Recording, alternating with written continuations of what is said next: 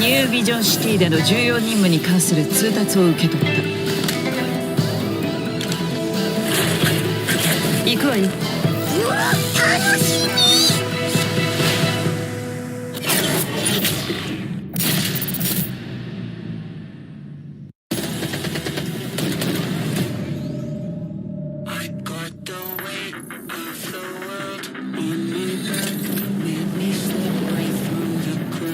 行くわよ。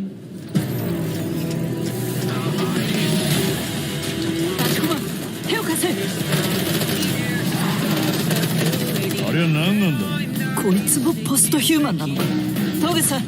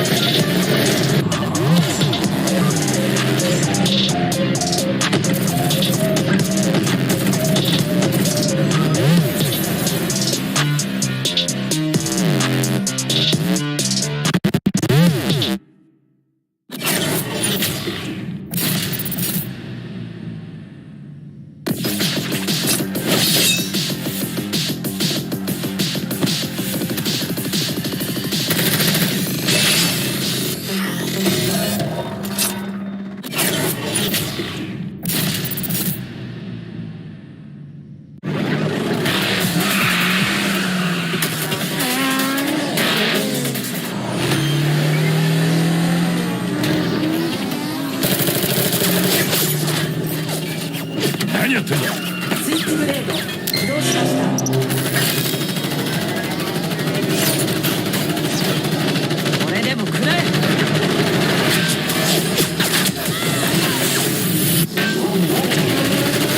注意、移動中です。遅い。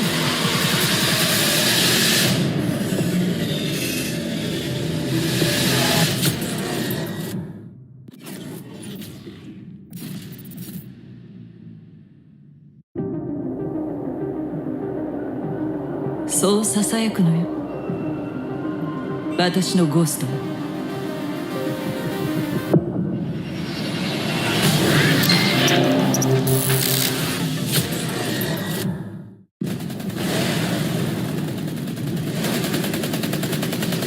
立駒、援護しろ。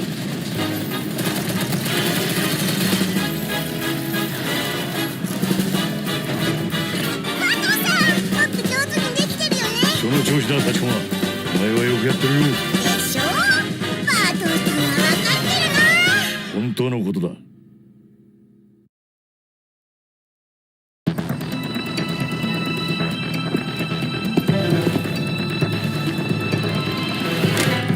バントラッカー会いたかったよ。ニュービジョンシティでの重要任務に関する通達を受け取った。行くわよ。うわ、楽しみ。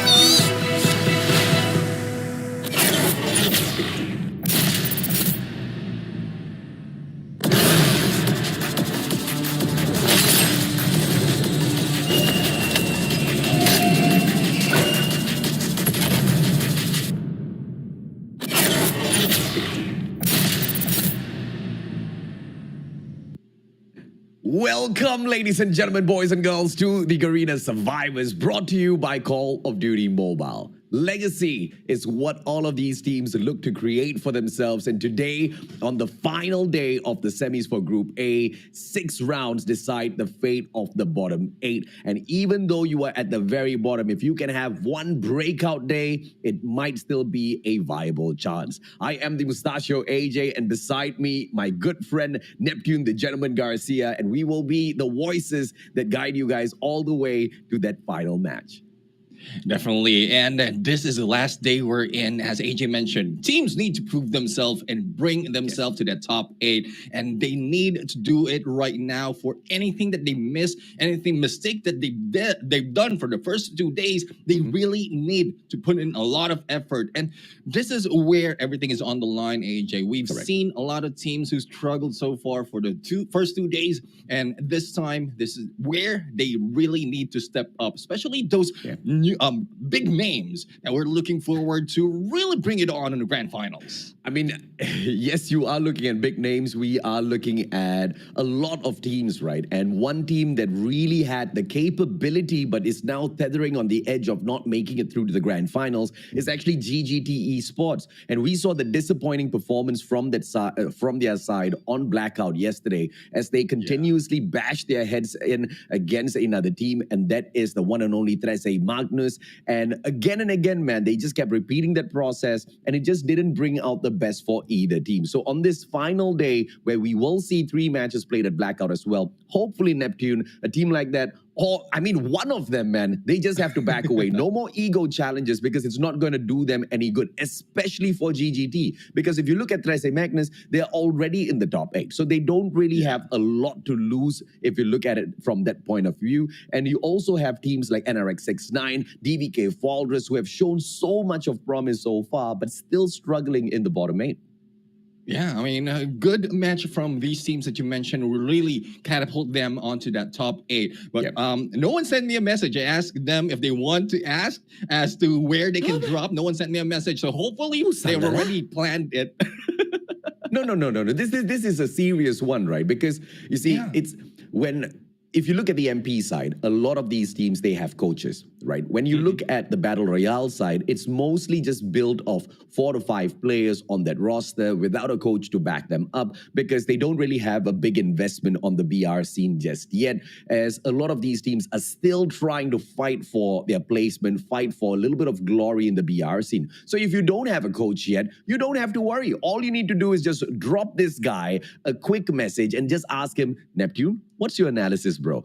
Where is the spot on that battlefield where you don't see other players? And let him tell you where you can drop, because there's so many of those spots on that battlefield, Neptune, so far, that we see some of these teams not exploring at all. And it is most definitely a waste, and it is a waste of opportunity. And not only is it a waste of opportunity, these hot drops do not serve anyone well at all. But, you know, one of those teams that I'm definitely looking forward to see in performance today as well, Neptune, is actually Rivalry Esports. So far, in terms of placement points, Rivalry has only picked up 2 points, you know, and this is one of the most disappointing runs, if you ask me, because they have got a lot of promise to bring into the competition. And all we see is their supremacy when it comes to slaying, but never in that final circle. All of those early engagements don't seem to be doing the team a lot of good. So I'm hoping to see a little bit more of careful plays from them in here today.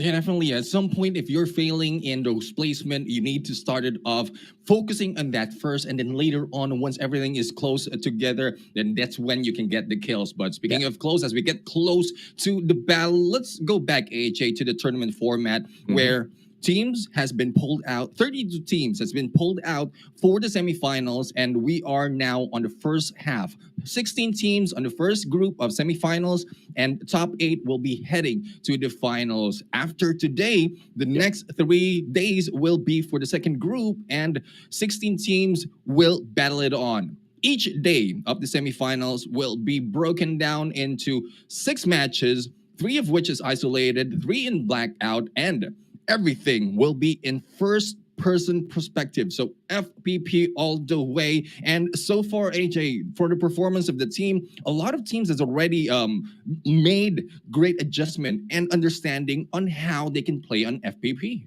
I do agree, man. I mean, they have most definitely shown us exactly how much they have improved in terms of their FPP plays, but it's not enough. It's especially not enough when you want to compare yourself to a team like Vagabonds Esports, who truly have that third eye, who truly have the mastery not only over the map, but over their mechanical skills. Regardless whether it's TPP or FPP, we always see them dominate the battlefield. That's the kind of quality each and every single team in the competition needs to aim to achieve, and they can can set a legacy up for themselves if they can beat Vagabonds Esports at their very best, because that's exactly what Vagabonds Esports right now is.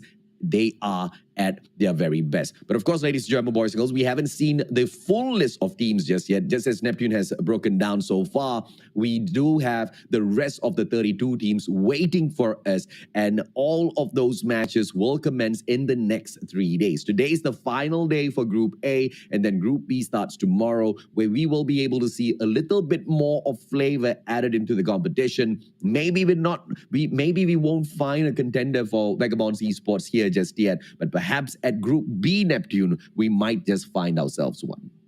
Yeah, I mean, looking forward to how Group B will be performing, because so far the first 2 days we've already gotten the story out of this first group. But what are they fighting for? Why are they so intense in this battle, especially for Vagabonds Esports? Because they are aiming for this $10,000 US, AJ, and this is not a small chunk of cash. This is $500,000 in pesos, and this is what they want in their pockets right now, especially for the performance that they're showing in these games. But this is for overall. Once they reach a grand finals, this is the aim. This is the target that they have. For the semifinals, it's just a placement of the top 8, AJ.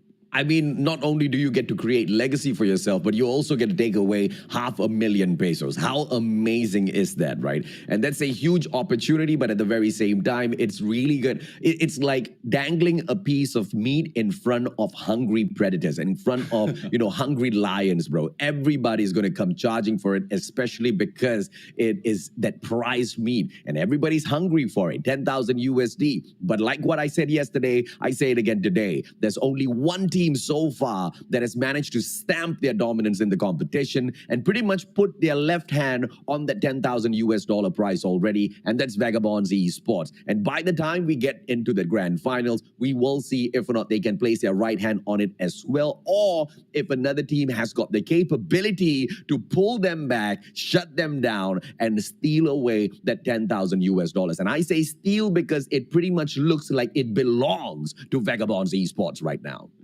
Yeah, I mean, that's how it looks, right? And for the rest of the teams, it's not that much. $4,500 US really for the second place will bring them a lot of cash for them, for their team to grow. But this is what we're talking about, AJ, especially when we pointed out that teams are not doing well in terms of placement point. So if you get a win, you get 10 points, and that is a lot. But looking at the competition, like, not everyone can be consistent in taking that winner's spot, but 6 on second and third will be taking 5. I mean, that will bring your team to a different level, together with the kills that you can get. So for those who haven't even crossed the 20 placement point overall for the first 2 days, then they need to focus on this. They need to be tactical. They need to be aware of their surroundings as well as the rotation that they take. But at some point, like, other teams are doing the same thing, so they need to do the homework on finding out which rotation will work for them.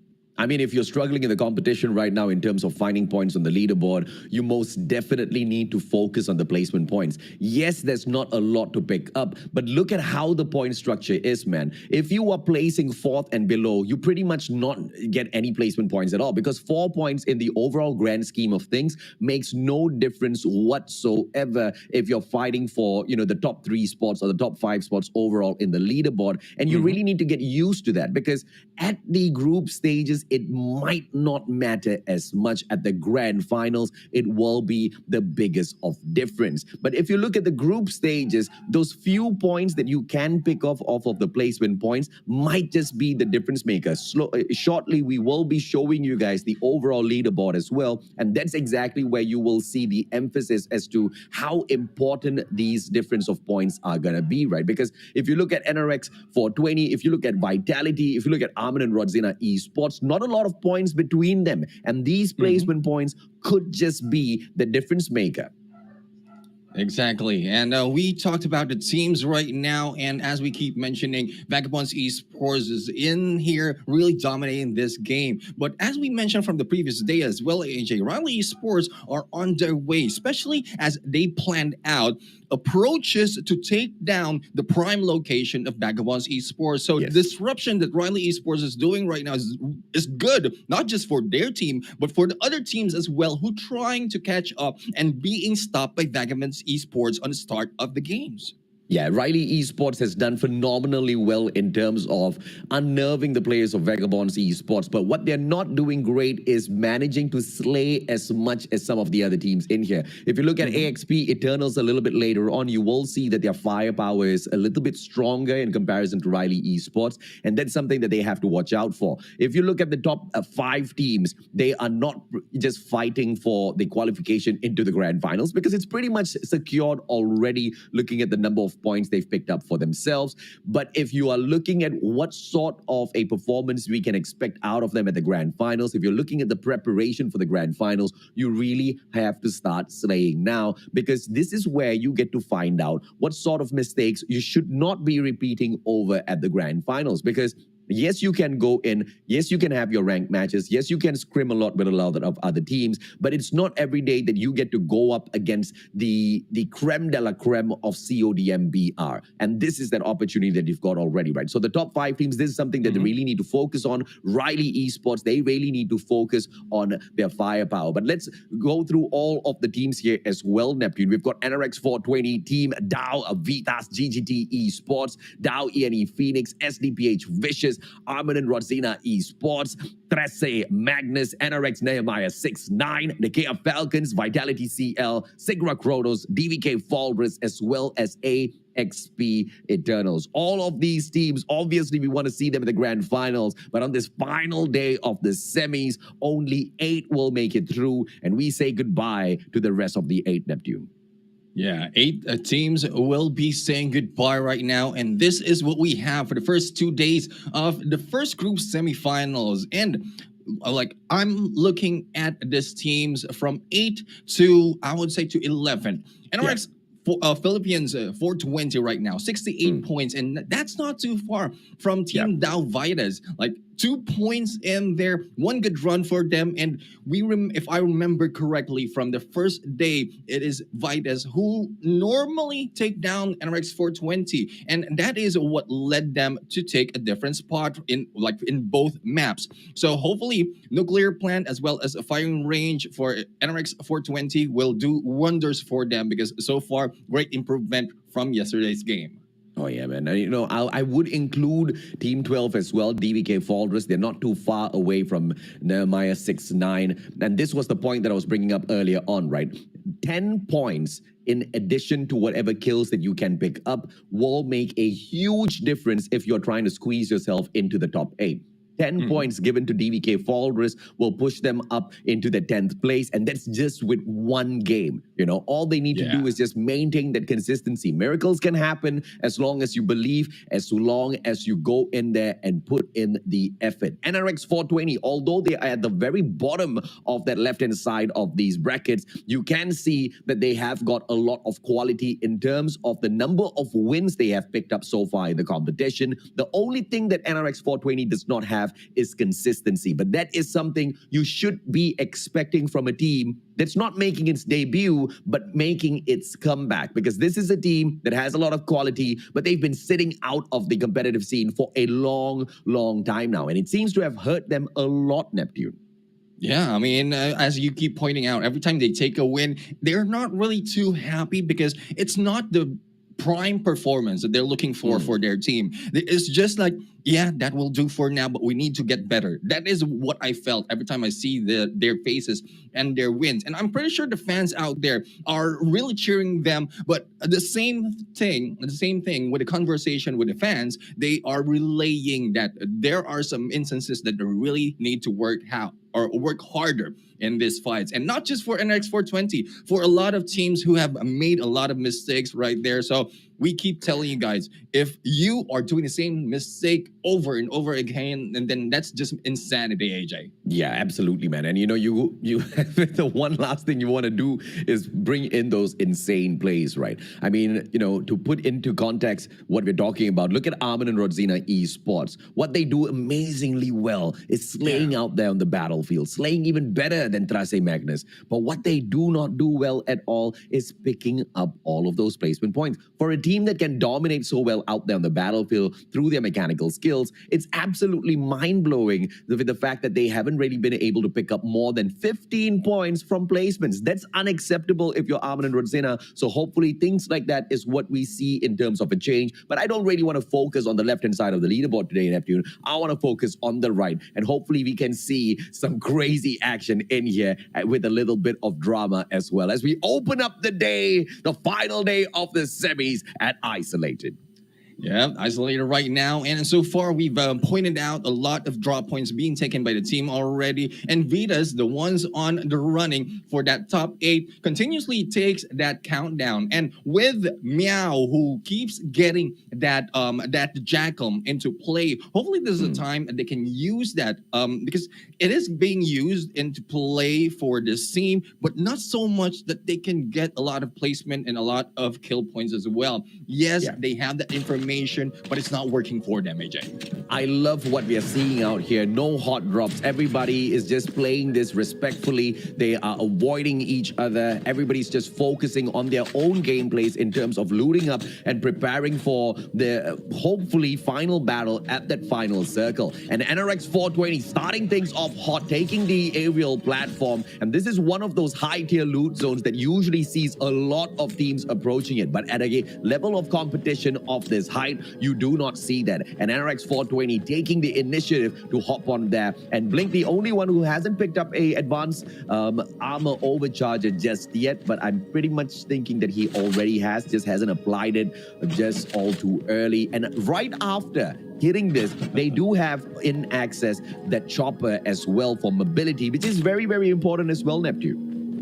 Yeah, exactly. I mean, mobility is one of the key factors that they can put into play for them to be able to get initial objectives, like upgrades, as well as the airdrops in there. And I was quite surprised seeing them on the platform, but right now that I'm seeing where the platform is located, this is near nuclear plant. So it's still within their area. They just prioritize on that. And one thing that I'm surprised of is NRX 69, who usually takes the platform, I think they know that it's near like NRX 420, and for them not to interact and engage with them early on, they go away from their usual ways and try a different drop. So that is what we the adjustment that we're seeing from some of the teams. Riley right now continuing on, and as you mentioned, AJ, mobility is a key, and with Snowboard being taken by Riley right now, I think they're on the way on to their next objective, which is the upgrade terminals. Yeah, you gotta love the snowboard addition to Call of Duty Mobile. It just gives you so much of mobility around the battlefield, even without those vehicles. But when you've got a vehicle plus a snowboard,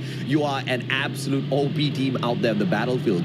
Combined with the kind of mechanical skills that Riley Esports brings into the competition, this is gonna be a stacked team to deal with in that final circle. One of the main reasons why Riley Esports is currently sitting down in that third spot, right? Because of strategies like this. They know what to focus on. They know what to go in there and pull out for themselves, not just the loots, but with the extra access to move around that battlefield a little bit more freely, a little bit more quicker. And if you're faster than your opponents in terms of repositioning, you know you are going to have those safer plays. And Trace Magnus, unfortunately, hops on into this matchup with only 3 players. Now, this is gotta hurt.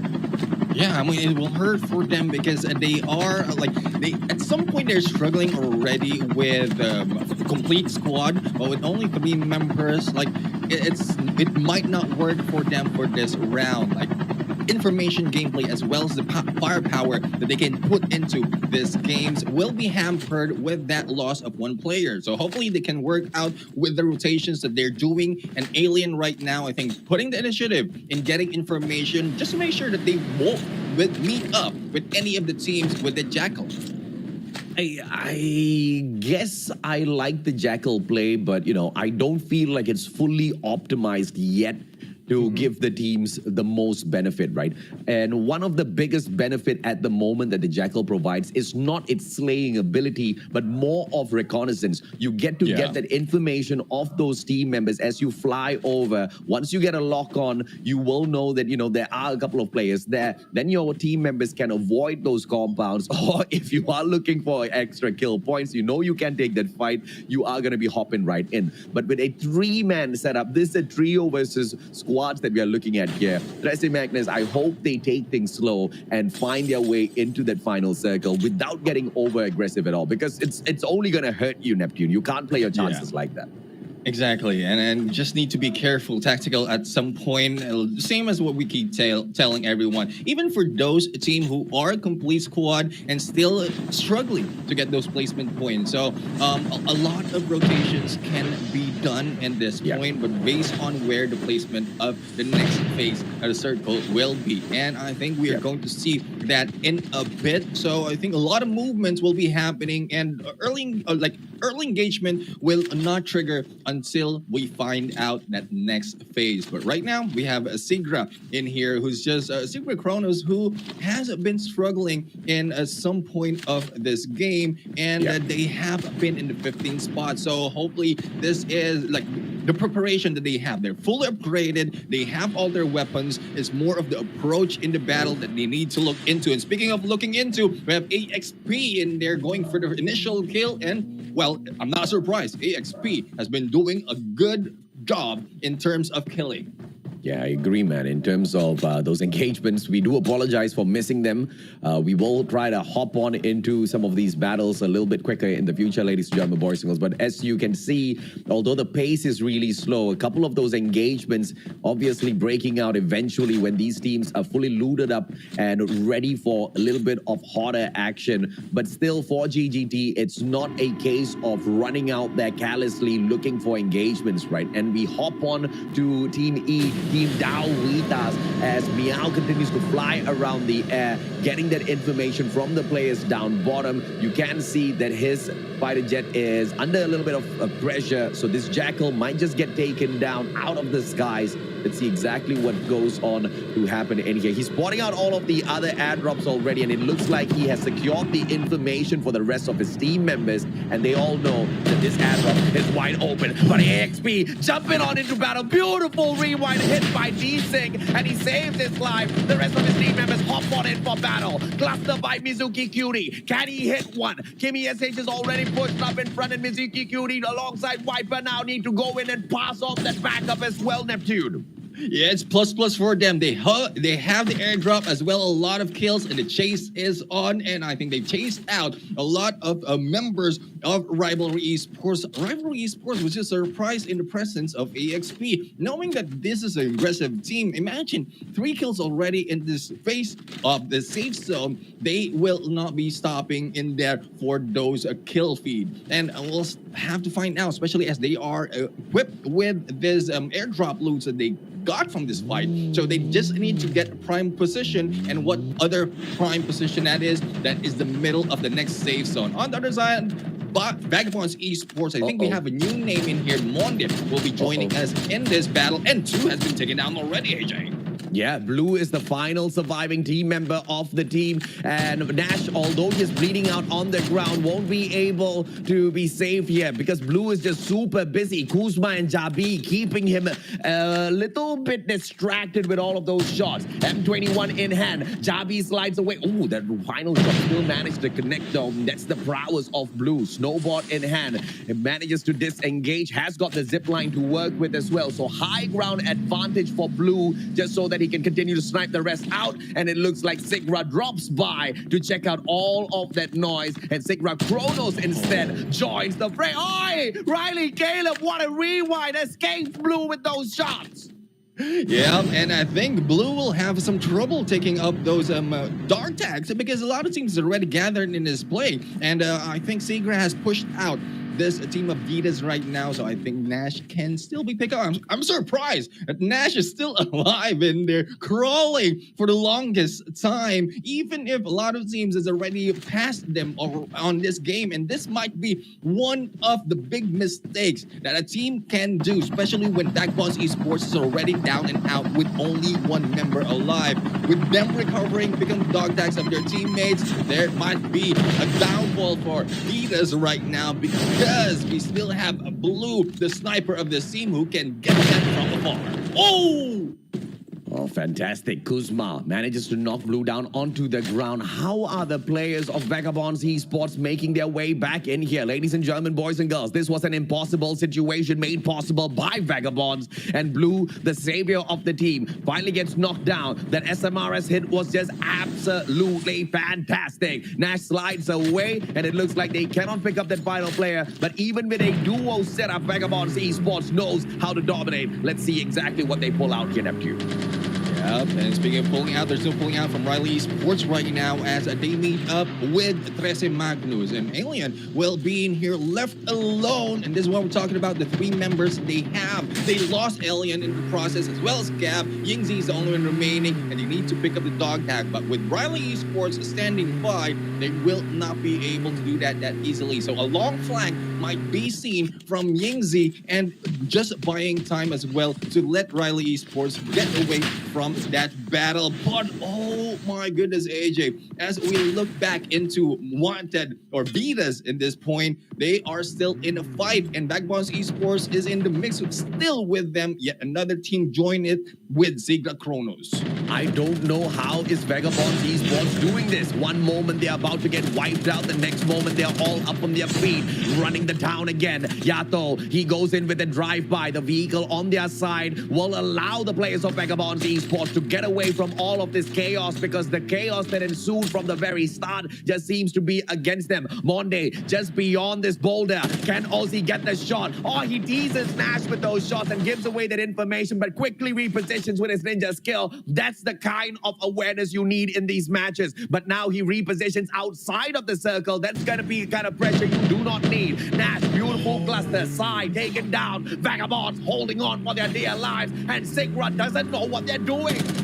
Yeah, Zigra can seem to get a good position against Vagabonds Esports. The distraction of the safe zone is really pulling them in onto the trap that Vagabonds Esports has done. But there you have it. Yato, who has been taken down by Bright in this fight, but Nash is still putting them in pay with those clusters. So we have a Zigra who's still struggling to take down this team of Vagabonds Esports, yet Riley will be joining them in this fight. And this might not look good for Zigra, but if Riley will be able to survive this fight against Zigra, then they have a chance to battle against Backbones Esports once again and disrupt the plan that they have.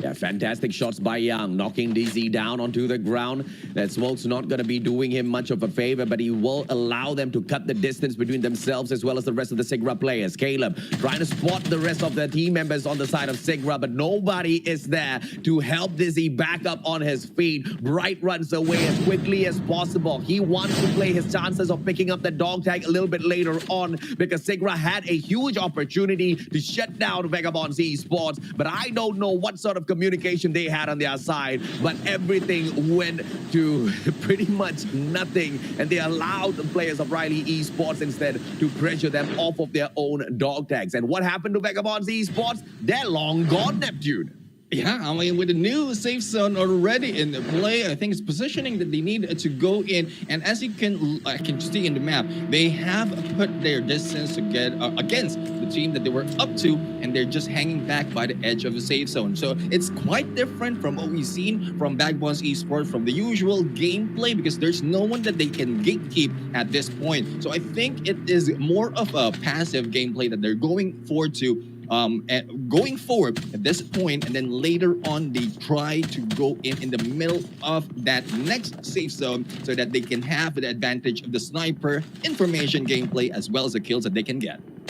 Kurama, beautiful as he backs away from his opponents, just trying to play that long-range M21, trying to take advantage of his combat capability, but there's nobody in view, man. Everybody's got a hidden spot. Everybody's got a defensive compound to work with, and Kurama has just left lost. But he knows those other players are right there. When this circle starts to move, that's when the pressure will start to build up once again, Neptune. Yeah, definitely. And I think it's more of a waiting game right now. And finally, Yingzi will be spotted right here. It's just on the best shot that Kurama needs to do. Trigger discipline right now just to make sure that they will not be spotted and the kill will be confirmed. But with this distance, like no one will be following it up. So he's just waiting for a location that he can hit Yingzi and will be knocked down a little bit far from that edge so that no one from their team will be able to help them. I have to highlight Vagabond's esports play once again earlier on. It was all because of Blue that they managed to survive. The guy took that high ground, managed to glide all the way down to help Nash back up onto his feet. And then Nash moves on to pick up the two dog tags, scan them through. Blue sacrifices himself by sitting down on top of the water tower to cover the rest of his team members. Fantastic play by Vagabonds. But now, going up against Riley Esports, will Vagabonds continue to be able to slice them out of the equation? This was that rivalry that started yesterday, which continues into today. Vagabonds Esports, full squad once again. Nash barely taking any damage whatsoever, but out of nowhere, fantastic cluster. Yang drops Yato, and the rest of the players from the side of Riley Esports moves on closer to shut them down. But look at Vagabonds. They're not staying. They're not looking to welcome the players of Riley Esports. They're just running away. Yeah, they can run away, but together with this group is Armamero Xena, and the kills that can be put in by Armamero Xena might put Vagabonds Esports at bay, but this time I think they back off, and Cookie has chosen to take down Riley Yang, GG. and who is across, and that is, I would say, a good play for Vagabonds Esports because they might be off the crosshairs of both these teams. Yeah, Vagabonds just playing this super slowly. Yato no longer can make it back into this matchup. Oh, Nash knows exactly what to expect. Tosses the smoke in the perfect spot. No one's able to snipe him down just yet. Nash, as he moves on through, will be able to loot up his own partner. But Riley Esports doesn't look like they want to take advantage just yet. Multiple golden mods for Nash to pick up. But he gets hit. Beautiful rewind play. Nash with a defensive kinetic armor overcharger. That's going to be his lifesaver. Yeah, not so far on that rewind, but a good length for him not to be shot down that easily. Now, Monde on the other side will be going in on the left flank, trying to check if there is opening for them on this side. But going back to Armamero Xena, now GGT once again in this compound gameplay. They have done this so many times, and hopefully this will be a better gameplay from them. But as we are looking right now, one of their teammates has already been taken down, and it is a 3v4. There goes KKPG together with Cookie, taking out Yo, and it's now left to two members of GGTAJ. There's Sigra out of nowhere, suddenly finding a little bit more motivation to shut down the players of Vagabonds. Blue taken out of the equation. Just a duo left now on the side of Vagabonds, and they are surrounded. Riley Esports being a little too distracted by Team Armand Rodzina Esports, and they're not going to be playing any sort of pressure whatsoever. Vagabonds joining the rest of them in this small little compound, and here comes the boys from Vitality CL. This is a party, Neptune. Yeah, definitely. I mean, a lot of parties has been happening, and here comes the rest of the teams moving into the house. The mansion right now serves as a party ground for all these folks, but I'm not hearing any music, just gunshots all the way. And this is the beat that they want to go in, AJ. Everybody wants a piece of this, Neptune, but then you know what? It's all going to be all-out chaos. Riley Esports try to stay away from the rest of them. Blink gets shut down by Kurama. Amazing shots by Rival. If you want to make a name for yourself, make it by taking down one of the best players out there in the history of Call of Duty Mobile. Assassin chips in as well. Raygun taken out of the equation. Bobby for the save. Can they bring the team members right back up? NRX 420 might just start the day a little bit soft. Kurama from afar. Bobby! One more shot, he breaks the armor, and one more shot could have taken Bobby out of the equation as well. Merc now stuck. Kurama doing a lot, Neptune. Yeah, Kurami's doing a lot in there, putting a lot of damage, despite of the effort being done by the team of Phoenix and ENE Phoenix right now. I think they've done enough for NX 420 at this point. Reagan is the only one surviving, trying to get away, but going into the party house, the party mansion, where a lot of battle has been happening, and this might not be a good turn for Reagan at this point, though the smoke will be able to save him as well as that fence, but with this team already surrounding them, we have to see how much kill can Reagan do. No survival that will be done in there with that war machine. I just think that he's preparing for a battle. Yeah, fantastic rewind played by Reagan as well. So he remains surviving, but now the players of Rival, they take on a straightforward fight against ENE. And as the team, ENE Phoenix try to respond at the edge of the cliff. They manage to get shut down instead. SMRS play. Bad CL gets a double. Diablo comes through with the jack. He takes one down as well. What are we even witnessing here, Neptune? Vitality's next. Rival's on fire as well. Yeah, Rival has put in a lot of damage in this, even from afar as we've seen against NRX 420 and ENE Phoenix. But this time up close, they use that Jack as well as SMRS, and no one's getting away from this fight. But with 2 down already and Grama out in play, Vitality might have this advantage. Jack, will it work for him? It is a 1v2 situation, but no! Bad is in there, taken down. Good for him. They have faith and this ended this fight against Diablo. Now, AJ, the small soap, which we still have 5 teams remaining, 11 soldiers, and Armament Rosina is the one with advantage. PPL Jesuo taken down already. Fatal, all blind shots with the PPSH. Then fades in, gets a knock, and then disengages. And Dinosaur gets shut down by the circle. Riley, they get taken out as well. Gookie with the final shot. And it looks like AR gets the win. Armin and Rodzina Esports, they were the first ones to the party and the last ones to fall down. Yeah, and this is what we asked for. They are doing well in the kills this time, going for that placement. 10 points goes to them. Yeah, definitely. This is an adjustment that we love for the team. They know what they're lacking, and they are putting it into play. As we saw earlier, they're not getting close that much, even if it damaged the number of kills that they get. They just want to prove that they can get placement points as well. Yeah, ask and you shall receive, they say. We wanted Armin and Rodzina Esports to show us that they can pick up more of these placement points, and that's exactly what they did. Earlier on, we said that they have a total of 15 placement points in the competition so far, and how it is unacceptable. So they say, Mustachio, ask no more. Beautiful plays, brother. 14 kills, 10 placement points, 24 overall through this matchup. And this is what we need to see. This is the kind of quality. And we talked about how the teams in the top 5, they need to battle this out, and they need to find out every single mistake that they can make so that this does not get repeated over at the grand finals. And they also need to try and test all of their might against the best of the best, the creme de la creme. And Armin and Rodzina Esports doing exactly that. But let's talk about consistency here. Coming through from Riley, they start things off hot today. Second spot, we talked about mobility. We talked about how good they were about getting around. The vehicles got taken down first, but the snowboards were a good replacement later on. They pull away 6 points from placement, and from the kills, overall, they get 7, which isn't too shabby at all, Neptune.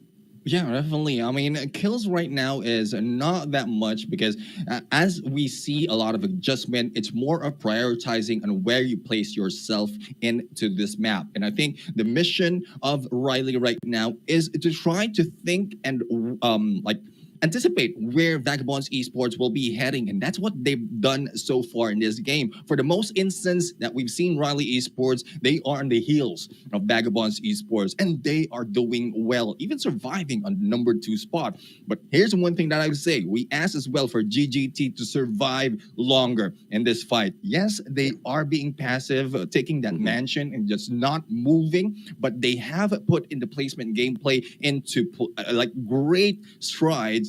It's now up to them to keep this consistency as well as to back it up with the kills that they can make. Yeah, man. I want to highlight once again the survival gameplay by Vagabonds Esports that we saw earlier on. Fantastic. And when you've got a player like Blue on your side, you really don't need to worry about, the rest of the team members getting taken down, right? And there was a possibility of Nash getting shut down as well. But this shows the weakness of the other teams that are engaging with the players of Vagabonds Esports. You need to finish your food or the flies will come. And, sometimes when you go in for the kill and instead of killing, all you do is just hurt the person, you better be ready for a little bit of retaliation, man. Vagabonds Esports could have been shut down as one of the earlier teams in this particular lobby, but instead of that, they made such a huge comeback. And yes, they do place fifth, but it was a tremendous effort shown by them to play that survivability, bring the whole squad back in, and get into that final circle as well. Those were just crazy plays, Neptune. Yeah, definitely. I mean, crazy plays. And I think it started with Vitas challenging Vagabonds Esports. And as I mentioned, like they need to finish it up. They don't need to be distracted by other teams. Like Sigra in their Sigra Kronos coming in onto that fight, really missing the opportunity for the kill. Even as we look at right now, it was just Blue who was just disrupting the position of Vitas at this point. And this is where they just lost it. Probably because Riley also joined in, but they could have just pushed on, chase Blue at this point, and Vagabonds will be out in there on 11th place. Yeah, and Nash, he wasn't bleeding out quickly. He was just ticking away slowly at his HP, just crawling around. And none of the opponents punished Vagabonds Esports. If at all Nash had gotten taken out of that equation, later on, I don't think Blue would have stood a chance to take on all of the other players out there in the open. That one misplay from the opponents out there on the battlefield allowed Vagabonds Esports to play that comeback gameplay. But Rival, talking about their supremacy in here, Kurama, after he was doing so much of damage. The bad part of that is you don't see a lot of kills being taken by Kurama. He brings that M21 EBR into the game, and it's really not my cup of tea, man. The M21 EBR for me is just not overpowered. It has got a great rate of fire, but it just doesn't have the power, that solid power to shut down your opponents, right? And that is just one of the biggest losses, because let's say if Kurama had a different sniper in his hands, let's say if he had modded out his Arctic 50, where yes, you get a little bit of the kickback and recoil, yes, you don't really get to chug out as many shots of that M21 EBR, but you're gonna get some kills on your side. And with Kurama's accuracy, that's a much better sniper to bring into the game. And although the M21 EBR is the meta right now, you got to think out of the box sometimes, Neptune. Exactly. I mean, and that is probably one reason why Kurama didn't take a shot against Yingzi at that point. But even with those mistakes, I think it can be worked on, because Armament Rodzina taking this win, really not surprising for them, because a lot of teams are expected to really move up in this game. That's how we started our narrative for today. And this is how Armament Rodzina are proving that is true. To all of you guys tuning into the broadcast, today's the final day of the semis for Group A. So we promise you that these matches are gonna be on a whole other level. So do us a favor, hit that like, and make sure you share this broadcast as well, so that the rest of your friends, the rest of your community can tune in and see what is Battle Royale supremacy all about, as these teams strive to create that legacy for themselves. Exactly. Legacy is the theme of this Garena Survivors. And as we mentioned, it has been made already for some of the teams, but for most of the teams jumping in this fight, they have a chance to bring in the legacy, become the legends of the Battle Royale scene for Garena Call of Duty Mobile. And that ends it, AJ, for the first round of today. We still have 4 or 5 more matches to show, but AJ, go ahead. Yeah, I just wanted to give a shout out to Raygun and Zeus as well, right? Yesterday, remember Neptune, we were saying that they need to step it up. They just can't leave the slaying to Pabi and Blink. And round number 1, Pabi and Blink, they came up with little chicken eggs, little baluts on their side. They didn't pick up anything, but it was Raygun and Zeus, but it's not enough. You know, if you want to represent the 420 brand, you gotta be one dominant boy out there on the battlefield, and just getting one kill a piece, not really enough. But you know, the good side here is their big bosses aren't getting those slays as well. So you gotta lead by example. Hopefully we can see more out of Blink and Poppy. We're gonna take a quick short break. When we come back, round 2 kicks off.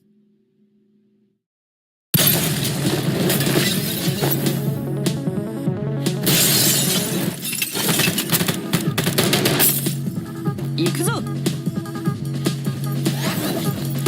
をつけろ。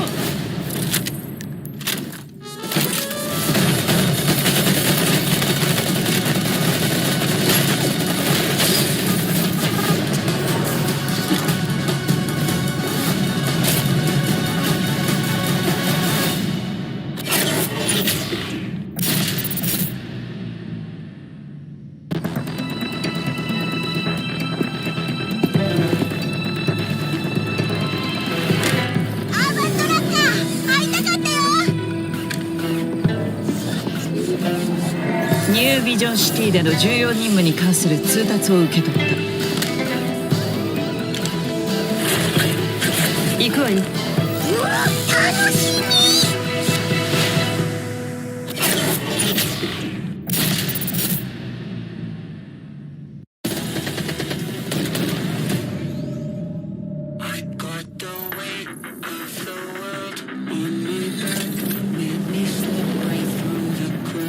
行くわよ。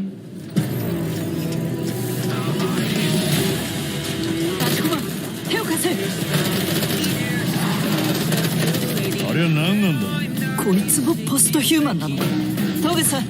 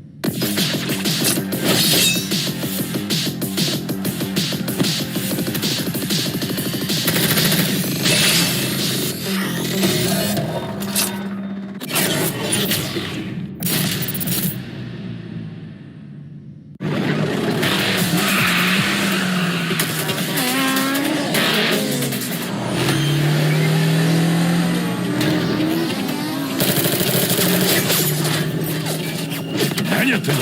スイッチブレード起動しました。これでも食らえ。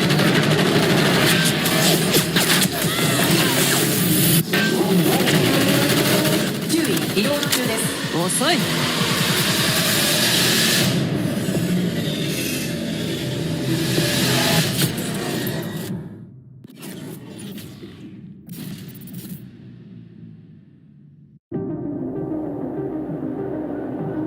そうささやくのよ、私のゴーストは。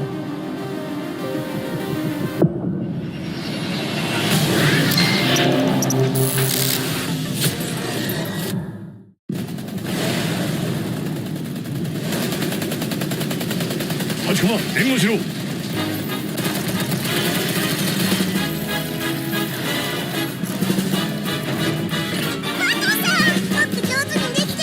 その調子だ、立ちこま。お前はよくやってるよ。でしょ、バトルさんは分かってるな。本当のことだ。アー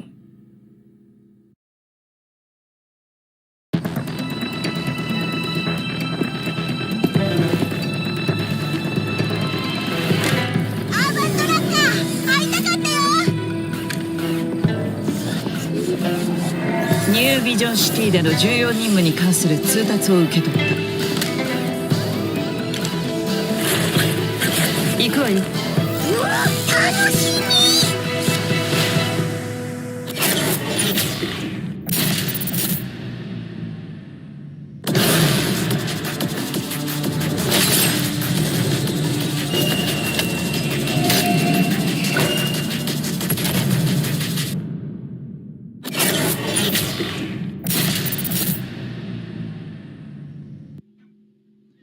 Ladies and gentlemen, welcome back to the show. And the Garena Survivors Season 2 Legacy continues as we bring you round number 2 of this day. And this is brought to you by Call of Duty Mobile. I am Neptune the Gemma Garcia. Together with me is my dear friend, my brother, the Mustachio AJ, bringing you the action to your screen. And AJ, round number 1 is really, really energetic and great strides for some of the teams to move up in leaderboards. What do you think round number 2 will bring to us?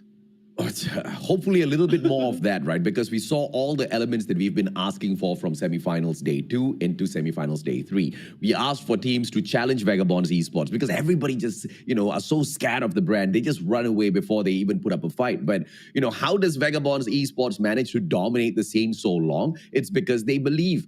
Step 1 into dominating is you got to believe that you've got the capability to dominate. You got to believe in your own strengths and your own abilities and take that fight regardless of what happens. I mean, if you start to fail too many times, then maybe you should stop engaging. But most teams don't even bother engaging in the first place. Yesterday, Riley Esports showed us the possibility of shutting down the plays of Vagabonds Esports. Today, we see more teams taking the initiative to go in there and challenge the Kings themselves. And I expect this to continue because if not, you're just going to get a stagnant scene where just one team dominates and just absolutely obliterates everybody else. And I'll tell you this, man, as much as I love Vagabonds Esports, it's not going to be a fun scene to be a part of. We want to see more teams step up to that same level to be able to just keep things up a little bit, exciting every single time we go in there. And, talking about exciting, Armin and Rodzina Esports, they, in the most exciting manner, gave us exactly what we were looking for immediately as we asked for it. I mean, how much more exciting can it get, Neptune? Yeah, definitely. I mean, we called out a lot of teams already, not just in this competition, but for other competition. And the response is really that you show us based on how we call out, and even more. And that is what Armin and Rosina really showed here. They are aiming right now to get placement points as well as a kill point. And with that win, they have taken the streak out of Vagabonds Esports.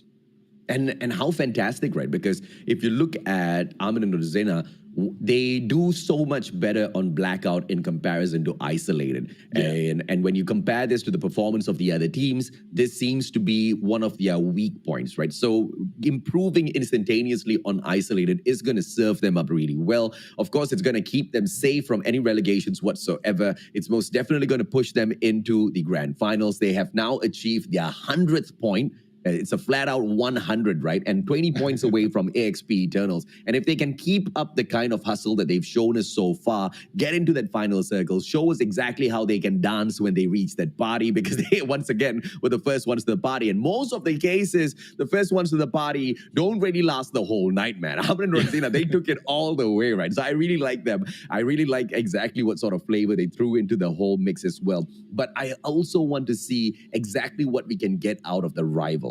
Because the rivals, Rivalry Esports, they showed us a lot of engagement capability. They showed us through Kurama that they can take those shots. They've got good accuracy. They can aim. But if you cannot convert your knocks into kills, it really doesn't matter now, Neptune.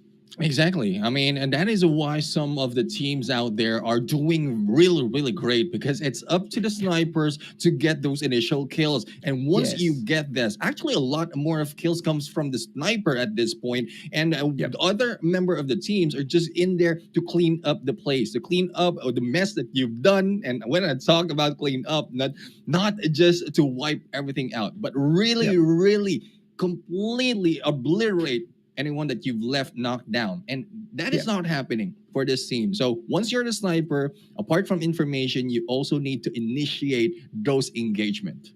Yeah, and initiating those engagements, going in, finishing off all of whatever you started is extremely important. You cannot afford to allow teams like Vagabonds Esports to get shut down, take 3 of your players out, and then allow their final player to just, come back and revive the whole squad. I mean, that sort of a play, you will pay for it at the end of the day, right? Because not only are you losing a great opportunity to take down, one of the top predators from the competition, but you're also kind of pissing them off. One of the last things you want to do is piss Vagabonds Esports off, because they'll come back and they'll come back even stronger. They'll come for blood. And when you see that sort of a ruthless side of Vagabonds Esports, not a lot of teams can stand up against them. So, teams out there, they just got to be really careful with how they approach the situation. And this is the leaderboard that we were talking about, with Armin Radzina Esports hitting the 24 points earlier on. They do manage to climb up to that 5th spot, 100 points overall right now in the bag for them. And it seems to be a really good position to hold on to. I don't think they will be taken out of the top 8 unless, they just literally crash out in the next 5 rounds, Neptune. Yeah, I mean, consistency is one thing that we often ask for this team. So hopefully it's not just a fluke that Armin Rosina can get good placement in these games as well as the kills, but they will remain consistent so that they can maintain this top 8 spot. And speaking of top 8, who fell off from the top 8? NRX 420 in there. We mentioned that they have a good strides in there to go and move up even further. With that, I think it's only 2 points that they got from that game, if I'm not mistaken, 3 to be exact. And that not that much, especially on how close it was from when we started the game. So NRX 420, we're still asking and calling you out. Bring yourself in there on top 8, because that will be a huge waste, AJ, if they won't be able to do that. It is, and you're being too soft on NRX 420 if you ask me, Neptune. I think these boys, they bring a lot of star power to the battle scene, and they just need to step it up, right? A lot of expectations on this team, and you need to meet those expectations. You got to find out exactly what's going on. I mean, I understand the setup right now. They're trying to disengage. They're trying to play it carefully into that final circle, which is something that I do recommend for a lot of the teams out there. But, you've got players like Blink and Pabi on your lineup who are just players so capable of shutting down opponents back to back to back. Where did all of that firepower go? Where did all of the confidence go? Where did the cheeky smile on Blink's face go? Right? That's what we need to see. Where is the trash talking Pabi? We need to see a little bit of that energy, and we need to see NRX 420 climb back up, because without that energy, I don't think they're going to be climbing up. In fact, they're just going to get shut down round after round after round after round. If NRX 420 wants to climb back up, they need to believe that it's possible, and they need to bring out a little bit more of that firepower out there on the battlefield. I agree that sometimes you need to be careful, but it doesn't seem to be that situation anymore. Yes, you need to be careful, but you need to be ruthless out there on the battlefield as well. I don't know what's the answer. They just need to figure it out as we head into Isolated. And look at this flight path, man. Oh my just God. skewed towards the top right-hand corner of the map, and not allowing anyone to get into New Vision City all that too easily. But when you look at a team like Team Dawitas, they don't care, because Countdown is their home. Once again, you are going to see those jackal plays. You are going to see the game of information played by Team Dawitas, and this is just going to be standard for them. All of the other teams, I just want to see exactly what sort of a flavor they add into this round instead. Exactly. And with this flight path, it has upset the drop zone from the other teams. So let me point out that DVK Faltrus with New Vision City already out of reach, as well as AXP Turnan with Downtown, and they're a little bit too far. So I think it will change the way that they play this game, and hopefully they drop into a safest spot that they have. And I think there you have it. Still, AXP going in for that first blood. Well, no question that they are still in there going for the kills, regardless of where they drop. terms of dropping into a good spot, everybody seems to have found a great play for themselves. But as you can see, a couple of dog tags out there on the battlefield. Radzina, a great start, but it looks like round 2. It's a little bit of a GG. Hopefully we can see some signs of life from them. Maybe some brilliance that Vagabonds Esports showed us a little bit earlier on. And observers, if you guys don't mind, maybe we can hop on over to Amn and Radzina just so that we can see exactly what's happening on the battlefield. I'm quite confused as to how they popped off earlier and now just laid out flat as dog tags on the battlefield. Yeah, I mean, that is not the consistency that we're asking for really from this team. And if they will be taken out early in this game, I mean, that will be lost hope. And at some point, if you take a win in the game, once you have a great start on the next round, then that will bring in the motivation even more. It will snowball to different tactics, different gameplay, as long as they don't put that into their heads. It's more of discipline as well as understanding of what they need to work on, and also celebrating those small wins that they're taking in this game. So hopefully we'll have a sight of Radzina as well as those near each other, so that we can see where they drop off, especially with how this flight path has given us a different play for these teams. Sigrakron is undisturbed, and the exact same situation here for Trace Magnus. They've got a chopper to work around with as well. It seems to be a high-tier loot zone that they've dropped on into, because a lot of those kinetic armor overcharges in hand. And as the players of Trace Magnus continue to circle around, here comes out of nowhere a Jackal Meow. Aggressive plays. Yeah, Meow in there. I mean, how far has he dropped and moved out of their ways? The usual drop point of countdown, just to find out any enemies and try to get some kills. But no kill has been done. And unfortunate for this team of Trece, Meow was able to take down Alien, and that is what we're asking for. That is what happened right now. But pickup has not yet been done. And where are the rest of the teams? I think Meow will try to get yet another member or finish them off. Can he do it? Oh, yeah. No. But still, AJ, I mean, how he controlled the Jackal, and we all know, like, well, I know I can't control this well. He is so well versed in using the Jackal at this point. And Meow right now really focused in this game. Not that much of aggressiveness. It's more of cruising around, and the moment that he gets at that spot, he will get that kill. Okay, I take it back. This is just not for recon missions, man. Meow! The best pilot in Call of Duty Mobile Battle Royale history. Double on the kill so far. This guy is an insane Jackal pilot. What in the world, Meow? I'm loving it. Yeah, if you get me the address of Meow, I might send him the goggles that I have. I was usually being called the pilot because of the goggles. This is more deserved by Meow at this point, AJ. People call me the pilot too, Neptune. It's just that I suck at being one. This guy, I tell you, and no one's punished this Jackal just yet. Look at him, full HP, still soaring around. Yeah, I mean, it's very difficult really to take it down. You would know, even if it's crash, it's difficult to explode a Jackal. You would know. I saw that, AJ. I saw that. I felt that even more. I don't know, right? Because as much as I want to agree to that, every single time I picked up a Jackal, the Jackal's exploded, brother. Most of the times I explode together with the Jackal, right?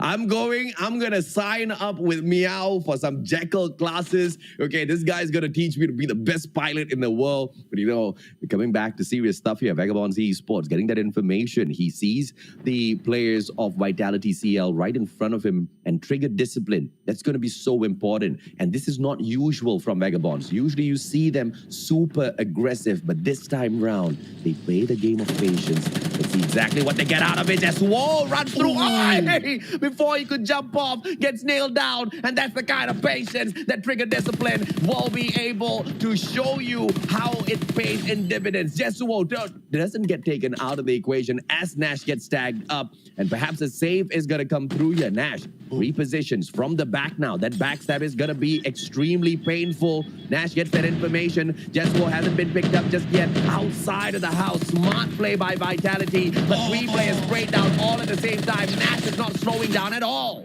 And then there you have it. Nash even taking down Bad in there on the perfect moment as Jeswo has been picked up. And 2 down already for Vitality. 2 was able to escape Shy and Phaeton. And the rest of the teams of Vagabonds Esports are now on their way to go in for the hunt. But not so much because they all know that Vitality has already gone far out of this area. Will they wait for the dog tags to expire? I don't think so, because the move of Vagabonds Esports is more of hit and run, hit and run. The moment they take a kill, they get away, get good position and objectives. And you know, map awareness is so important. Nash just knew the compound like the back of his hands, man. I mean, you cannot drop into that compound without getting a lot of that information on your side first. He just plays it to perfection. The game of patience, really the best gameplay that he has shown us earlier on, right? First off, the trigger discipline. Second off, with the accuracy as he managed to spray that player down before he could hop off. And Caleb showing us that even cars can fly.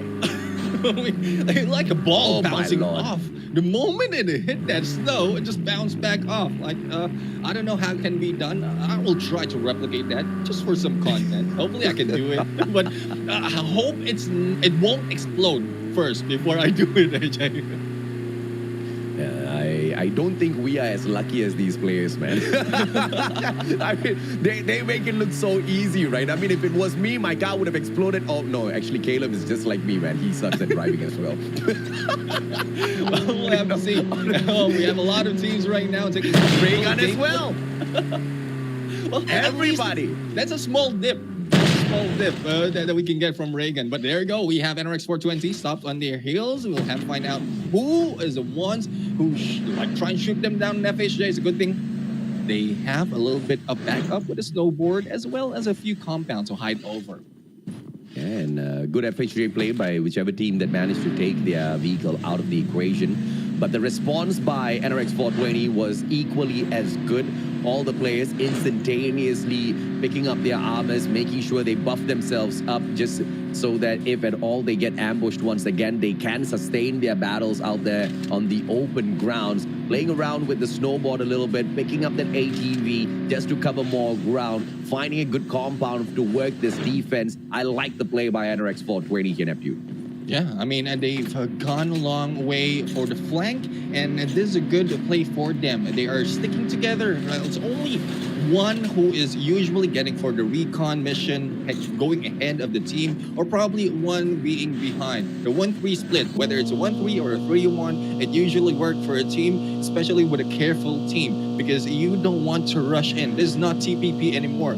FPP will not provide you that much of the visual 360 wise, but this time they need to stick together. One will take ahead for the info. Jimmy, plays around with the SMRS a lot, FHJs. Let's see. What's up with the vehicles today, brother? We're just seeing blooper moments everywhere. I can hear Viper in there. Oh, what are you doing? Why leave me behind? Pusagala! Hit me out of nowhere. But it's all right. It's going to be a drive-by setup here by the players of AXP Eternals. Bobby, assassinated by the one and only Bobby. And you got to love the snipers whenever they hop on out there, especially Bobby, man. He doesn't allow you to walk away. He knocks you down, he gets the kill, and then he moves on to the next one and rinse and repeat all the time now. Yeah, definitely. And, well, hopefully Vides will be able to do the same thing, because earlier they're the one who, dropped the ball on the Vagabond side and they didn't clean up after those knockdown. But this time, Vagabonds will still be seen in this play, and it's only Monday. So I'm just wondering where the rest of the teams are. We know that they came from dormitory after their drop on Ski Town, so the rotations probably towards the right and heading on along Kill House as well as in the middle of the map. But this is a different approach by NRX 420. They went in from the left or the middle to the north, and this time finding out a good location for themselves. And here we go. Vagabonds Esports right now is in the middle, and here we see Vitas once again trying to challenge them. So hopefully this is a different story that we've seen earlier. Hooked it up a little bit too long. Monday, good reposition up top, on top of the sky cable. And he spots out the players of Most Wanted. Tabi manages to slide away. Still tagged up just a little bit. Monday, but no Monday blues for this guy. It's a Saturday, and he's just popping off. Blue from the back as they try to catch up with them. Monday's just doing everything for the team, but he just manages to scare away everybody else. Nash, on the other hand, moves in for the shutdown. Yato with the backup from the back. Alien manages to toss out a grenade out of nowhere. God nade onto Watts, and Riley Esports loses one player. At the very least, he's down on the ground. They need to focus on picking him up. Yeah, he needs to be picked up right now. Oh, and Riley Esports is getting toasted, man. Oh, yeah. I mean, it's not only ENE Phoenix, it's also 13 in there in the mix. So we'd like to see that as well. But Vagabonds Esports right now is going in for the hunt. Like, the aggressiveness is back for the team, probably trying to catch up with the points that they lost. Well, not really lost, but didn't make from that first round. And ENE Phoenix right now is the target, and Nash in there. Well, the cheeky gameplay will not work anymore for Nash. I mean, as much as he is cheeky, he can depend on his team members. But Blue, down on the ground. Can Monday help out his team member Blue? Because if not, it is going to be Monday Blues all the way, baby. And Nash, he gets saved at that very last moment. A little bit of HP now being recovered. He has got the advanced armor as well. Applies it, and Monday saves the day. One in there up top. No one can spot him, but no, spoke too soon. Assassin in there, really quiet and not assassinating this team. And Yato is in here, needs to move away as well. Nash is back in play right now and will be seeing the sides of an RX 420. So it's a 2v4 situation, AJ, just in case you make that mistake of moving forward. But with the airdrop, I think they might be spotted, as well as by ENE Phoenix, who have been waiting and trying to take them down in this game. Nash right now still heading over to that team of ENE Phoenix. And who comes in to knock their doors? AXP right now. It is now 3 teams triangle against Vagabonds Esports. What was that, Kimmy? Too much of trigger discipline. He sees 2 players out in the open, sliding and hopping, doesn't take those shots, delays it by 5 to 6 seconds, giving them so much of opportunity to get away, and then starts to fire up. A little unfortunate, a little bit of a wasted opportunity, and now spots players a little bit further away. But what can this M21 do? Accuracy is going to be key here, and Kimmy just takes way too long to respond. Yeah, I mean, the response, and this is not the gun that they need to use, especially for this long range. I think they're trying to compensate with a bullet drop, and it is not working for them. Thus, kills are not being made. Now, Kimmy, right now, once again, seeing Vagabonds Esports. Oh, finally, but still misses AJ. Yeah, I mean, can we watch someone else? I'm getting frustrated. Goodness me. Kimmy's still up top. Vagabonds Esports playing the game of survival from behind that aerial line. Has got a little bit of the elevation of that hill to play defense as well. So the 8 players of AXP Eternals, the best thing that they can do for themselves right now is to run away, because they've teased the players of Vagabonds Esports. Vagabonds knows where to attack, and all they need is a good entry point into the location of the players on the side of Team AXP. But at the moment, that just doesn't seem to be possible. And on the approach is Team ENE Phoenix as well. Now, this team might not allow Vagabonds to get away, Neptune, but it seems like they are playing this cautiously. Nobody wants to get super aggressive. They're all still waiting for the next circle, which will come through in the next 1 minute, 25 seconds. Yeah, I mean, knowing the presence of other teams in this area, earlier it was just Vagabonds Esports that they're battling, but with those gunshots as well as the kills, I think has brought in a lot of teams who try to challenge this area, not knowing where Vagabonds is, as well as ENE Phoenix, so they need to be careful and cautious in this fight. And I think the tables might be turned by Vagabonds Esports. They are now in here quite in the middle with a cover of this ledge, and they might have led AXP to battle ENE Phoenix right now. Here we go. Blue right now trying to take down Blink in that process, but and RX 420 a little bit too smart in there, and with that rewind, they'll be able to get away. Oh, I believe that was a good grenade tossed by NRX 420 in terms of a response. And just behind them, the players of Team Dow Vitas on the standby as well. Let's see exactly what Dow will go ahead to do here. E&E Phoenix just within the vicinity. And this was what we were talking about. The players of AXP, they teased Vagabonds Esports. And now Vagabonds have managed to cut the distance. And they're coming back in here for a little bit of a show of how you can shut down your opponents. Circling around from the right-hand side will be Nash. Has got the Jack in hand. Teases the players first, but he gets shot up and a quick rewind. God made by Blink. We ask for aggression. We get aggression. So much of chaos out there on the battlefield. And Viper knocks Blue down onto the ground. But a good trade by Jesuo from afar, interfering in this matchup. He doesn't belong there. Jesuo knocks down Mizuki Cutie as well, helping out the players of Vagabond Esports. AXP in a lot of trouble, Neptune. Yeah, AXP in trouble right now, but still, I think this will slow down the gameplay of Vagabonds Esports. Losing Blue in this process,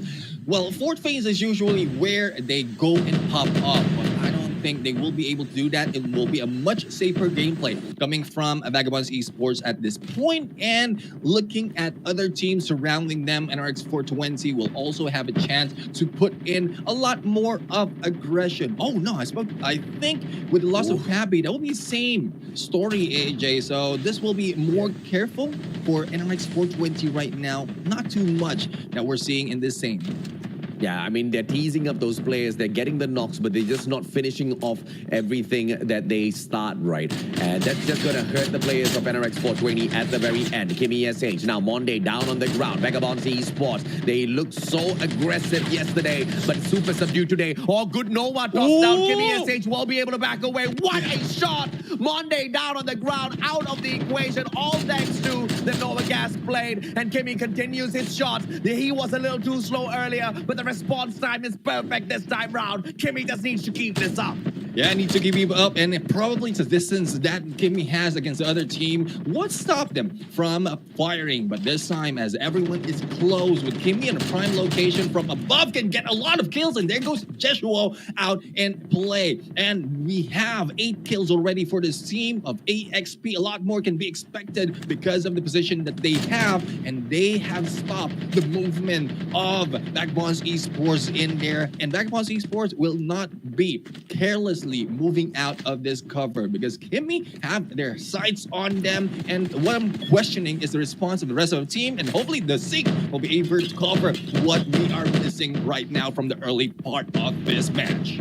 Yeah, smart play by D-Sing, just tossing out 2 of those clusters, forcing Vagabonds Esports out of their defense so that Kimmy can continue playing the pressure. But now it is the zone that forces Kimmy off of his position. They are being pressured because they didn't move in quick enough. NRX 420 taking that fight up at the very same time as well. Yes, Bobby is no longer in the mix, but they still do have a little bit of firepower on their side. Mizuki Cutie spots 1 player. Response time a little too slow, but Kimmy SA shuts down Blink. That's a knock, but can he get the kill as well? Because they are inside of the circle, so a save can be possible, but AXP slowed down as well as D-Sing gets knocked. But look at you from the back, and Kimmy, beautiful shutdown with a BPSH, and Mizuki helps him out as well. The zone takes down Mizuki. Raygun shuts him down. Fantastic response, but AXP has got this in the bag as Raygun gets eliminated.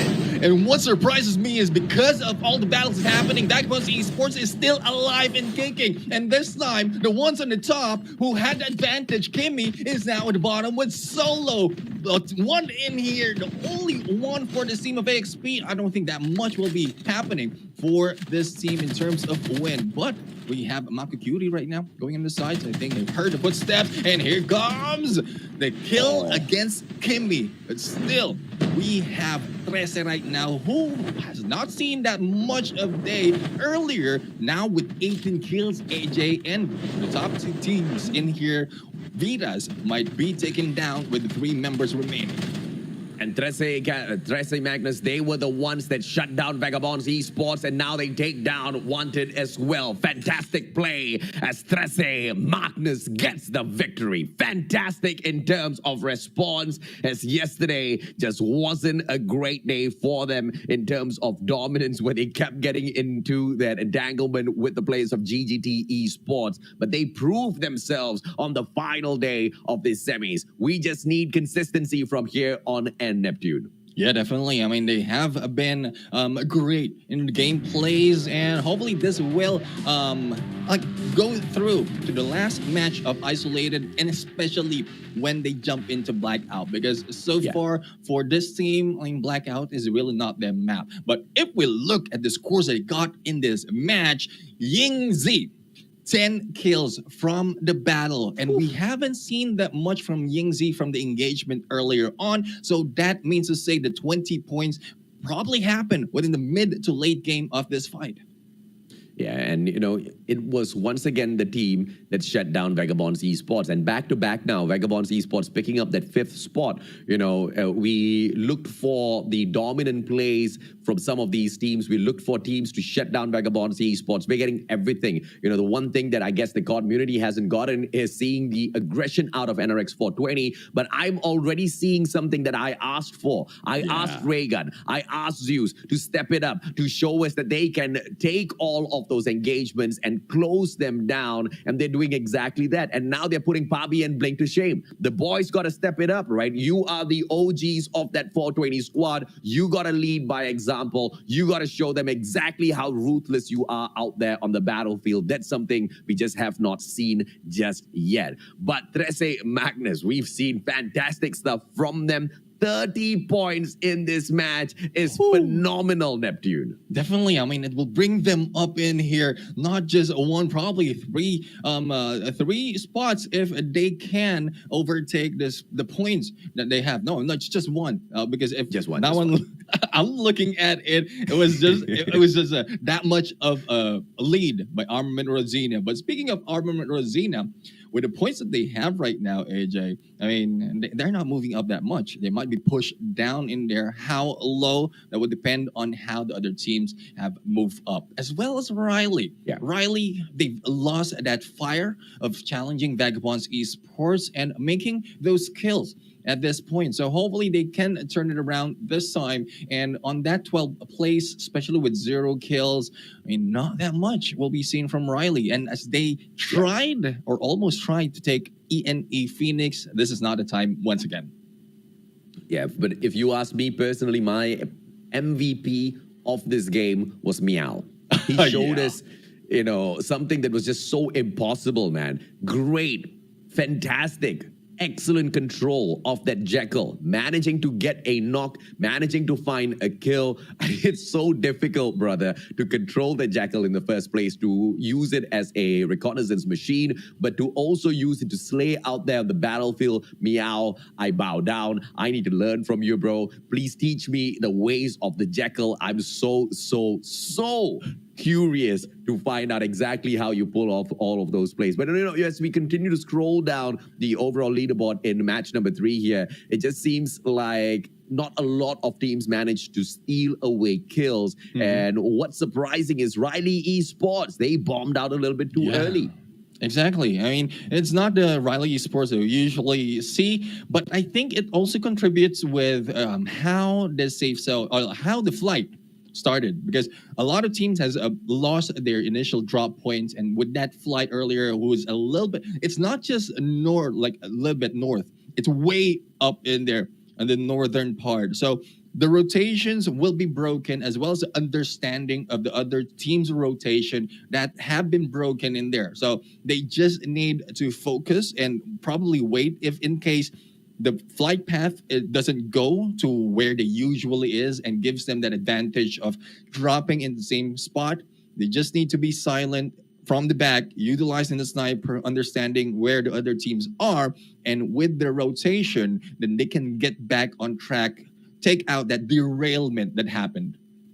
And, when you look at derailing some of your opponents out there on the battlefield, you really look at how are you going to be executing some of those plays, right?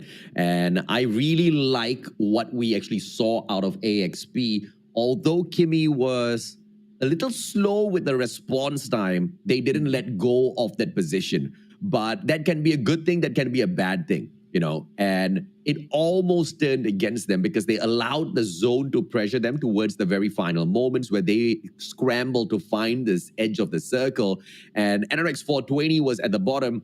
But what turned out to be the saving grace is they had the bird's eye view over NRX 420. And that was just ubos all the way, man. I mean, they couldn't just step up. Every time a player from the side of NRX 420 climbed up the hill, all they found was the bullets from the guns of AXP, and they just couldn't take that fight properly.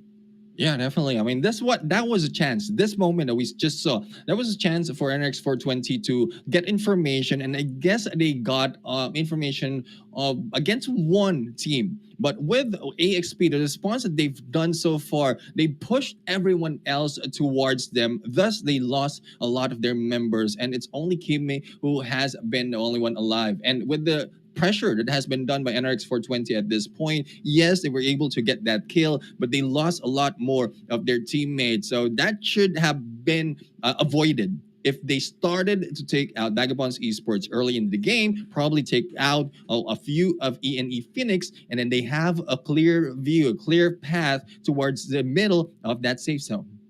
Yeah, and in terms of moving in towards the middle of the safe zone, these are the things that you need to plot out a little bit earlier. You need to spot out, and especially when it comes to isolated, because what it provides you is a lot of those high angles. You need to get that high ground, and you need to learn from the playbook of the pros, right? You need to learn from Vagabonds Esports themselves, and that's what the SA Magnus did for themselves most of the time in that. They took those high ground, they had the bird's eye view, and they used that to their advantage, and so many slays in that process. Once again, Yingzi with the 10 kills, outclassing everybody in this round. Crazy stuff. And as we head on into the third and final round at Isolated for Group A, things are just getting hotter. And what you guys can do to make things even more fiery is drop that like and make sure you share the stream out as well, so that we can invite some of the other COD community members who have not jumped on in just yet to show a little bit of support. Exactly, and support will be in there, and I'm seeing a lot more of, or a less of, what we've seen in the comment section from yesterday. I'm not saying completely taken out, but a little more, like a lot more cleaner on the comment section. So hopefully this continues on, and like what I said, let's make kindness louder. Yes, you're supporting a team. Yes, you're supporting the SA Magnus at this point, supporting Vagabonds Esports, supporting NRX 420. Then show them the support. Just make sure that you don't step on anyone's foot. And that will make everyone else happy. Yeah, I mean, at the end of the day, right, the players are trying so hard to keep a good reputation for the brand, and some irresponsible fans bring that bad name to the brand, right? I mean, it's a good thing to be very passionate about the team that you support, but where it starts to get a little bit out of hand, where it starts to get a little bit unacceptable is when you bring in negativity to the chat, when you bring in toxicity to the chat, in the name of supporting your team. I mean, if you go and ask these team members, even they don't want you guys to be communicating in that way. Yeah. They want you to respect their opponents because they respect their opponents, right? I mean, it's such a straightforward thing. And I only think that, those people that are in the comment section who bring out all of this toxicity are just looking for a little bit of attention. I don't know if mommy, daddy kissed you guys today, but let Mustachio kiss you. Mwah! We don't need all of that toxic chat. Just send a lot of love towards all of the teams that you support, and hopefully all of that love will help them climb all the way up to the top, because that negativity, all the toxicity helps absolutely no one, Neptune. Exactly. And hopefully that will be something that that everyone can think of while we take a quick break. And make sure you also take advantage of liking and sharing the stream, whatever platform we are on, because we'll be right back for the third round. And this is Garena Survivors Season 2.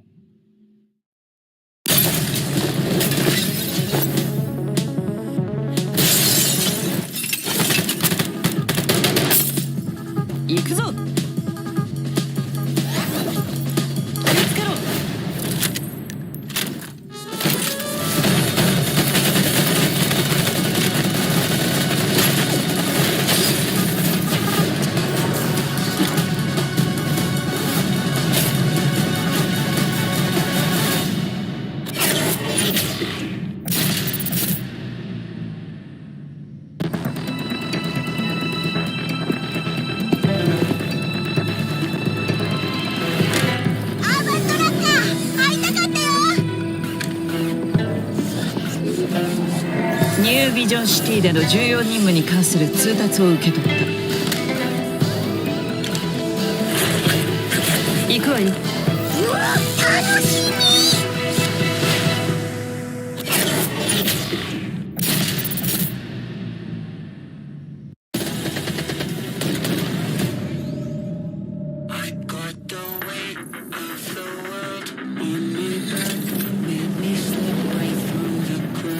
行くわよ。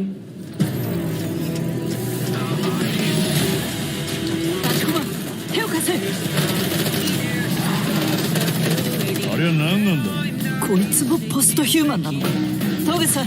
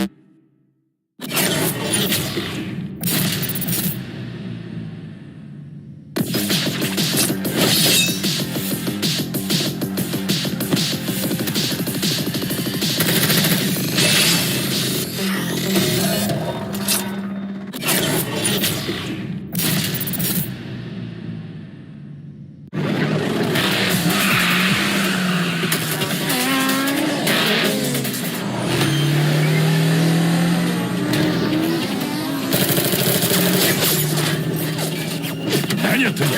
スイッチブレード起動しました。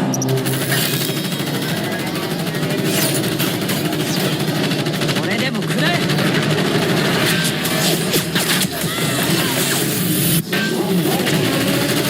注意、移動中です。遅い。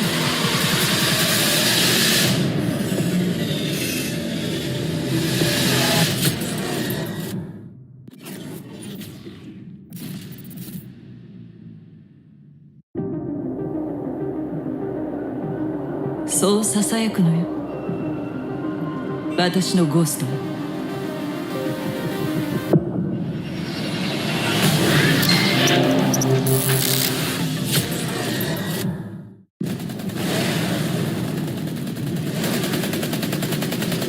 立ちこま、援護しろ。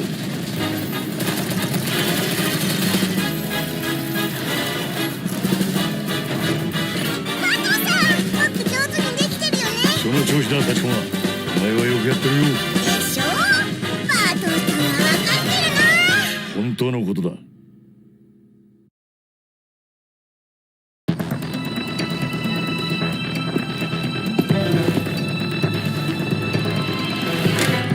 バントラッカー会いたかったよ。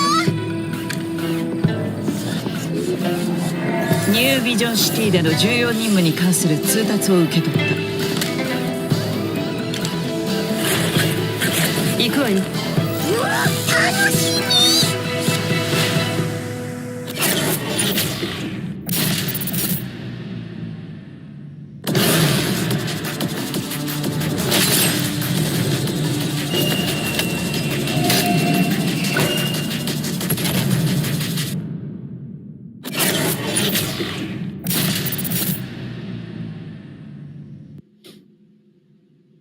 Welcome back, ladies and gentlemen, boys and girls. This is the Garena Survivors Season 2, brought to you by Call of Duty Mobile. As the teams continue to build their legacy towards the grand finals, some still seem to be finding it to be a little bit of a struggle getting into the top 8. And surprisingly, one of those teams just happens to be NRX 420. We expected their debut, we expected their return to be a little bit more explosive. And I don't know what game they're playing at so far, but it seems to be a little bit subdued. But it doesn't really affect them all that too much, I guess, because they still have 4 more rounds along with the rest of the teams that are still trying to scratch and claw their way into the top 8. Because at the end of the day, the bottom 8 gets relegated and the top 8 moves on to the grand finals as they await Group B to finish off their semis in the coming 3 days to see exactly who makes the top 16 in the grand finals that we will witness very soon. My name is AJ. I am the Mustachio alongside Neptune, the gentleman Garcia, the best data analyst for CODM BR that we have in Call of Duty Mobile alongside me. And we are the voices that will be guiding you guys all the way through to the grand finals. Yeah, and thank you very much for that. And well, I try my best in putting up the data as well as analyzing it in here so that we can get a clear picture of what is happening in the back end. Like, yes, we are seeing the gameplay of the team. It's more of how can they translate that when it comes to numbers as well as the kills and points that they are getting in here to bring them to that top 8. And so far for this team, like you did mention that Nerx 420 is really not doing well when it comes to taking that top 8. But I would say with the kills that has been done by the other teams, especially for this team of 13, it just move them up a bit higher into the leaderboard. And if I'm not mistaken, they have been pushed up to top number 5. So Armored Zena didn't do that well compared to the first round, and a different team who did well and hopefully does well moving forward will still move up on the leaderboard, and that is 13 Magnus.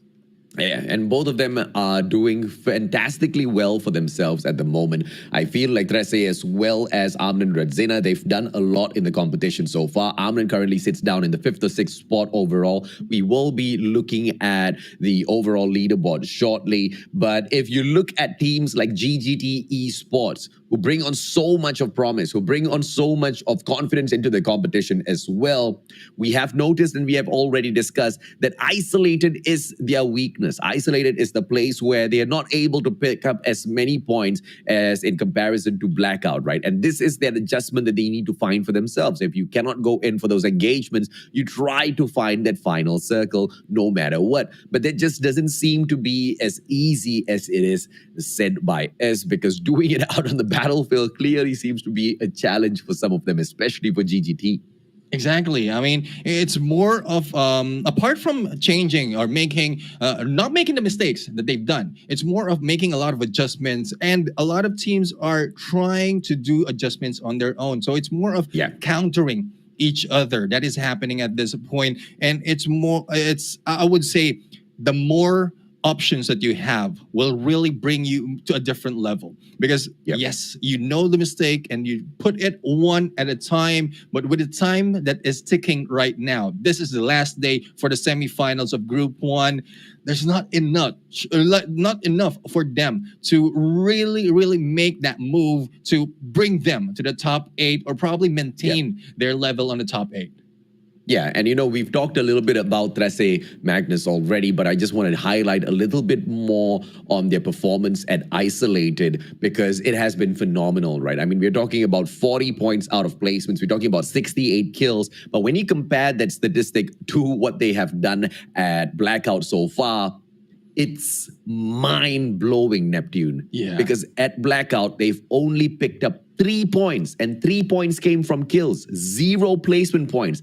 This team is dead whenever they get to Blackout. So that's what we expect to see from 13 Magnus later on in the, of course, final 3 matches that we have got in the final day of semis here for Group A. For now, it will still be one more round of Isolated. So this is once again where we need to see them take as many points as possible, because if the trend continues, then this is going to be their final opportunity, although we've got 4 more rounds remaining. Exactly. And one reason why we're talking about this as early as now, because we know that the stream is delayed. So hopefully by the time that this, like the last round of Isolated is over, they will be able to hear everything that we've seen and said as well for Blackout and prepare for it. Because we don't want them to jump in factory every time. Yes, at some point they're winning the gunfight, but a latter point, they are just losing. And with that, like 0-3 on a placement and kills, even if they win the early engagement against GGT, it's not doing well for them.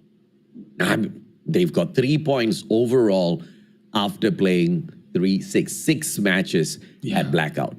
I think that's enough convincing to get out of Factory and find yourself a different drop spot. I mean, if you still take that same exact hot drop against GGT, I don't know, man. This is the perfect definition of insanity, right? Doing the same thing over and over and over again, expecting a different result, but a different result hasn't been available even after those 6 rounds. We're going to take a peek at the overall leaderboard shortly just to see exactly how well some of these teams are doing. I'm more interested to see the teams that are not doing so well. I'm more interested to see exactly who's in the bottom 8. And it looks like GGT Esports is the one that leads the fray, the ones that look most likely to make it into the top 8, but they also have to defeat the performance of teams like Vitality CL, Team Dow Vitas, as well as Armin and Rodzina Esports. And to replace Armin and Rodzina Esports is looking to be a huge challenge at the moment, Neptune. Yeah, I mean, they are the next team who crossed that 100 mark. So as everyone is crossing that boundary, it just increases the chance of them of maintaining the top 8 spot, especially with the other teams who are becoming feed for those getting all those kills. And it's not looking good. As you can see, imagine AXP Eternals right now, they're getting 100 kills already. They're the second when it comes to the kill points. And the other teams who are in there at the bottom, not even half of that. So that is what we're talking about. Apart from placement, you need to get those kills, but it's very difficult to do that balance if they're not up to it. If they are not doing the homework. Homework is key at this point. They need to understand your opponent as well as yourself. But if you're trying to do that in the last moment, on the last 3 matches, wherein you might be good enough in Blackout, well, it has been already delayed because damage has been done. Yeah, man. And you know, when you look at teams like Nikea Falcons, Segra Kronos, SDPH Vicious, unfortunately, I believe the road to trying to make it into the grand finals is a little bit over because they haven't been able to prove what they can do out there on the battlefield, and worse than, you know, not being able to match up in terms of engagement capability, which they don't seem to struggle all that too much. Of course, leaving Nikea Falcons out of the equation, is the fact that they haven't been able to pick up strong placement points for themselves. And, you know, quite honestly, placement points are so much more easier to pick up as opposed to your kill points, because all you need to do is just play campy, get into those defensive positions. Now, focus purely on the classes that will allow you to survive the longest out there on the battlefield. But of course, as I say all of that, it's up to the teams as to how they handle themselves. Let's see exactly what breaks down here in the final matchup at Isolated for Group A for our semifinals. Yeah, as a flight is in there coming from Circus towards Frigid Wetlands, and it's not that far from the rest of the team, so I think they'll be able to take those initial drops that they have taken and taken for themselves to make sure to get the points. But for those still challenging top teams and not doing well, they need to move out. But this is the last chance that they have. This is the last game for Isolated. So hopefully adjustment will be made right here. And the thing has been done. Speaking of adjustment, as NRX 420 usually goes in to a different location. This time they taken nuclear plant to their side. So the nuclear plant has been working for them in terms of getting good placement. They just need to convert on those kills. And it's a good point that you mentioned, AJ, that even as Zeus and Reagan has been getting all those kills, they need to like convert as well for Blink and Pappy, because it's reliant. Like it's not so much on reliability that these two new members of the team are putting up on Pappy and Blink, but it needs to be a team effort overall. The saving grace for Trece Magnus here is the fact that Yingzi is still in the team. But once again, this is a trio versus squads that they are pushing out there. And I don't think it's going to be all that too great for them in terms of results by the time we get to the end. They just need to hope and pray that they can find the final circle. And the teams that they take on are playing trios as well. But Meow, as usual, showing the mustachio exactly how you fly the jackal. Yeah, Meow right now is bringing a name for himself, not just for the team, but also trying to avoid letting, not to let anyone get away. Choppers is in play right now, and I think that is the next target for Meow. Just to show off, really, the talent that he has in using this Jackal. I'm thinking that he will be targeting every chopper who is in play because he's done that already and he knows what he's doing. And there you go, another chopper in the target of Meow, AJ. Oh, too good, man. The control of this Jackal that Meow is just showing us is just too fantastic. Speeds on down, a few shots, but he's just a little too sneaky for him to take down. And one thing that Meow just needs to get into control a little bit more is he needs to fly away a little bit further and dip his nose down. Look at me giving him advices about the Jackal. Chopper, bye-bye. And looks like Trece is not going to be able to get that. No kills coming through, but taking the Chopper away from your opponents, that's a huge deal. Meow showing everyone exactly what the Jackal can offer. Exactly. It's a good counter for mobility right now, especially if their team already have a chopper on them. So he just need to go into the map, check out where the choppers are, even without getting the kills, then he can just take them out one at a time. The only option that the teams will be doing right now, if they still need a chopper, will be to go to Black Market, where Rivalry is already in here. But to how much chopper they can put into play, that is just limited, especially with the timer on that machine that is being pulled out. So a good play for Vitas at that point to take out mobility from the other teams, but will that convert for them to taking a win? We'll have to find out if they can make it to the top 8. And in terms of making it to the top, it's not going to be a journey that's easy, right? Especially for a team like Rivalry Esports, currently struggling in the 13th place.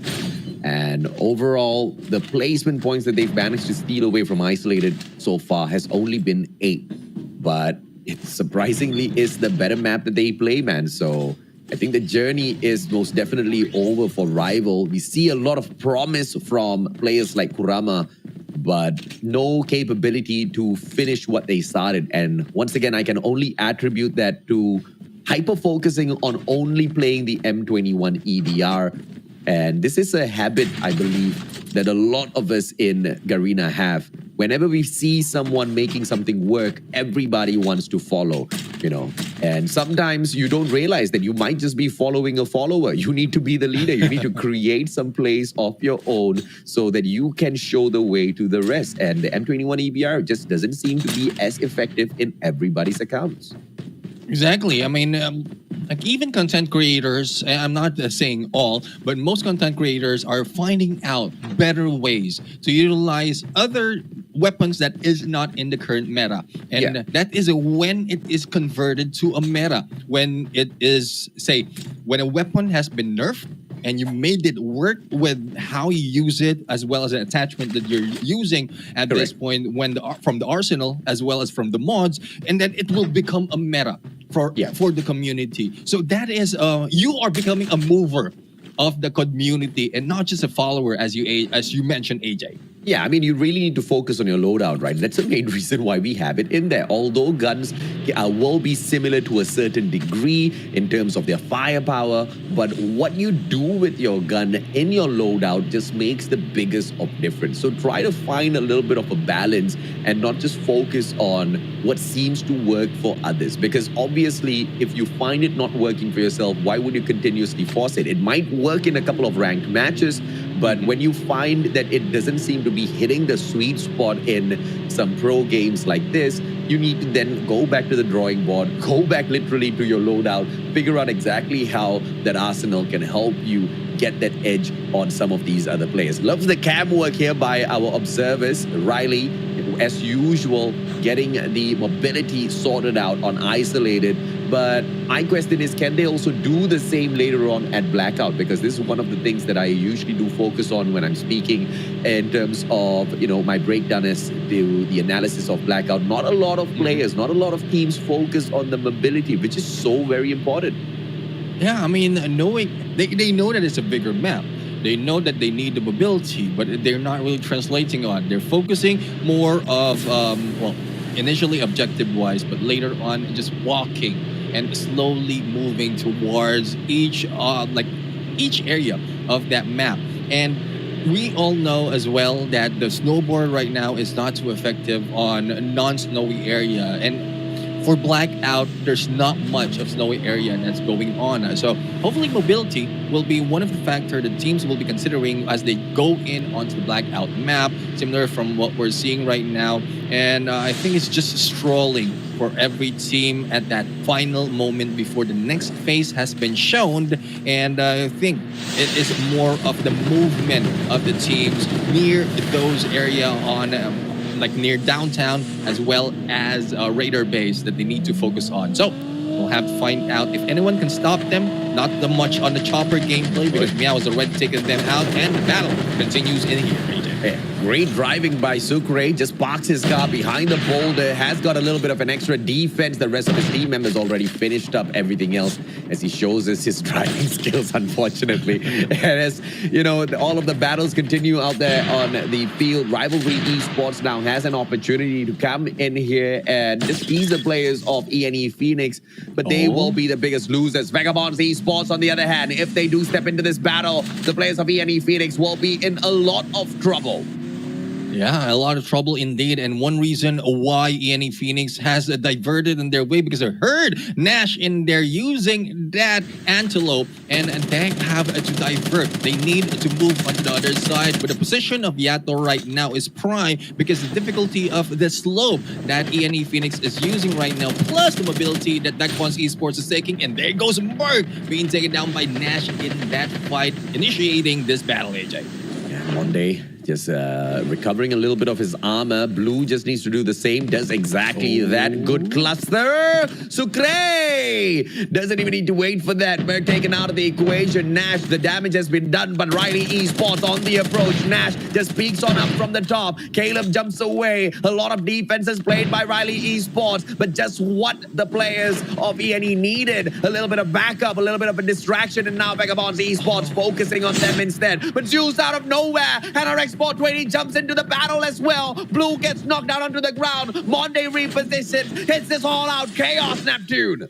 Yep, Vagabonds Esports is now stuck in between everyone else, and it looks similar from the final stretch of the previous round. Now, Vagabonds Esports, how will they respond? Blue is now coming back from the revive flight, but we'll have to see how much more can be put out by the three remaining members of Vagabonds Esports. Now, I think they need to exit right now, but on their way is ENE Phoenix, and they cannot get away that quickly at this point. ENE Phoenix on the left, NRX 420 on the right, and Riley Esports from behind. Vagabonds Esports is being hunted, AJ. Oh, they are most definitely being hunted, but the question is, why did NRX 420 pause? They found that they had knocked down Blue. They can get aggressive, but they want to play this safe. Monday, one more hop. Oh, that explosion doesn't manage to catch him, but it tagged him up good. 17 more HP to work with. Monday recovers a little bit of his armor, but a lot of defenses played by Vagabond seems to be absolutely perfect. And as Blue makes his way back into the matchup, he gets a chip upgrade from nowhere. How is that even possible?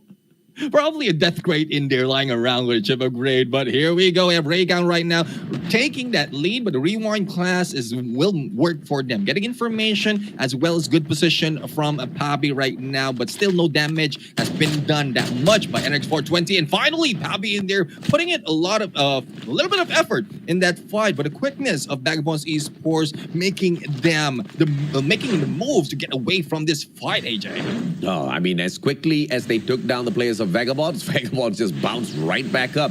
Nobody taking advantage. Although Vagabonds Esports was in the middle of the mosh pit, they got out without a single scratch. Monday being tagged up though. Raygun doesn't have the capability to control some of that kickback of that AK-47, and he allows Monday to back away, and he also plays it a little safely, managing to gather up together with the rest of his crew members. And NRX 420 once again, full man, four-man squad pushing together as a team. Let's see exactly who they engage with. There is a potential that they might catch off ENE Phoenix, but I don't think ENE Phoenix is gonna receive them well. They will retaliate, Neptune.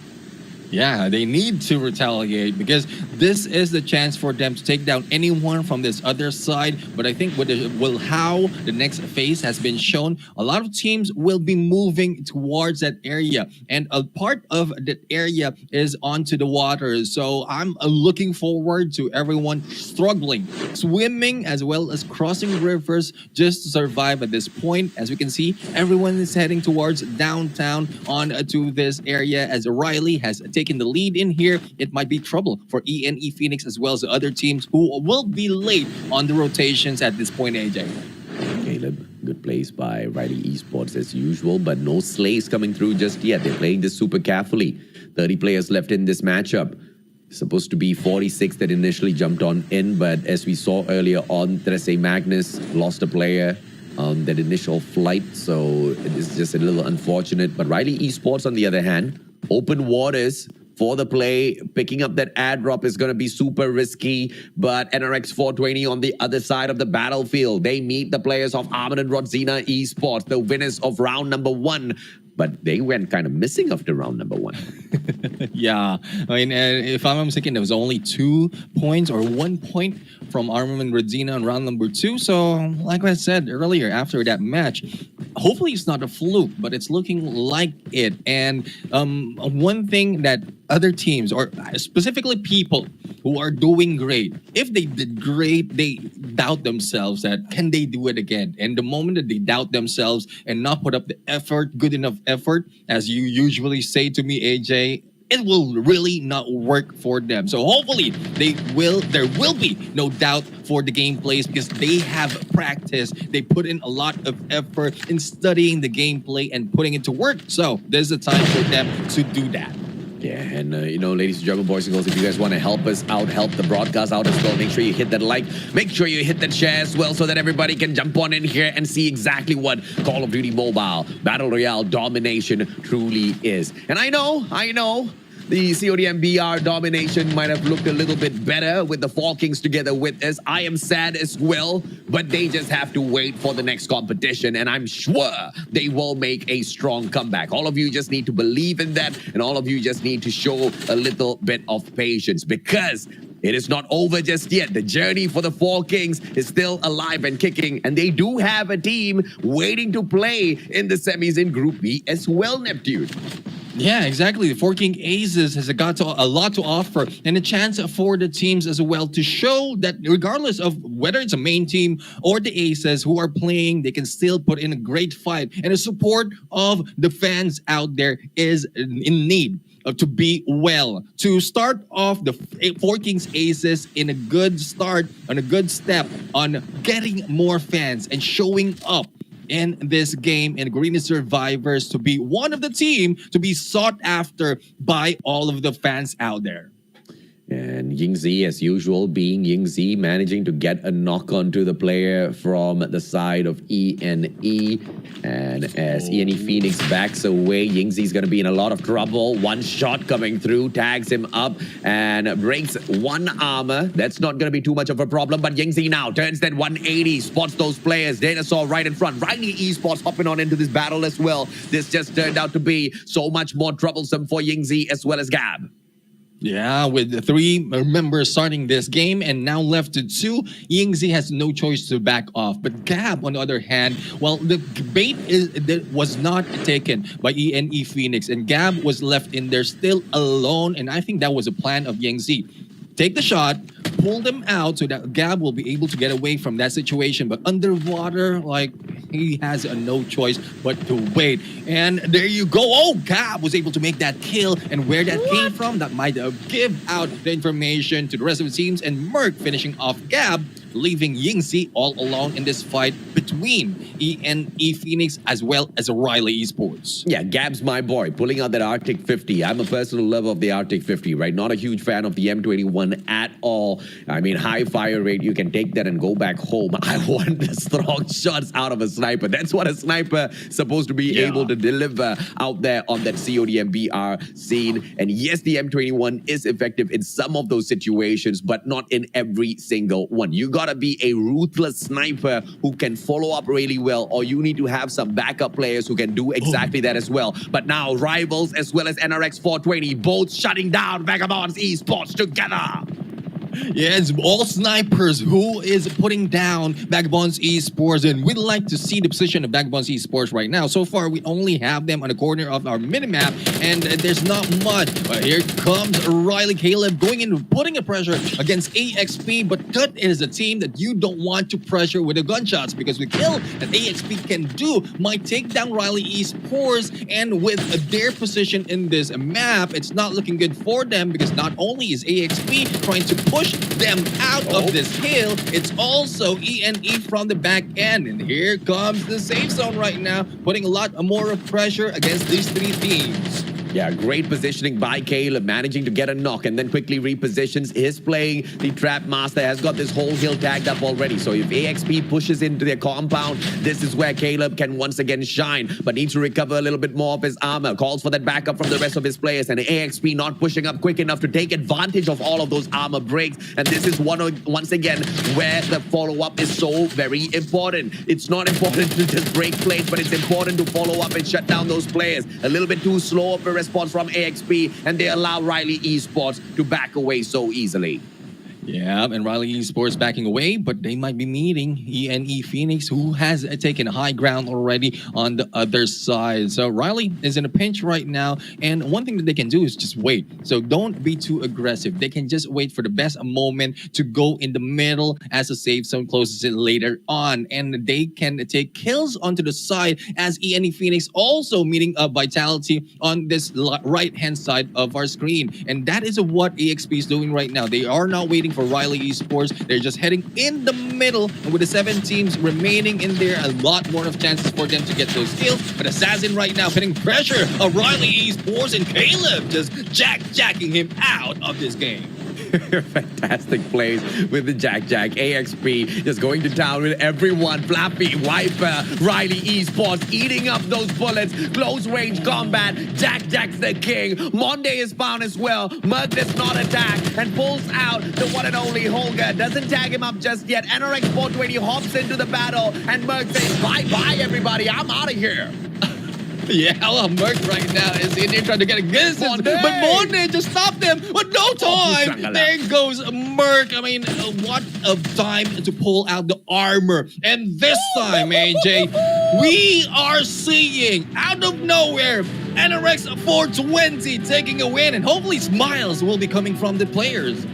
And that's exactly what we are talking about. Bring me that ruthless aggression that we usually see out of NRX 420. Lead by example. This time around, they went to town with everybody, and that final finisher onto Monday himself. But props to Monday, just making sure, even though they cannot dominate through those kills this time around, they've been a little bit nerfed here, Neptune. They still managed to pull away those essential placement points at the very least.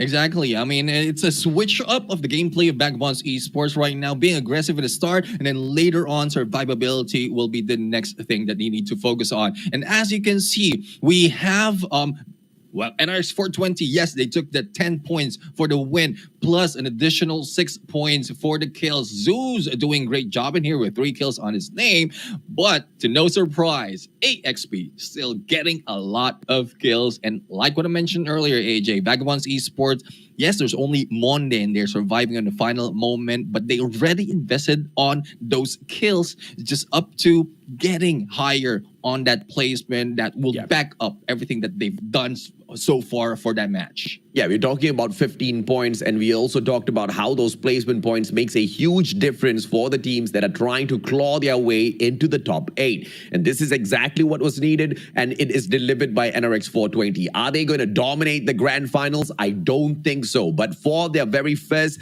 competition in terms of a comeback, this is an acceptable performance. We just need to see consistency. That's all we need from NRX 420. But I mean, huge props to AXP Eternals this time round. They continue to slay as usual right now. AXP Eternals, they perform phenomenally well on isolated they black out at Blackout. They give you nothing at Blackout. They are dead on Blackout, right?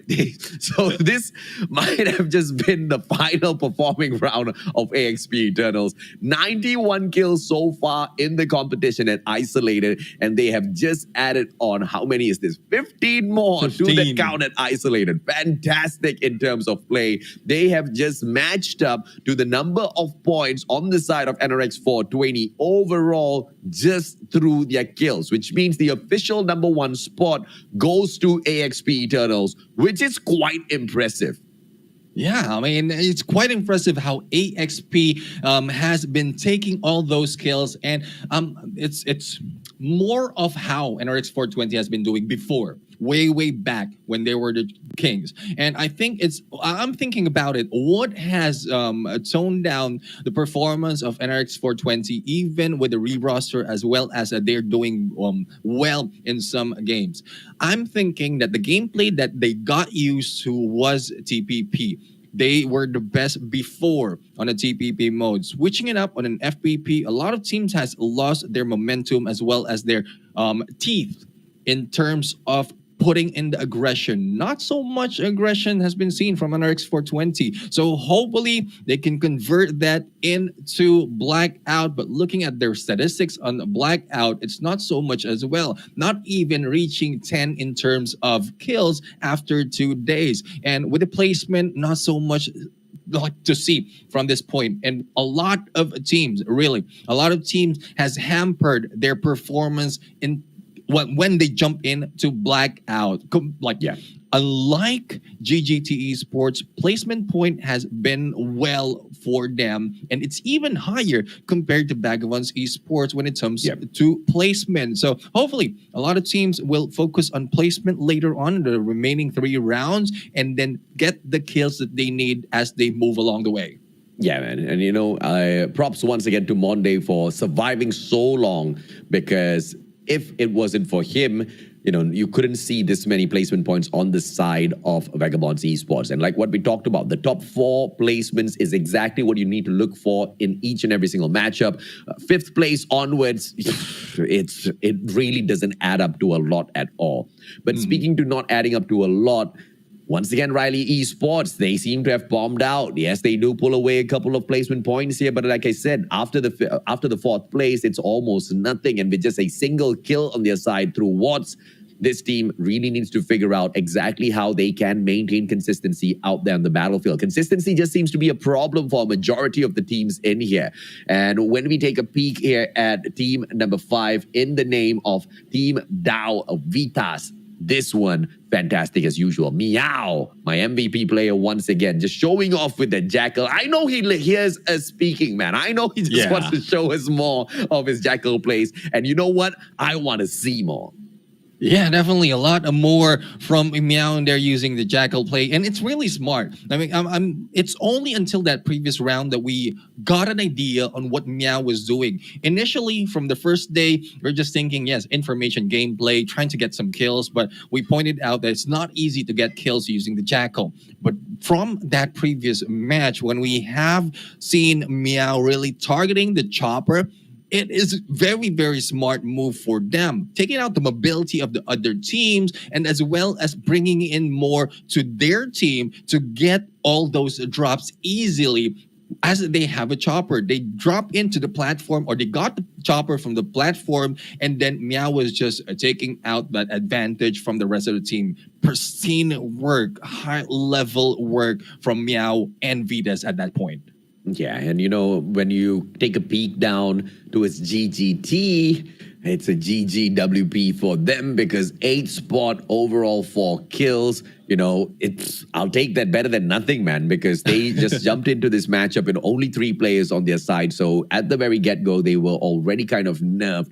But if you look at the performance of GGT, they usually show up well on Blackout. So I'm not gonna be too concerned with what's happening right now in terms of their points, but they have to be careful because NRX 420 is slowly waking up. NRX 420 is going to try to sneak into the top 8, and it's going to get much more difficult for GGT to catch up because they have to deal with Dawitas and Vitality, two teams that are quite capable of fighting their spots as well as points. But the disappointing thing here is with Trece Magnus. 3 players, and they could get a total of 10 kills. What if they had a full squad? I have got no doubt they would be in that final circle already, dominating as usual. Exactly. But I think with this, they put into play a plan B or probably a plan C. We lost one player. Let's invest that in the kills earlier on. And it's pretty much the same as what we talked about with Vagabonds Esports. Yes, we can put in a lot of kills first because looking at how the situation is in survivability, we couldn't make that work. We couldn't get there easily compared to the previous round wherein not a lot of teams are challenging them. But this time, it just went to the favor of Vagabonds Esports and Mondes they stood alive towards that final safe zone. Compared to Trece, they just invested on the kills, but with that one member less in this game, they couldn't survive that well. So 10 kills, I would say, I would go for that, even on the 10th spot. Yeah, and 10 kills, 10 spot. I'll take that any day, man, especially when you're hopping on in here with it as a trio instead of a full-on squad, right? So good on Trece Magnus, but hopefully that's not something that we see again. And speaking of Trece themselves, look at all of those kills that Yingzi was providing out there, right? Kuzma didn't stand a chance back-to-back. And this is what I'm talking about. When you've got the M21, I'm not saying that you cannot take that sniper and bring it into the game. I'm just saying that your follow-up needs to be strong. You need to be quick enough. You need to control the recoil. You need to be able to knock and immediately eliminate that player. If not, it's just quite a waste, if you ask me. Exactly. And it's more of the distance as well. So you need to, if you're using that, you need to be a little bit too close to your target before making that kill. And at some point with this game, teams will let you get close. Not a lot of teams are getting that close. And if you get close enough, they just move away with the mobility of the snowboard and even stop you with their heels with a gunfight that's happening at this point. Imagine earlier from the highlights that we're looking at right now, Vagabonds Esports is in the middle of 3 teams, and not everyone can get close to them and take them out. Then with that one member in there on the sniper using M21 EBR, you can't get that close out in the high ground because you might be shut down by a different member or different team on the other side. Unlike when you use a better sniper, then you can have probably a DLQ, probably an Arctic 50, one shot, one kill, or probably a lot more damage with that one shot compared to M21 EVR on the longer range. Yeah, and once again, look at AXP just popping off in this matchup. I really want to see what they can do at Blackout because it's unacceptable for you to be Supreme Slayers on Isolated. In fact, AXP Eternals is our second highest Slayer when it comes to Isolated in semifinals for Group A. But at Blackout, bro, at Blackout, they have got 11 kills, 8 placement points. Brother, that's not just disappointing. That's just shocking.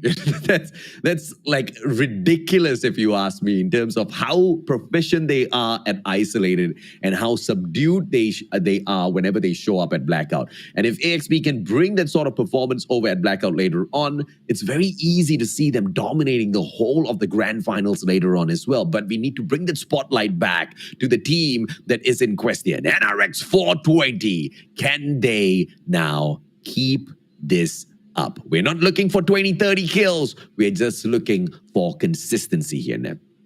Exactly. Consistency to bring them to the top 8 and higher. Not really worrying that they will be taken down for the remaining 3 rounds of this day, because that is the target for all of the teams in this first group of the semifinals to reach the top 8 and make it to the grand finals to provide more of the excitement in these games and more for their team to take in this Garena Survivors. And hopefully NRX 420 will be able to deliver, AJ. I mean, whether or not they deliver is absolutely up to them. You know, it's not going to be an easy journey. The decision to come back to the pro scene was a huge decision, if you ask me, that Blink had made, because he's a family man. He needs to pay attention to his family. He is also a huge content creator within the Philippines itself. So, you know, all of that takes a lot of time. And if you want to be a supreme dominator within the pro scene, you need to dedicate a lot of your time towards those scrims, towards making sure your skills are up to date all the time, making sure your knowledge is up to par as well. And that's asking for a lot. So huge decision to jump back into the pro scene. But now the question is, how far can you push this? We will find out a little bit later on, ladies and gentlemen, boys and girls, because that brings us to the close of isolated matches within the final day of semis for Group A. Now, the next 3 games are all going to be on Blackout. When we come back, match number 4 continues.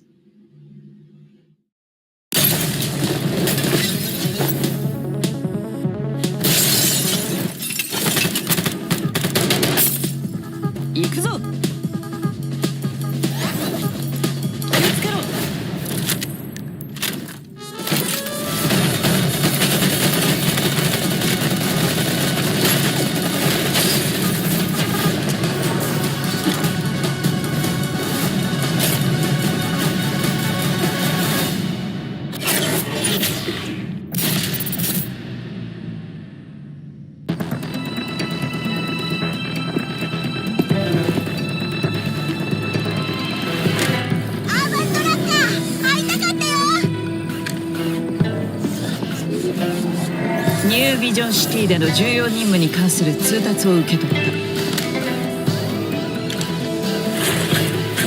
行くわよ。うわ、楽しみ。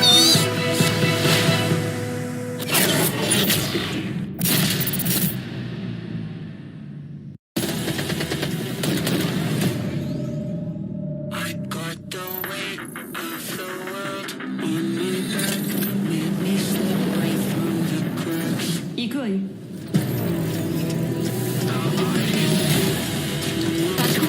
手を貸せ。あれは何なんだ。こいつもポストヒューマンなのか。トグさん。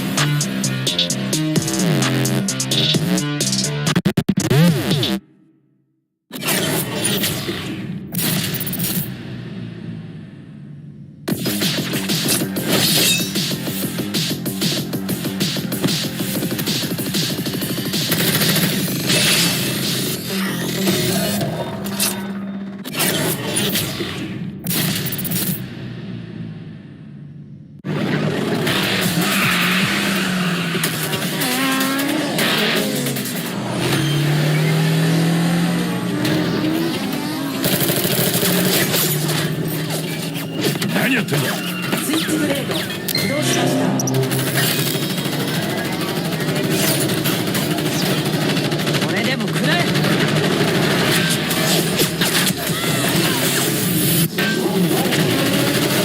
注意、移動中です。遅い。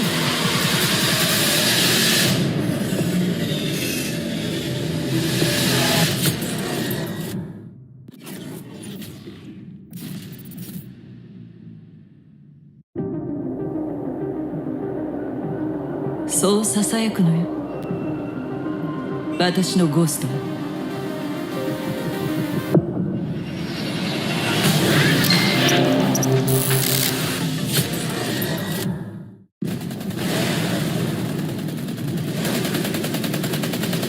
立駒、援護しろ。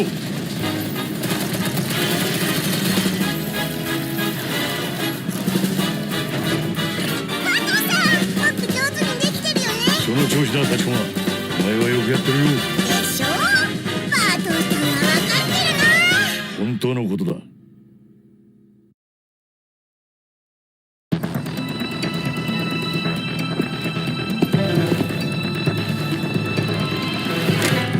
バントラッカー会いたかったよ。ニュービジョンシティでの重要任務に関する通達を受け取った。行くわよ。うわ、楽しみ。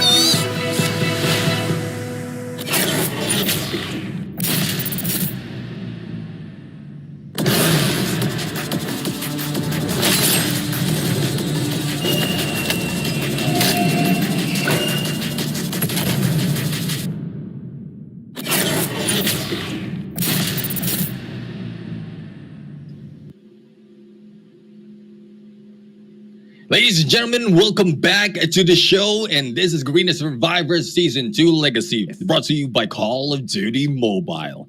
Isolated matches are over, and we jump right into Blackout, where most of the teams are not doing well. So will this day be the turnaround that we are asking for? And we have to find out and see. I am Neptune, the Jeremy Garcia, and together with me is the voice of Call of Duty Mobile, the Sasho AJ. And, today has just been quite a fantastic day of improvement. And we have seen so many teams provide us exactly what we demand out here as casters, right? And what we demand is basically for a little bit more of a competition within the competition, no pun intended. And, one of the biggest elements of making the competition a little bit more exciting, Neptune, is challenging the current king of kings of Call of Duty Mobile Battle Royale. That is the one and only Vagabonds Esports. 3 rounds back to back, they have been held back. 3 rounds back to back. They haven't been dominated, but they haven't been allowed to flourish. They haven't been able to dominate the way they usually do. And I feel like that is a start to something new that we have been looking for, because all this while we have definitely been keeping our eyes on them. And in terms of all of the other teams, they've been doing the exact same thing, brother. Exactly. And one thing really is, before it might be the fear of Vagabonds Esports, because fear at some point might be a good motivational factor, but this time there was no fear anymore for Vagabonds Esports. Imagine, for 2 consecutive matches, 3 teams has been like boxing out Vagabonds Esports. Thus, they cannot make that move. And they studied already. They found out the movement and rotations of Vagabonds Esports. And this is what excites me really as an analyst of the game. Teams who are making great strides to improve and find out and take down the kings really is one thing that they're doing well right now.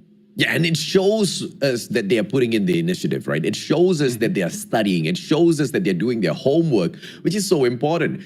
I've come across so many pro players, and what I think, or what I used to think that was just common knowledge, isn't as common as you would think, right? And one of the most basics is just understanding the strategies of your opponent, understanding how to play some of the counter strategies, understanding that you need to put in the work day in, day out, because some superstars, they reach the top and then they feel like, I don't need to play anymore. I'm the best. I'm the best there is, there was, there ever will be. And it's the perfect time for them to go plunging down.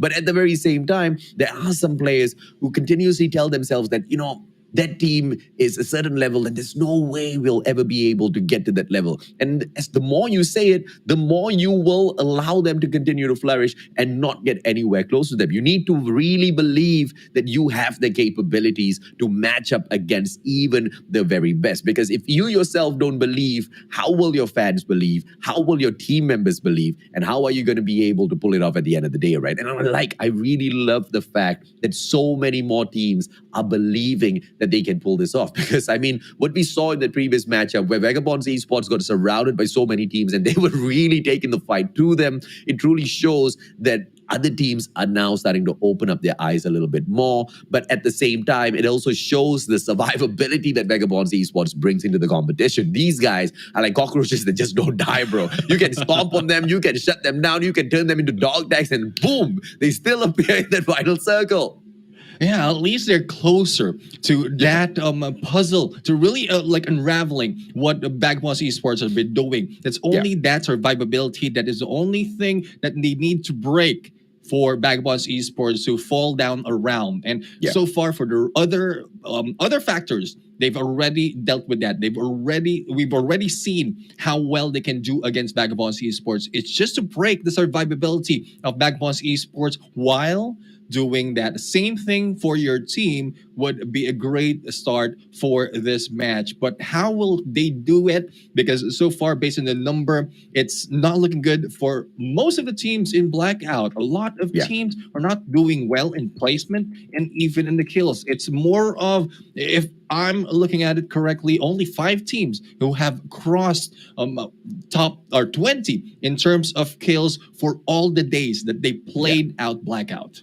And that's so super crazy, right? But, you know, as we head into Blackout later on, I've got my eyes only on 4 very specific teams. I'll break them down in a little bit, but we are going to have the overall leaderboard coming up for you guys as well, just so that we can see exactly how the board has been shuffled through some of these crazy changes that we've seen in the competition. And NRX 420 very easily climbing up to that 8th spot. But what's more important is they've equalized with Vitality CL with 92 points. But if they think they can slow down, if they think they can take it easy, they are super wrong, because GGT Esports as well as Team Dow Vitas, they'll be looking to make a strong comeback. They'll be looking to take away that 8th placement away from the players of NRX 420 as well as Vitality if possible. NRX Naromaya 69. My question is, where did they go? I haven't seen them the whole day, Neptune. Yeah, definitely. And we'll have to find out really as to how NRX 6 and 9 will be faring in these matches, because so far they did well from yesterday, but this time they need to do even better, because like what we keep mentioning, this is the last chance of this teams to really work it out right now on this play. But so far, NRX 6-9 is, well, I couldn't say they're close, but they're on their way. But as you mentioned, Vitas is there, as well as GGT Esports, who has been doing well in Blackout so far. And we'll have to see. We'll have to see if this is a time for them to really bring it on. And, you know, I was talking about the 4 teams that I've got my eyes on. Let me break down who they are. First team is GGT Esports. Second will be Trece Magnus. 2 of these teams constantly dropping into factory, trying to play that ego matchup against each other. One team can afford it, the other cannot.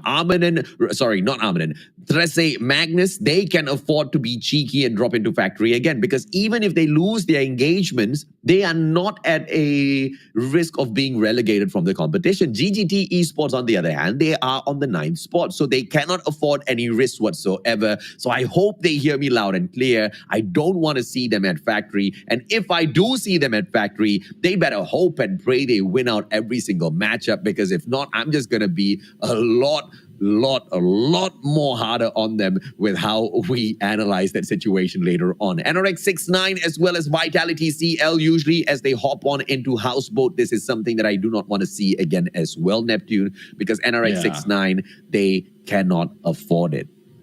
Yeah, and the way NRX 6-9 is dropping on Houseboat, they're taking the area that is closest to Turbine. And knowing that Turbine is usually dropped by 2 teams, so that will be 3 teams against them. The ones dropping in the Houseboat, as well as the 2 teams who are taking Turbine, that makes it difficult for them to really move around. And I think it might be different. The result might be different for them, just in case they try to go for a different drop. And we'll have to find out, because it's a different team who was taking Houseboat. It is now GGT who has taken our advice, but this time going in against a different team, AJ. Pusangala. That's not what I meant. I meant get away and find your own compound, not find a different compound and hot drop someone else. GGT, GGWP, they better win their gunfights, Neptune. Yeah, definitely. And this is a chance for them really to bring it on, because we've mentioned so many times they did well on this Blackout map, and a chance for them to redeem themselves as well, to cross over and take that top 8 spot. But so far, we have yet to see other teams to really move on. And as we can see, NRX 420 right now taking firing range, and they are alone in here. They might also have an upgrade near to them, giving them good advantage. And if I'm not mistaken, in between this area of firing range as well as the upgrade, there are vehicles that they can utilize for mobility. Going back to GGT, they have taken this area and challenging Vitality at this point. But the distance is, it's good. They can pull away, but the way I'm looking at it, it's only crossing that bridge that Vitality has to do and take down GGT on their heels. And one thing, they only started this game with 3 members. And, you know, I think there is a possibility here that GGT might just get wiped out, because not only do they take a hot drop, but they are also down by 1 man. As it is, they do struggle sometimes with some of their engagements, but going up against Vitality CL, this might just be an unfortunate situation for GGT. Vitality from the other side, has his eyes on them. Information gameplay is going to be so important here, as the players of Vitality flank around from the right. GGT, they disengage, they back away towards a defensive compound here. So that's good enough for me. As long as GGT can play this carefully, Neptune, then they've still got a little bit more of a hope to hop on right back into that top 8. Exactly. And this time, like a good move for them to really pull away from that and not really start an engagement against this team of Vitality. Because we're not saying that Vitality is a team that they cannot take on, but taking on a team early as now is where most of these teams fail, especially on Blackout. Now, on the other side, Sucre has been taken down there by Rivalry, and a good start for Rivalry. And if in case they will be able to finish them off, because we all know ENE Phoenix is a hard team to take down that easily. They still have Merc on their team right now, and they need to make do with all the utilities that they have early in this game. But AJ, I mean, that is Sigma right now, just trading armors, but with that move with the vehicle, I think we need some tutorials as well on driving, AJ. I'm the best driver in Call of Duty Mobile VR, brother. Come to me, boys. Sigra, I'll charge you 20 pesos per minute. What? No, it's free. It's free. I don't know if you'll be paying, but the payment, you have to pay it upfront, because I don't know whether you'll be willing to pay me once the lesson is over. Rival, as well as Team G in here, the one and only Team ENE Phoenix. ENE Phoenix holding on to the bottom side of this building, whereas Rivals, they command the top side. Berto using that zip line to get right back up. This is a sticky situation. It's very difficult to play in this compound because of how your enemies can just slip away in the blink of an eye. But the circle now going to pressure both of these teams away from this compound. Things just got a little bit more complicated here, Neptune. Yeah, definitely. And apart from getting the dog tag, which Perk has already done, a lot of breakdowns is happening for ENE Phoenix, because they are being stopped by Rivalry now. And with the safe zone in here, plus 2 dog tags that need to be picked up, plus Berto making it more difficult for this team with a Trap Master, I think ENE Phoenix might be seeing an early elimination at this game, because it's just a getaway for the rest of the teams. They don't want to meddle with Rivalry right now, leaving them behind outside the safe zone, as MJ will be left behind. Only one of their members from ENE Phoenix has a snowboard, and MJ is not one of them. Now, with the chase coming from Kurama right now, and there is the jump. Jack right here with that fight, and Kurama finishing them off. And I think this is Kurama answering to your question, NJ. When are they going to clean up?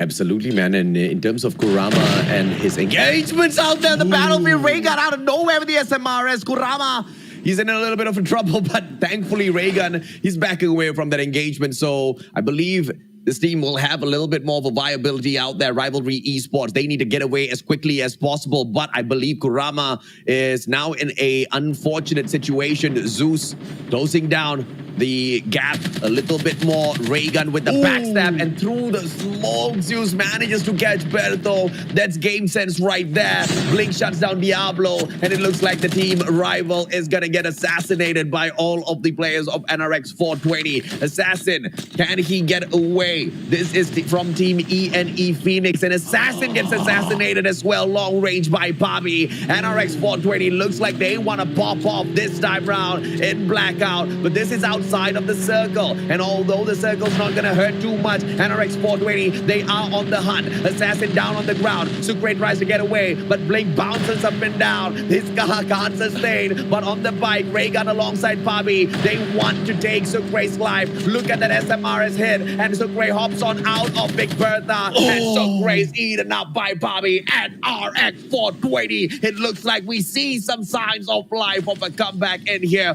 Oh my lord, is Merc gonna be able to survive this? Bobby on the zip line. Merc needs to take advantage. Bobby out of nowhere. Sucre's out of the equation already, but Bobby says bye-bye. Yeah, I mean, because the damage is being done by the safe zone, and I don't think they are that near. But here we go, Bobby right now trying to get that motorcycle out, but it is stuck. Now, it's more of mobility that they need to focus right now, because half health from each player of NRX 420. Yes, good start from them, but how will they survive? Because I could say this, AJ, what they will be doing. This will be in Tagalog. Lakad Batatog! Amen, brother. And you know, I really want to see more of these teams from the bottom climb up as well, right? I saw in the comment section, someone was asking, Mustache, why do you keep talking about NRX 420? Why aren't you talking about SDPH? Ask SDPH to hustle up towards the top of the leaderboard as well. We are talking about who can squeeze into the top 8, Pusangala. We are talking about who can make it into the top 8, into the grand finals. This is the final day of the semis. Leave the analysis to us. You just watch the game. Sigra from afar. They don't stand a chance against Riley Esports. Watts with a snipe. A good knockdown, but no finisher coming through just yet. Watts now needs to focus on his armor before he gets too aggressive. And as I say that, it brings out the advanced armor. And the rest of the players of Sigra, they smoke out this position. Watts with the right-hand side flank. He goes in for the blind shots. Not picking anyone off just yet, but he's got the positioning in here. The smoke bomber plays it to perfection and continues to reposition, and the rest of Riley Esports come in here for the cleanup, Neptune. Riley right now popping off after the performance that they had from the previous round. But Ral will be taken down in there out of nowhere. Jezuo from Vitality going in for the hit. Sniper hit against Ral and being turned as a dog tag. Still 20 seconds to be brought back in on that revive flight. But who comes in knocking the door of Riley Esports? Tables has turned, and Vagabonds Esports now putting a pressure on them. Oh, got nade by Nash. Vagabonds Esports wants to hit back a little bit, and it looks like it starts off with a revenge against the players of Riley. An unfortunate, a little bit of a hit, but Nash once again manages to get a beautiful hit. This time it's through the SMRS, and Vagabonds Esports, they themselves are once again on fire. This match is just heating up little by little, and we're gonna have an inferno by the time we get to the very end, Neptune. Definitely, everyone will be on fire right now, and another team takes up the challenge. 13 right now will be chased by Nash. I think SMRS will be ready at this point. The moment that they get into that open ground, Nash right now, oh no, just rewind just to get information, but a good follow-up by Bonde in there against Gab. One left in here for 13, and 13 Magnus, but no, on the other side, here comes the Jackal, Alien flying in with that spaceship. Oh my lord, Alien, what a shot, hitting Monday down, getting that knock, but no follow-up coming through. The rest of the players nowhere close. And yes, we do have Yingzi from across, but Yingzi's taking a swim down in that water. Can we see a couple of snipes out of Yingzi? We still have to wait, but the airdrop now gonna tease everybody up. Yingzi responds. Yato down on the ground. Yingzi making this work. Can they get Monday taken out of the equation already? Jaswo dropping by as well. Vitality CL and Vagabonds Esports under a lot of pressure now, Neptune. Yeah, a lot of pressure. It's a different set of teams right now boxing out Vagabonds Esports. They don't want them to be surviving later in this game. But I think it's a good plan for Vagabonds and Nash right now to get those dog tags first and scan them because there's only 20 seconds before they get back. Plus, this airdrop near them might give them good opportunity to fire back as the rest of the teams had already moved away in this area, but not to the team of 13. They are still wondering on the side, Yingzi on the other side of this river, plus Alien in here who will let go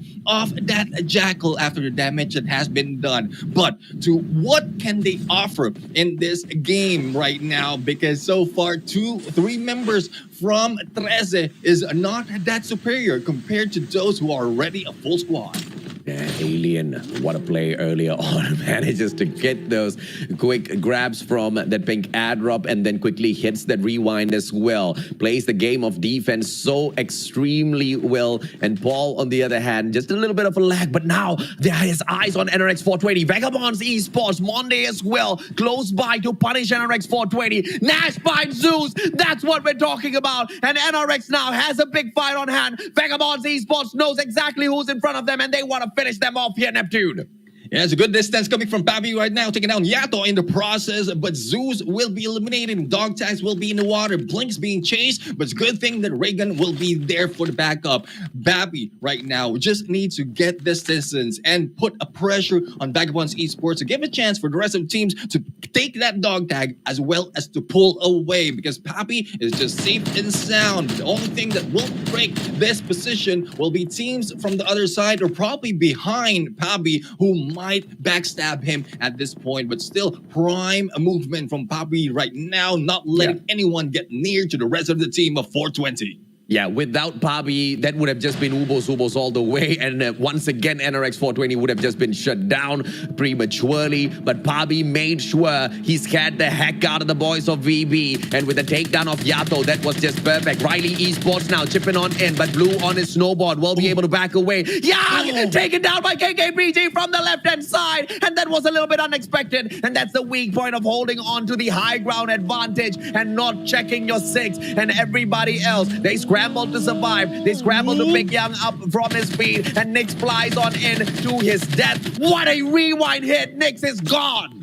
Yeah, that was supposed to be a follow-up for the knockdown that KKPG has done, but Nyx is brave enough to go and jump in, get information as to how many is in there, and rewind back. Now here comes the approach, knowing that the teams are in their complete squad and only a ledge to cover them, they can go and flank them from the side. But I think they didn't see what happens on the other side of this as a Vagabonds are still in there as well as Riley and also NRX 420 still dropping by on that river. So still back to Vagabonds Esports being stuck in between everyone else, but no one's converting for an elimination.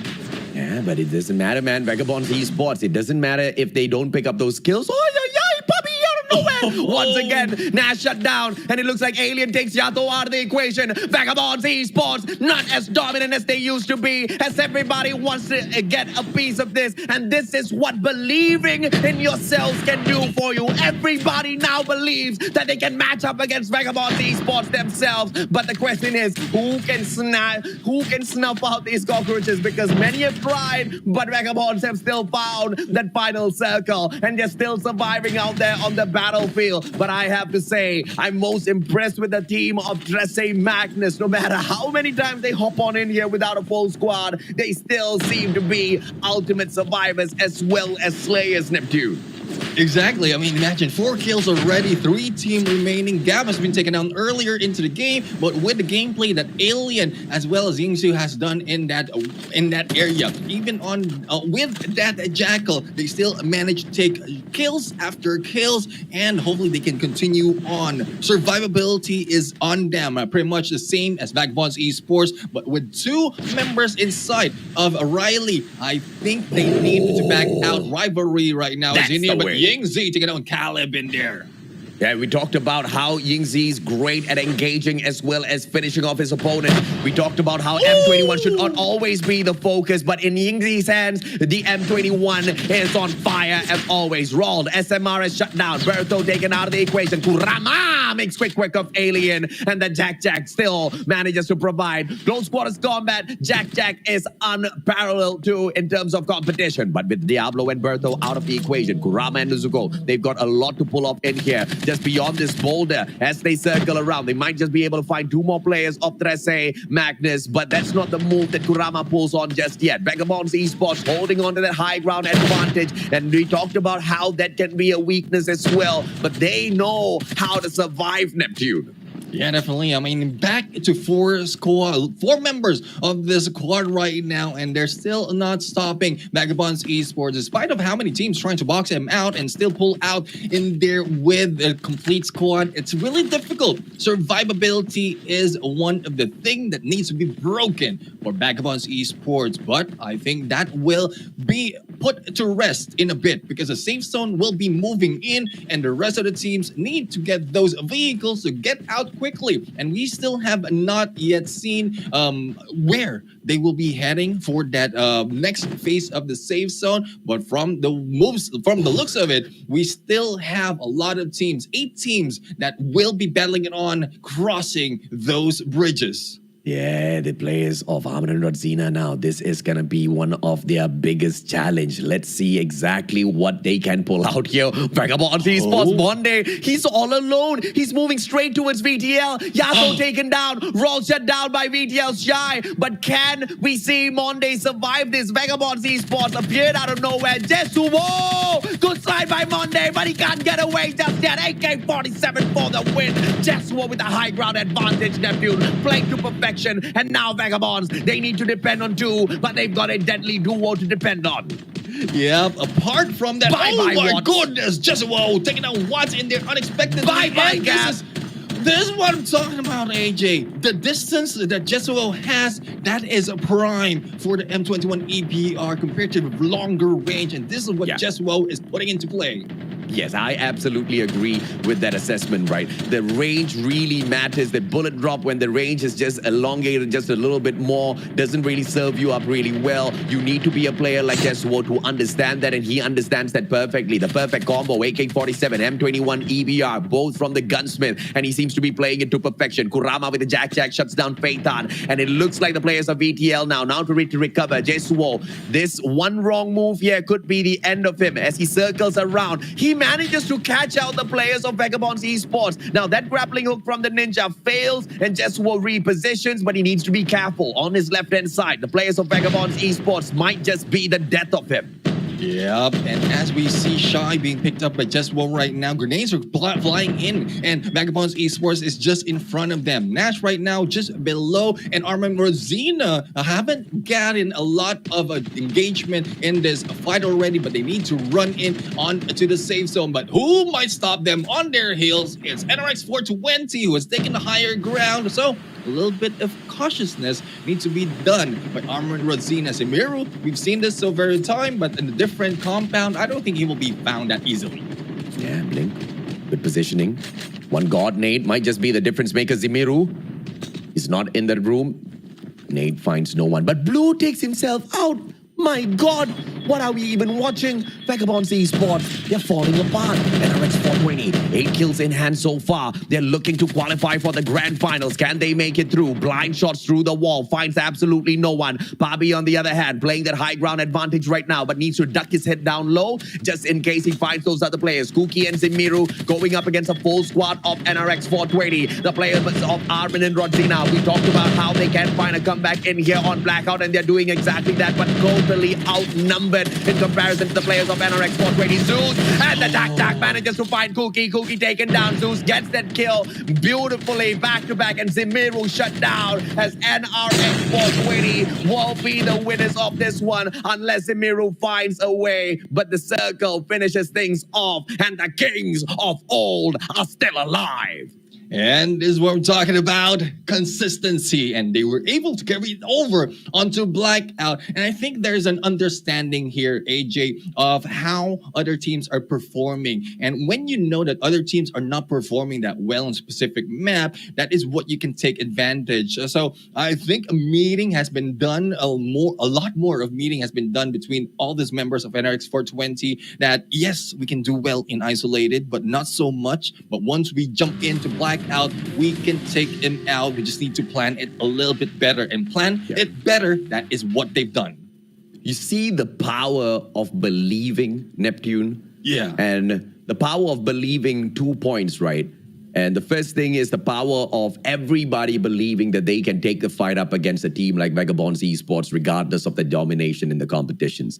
And also the power of believing in yourselves, and clearly on display here by the players of NRX 420. Yesterday, they barely showed up, brother. Today is the day of dominance. They are making sure they hustle to make it into that grand finals. Once again, picking up 10 points from placements and a total of 9 points from kills. I said I didn't want the aggression, I just wanted consistency, but they bring it both, and I'm absolutely loving it. Armin and Rodzina stepping things up once again as well. 6 points from the placement, overall 6 points from kills as well is perfect. And Vagabonds Esports, although not as dominant anymore as we keep our eyes on them, they still manage to maintain consistency of finding that final circle. 4 kills, 1 by Monday. But for me, my personal MVP is the one and only Nash. That SMRS gameplay is just a little bit too spicy. And Kurama stepping up as well. We teased Kurama. We asked for more from Kurama. And Kurama said, Mustachio, calm down. Here I come. A total of 8 kills overall from Team Rival. I'm loving what we're seeing in the scene, man. Yeah, and that is why you are dubbed the voice. Apart from shoutcasting, when you call out a player, a team in there, they respond, they listen to you, you are heard. And that is what we love about this job, AJ, because at some point we can provide those details. We point out mistakes, and for this team responding and doing well, that is what excites us, because it will not be boring for us. We will see a lot of improvements, a lot of engagements, and as well as a lot of gunfights brought on by Kurama from Rivalry, and also not to get away from the point, Jesuo, imagine, 10 kills. Man. Sniper as well as prime position, just on the edge, was able to take a few kills in there from that building. That is not easy for most of the players, but Jesuo just made that too easy. And it's very important, you know, because Vitality CL alongside NRX 420, these two teams are tethering on the edge of relegation because of how close they are towards the bottom 8. Sorry, the top 8, right? They are holding on to the 8th as well as 7th place. And as long as Dao Vitas and GGT can hustle up, they'll be easily able to replace them. So the hustle by 420 and VTL now is absolutely crucial. But I do agree with you in terms of, you know, our voices being heard. You know, you might have heard of the saying, leading without title. This is coaching without title, brother. It seems to be effective as well. As we scroll down the leaderboard a little bit, 7th place taken up by Trece Magnus. Disappointing, because they don't have their 4th player. But although they don't have the 4th player, the consistency from Trece Magnus is so beautiful to see. I want to see what more they can chug out. I know they are confident because they've made it into the grand finals already, but I want to see Trece Magnus just blow our minds by dominating the grand finals later on as well. If they can do this with a trio, I wonder what a full squad confident can pull off in these matches. But Riley Esports, a team that I haven't called out all that too much just yet, but I think we need to start because yesterday was a phenomenal day for the Riley Esports brand. Today, they just seem to be bombing out. And, you know, where did all of that confidence go? I guess because Vagabonds is not dominating, they are looking to not go and tackle anyone, but you've got other players that are dominating. In fact, why don't you be the dominators? Get into that final zone, get into that final circle, and then start dancing, right? Because we talked about how mobility is one of the key strategies of Riley Esports, and this is the map where it's supposed to actually work. But unfortunately, nothing seems to be going their way at the moment. But I'm pretty sure in the final 2 rounds that we have, Riley Esports has still got something to show us, Neptune. Exactly. I mean, earlier on, before the game or the day started, it's like comfortable lead by Riley Esports in there, the top of the leaderboard. But this time with the performance consecutively not doing well. Yes, they're challenging Vagabonds Esports, which is great, but they need to perform as well in terms of the points, whether it's placement or the kills, and it's not converting right now. So they need to focus back, because from the way I'm seeing it, they don't need to target Vagabonds Esports too much anymore, because a lot of teams have been doing that already. So they just need to bring back the fire in them and bring their game up, because there's only 2 chances right now for them to secure the top 8. And if they lost that 2 chances, as the other teams are starting to move up, they might be left behind in the 9th spot. Yeah. So no one wants to see that. By the way, highlighting Zeus as well as Pabi on the side of NRX 420, but more than Pabi, Zeus. You know, I met this guy, talked to him a little bit when we went for Garena Masters Season 3, and he promised, right, that he's going to be one of the names that brings NRX 420 right back up to the top. The performance that we were seeing from this boy yesterday didn't seem to be all that too great. So I started asking myself questions, but today Zeus is proving to be that golden child, that secret for NRX 420 climbing back up to the top. And this is something that I want to see more out of him. But what I want to see a little bit more out of a team is Nash and his crazy SMRS plays, bro. The guy, he's insane with the accuracy, Neptune. Yeah, definitely. I mean, not a lot of teams are really great in SMRS, and most of them, and not only that, like Rald in there, but Rald not so much. Nash has done so much more compared to Rald in this SMRS, but not so much has done that from this game. But if I remember correctly, AJ, there are 3 soldiers in here who really bring on this SMRS. One is Nash, one is Rald, and another one, if I'm not mistaken, was Reagan from the earlier fight from construction side. So, well, this might be a new gameplay, a new strategy for this team right now, putting in the SMRS and the power in here. It's looking like season 1 of Call of Duty Mobile, where in SMRS really so OP.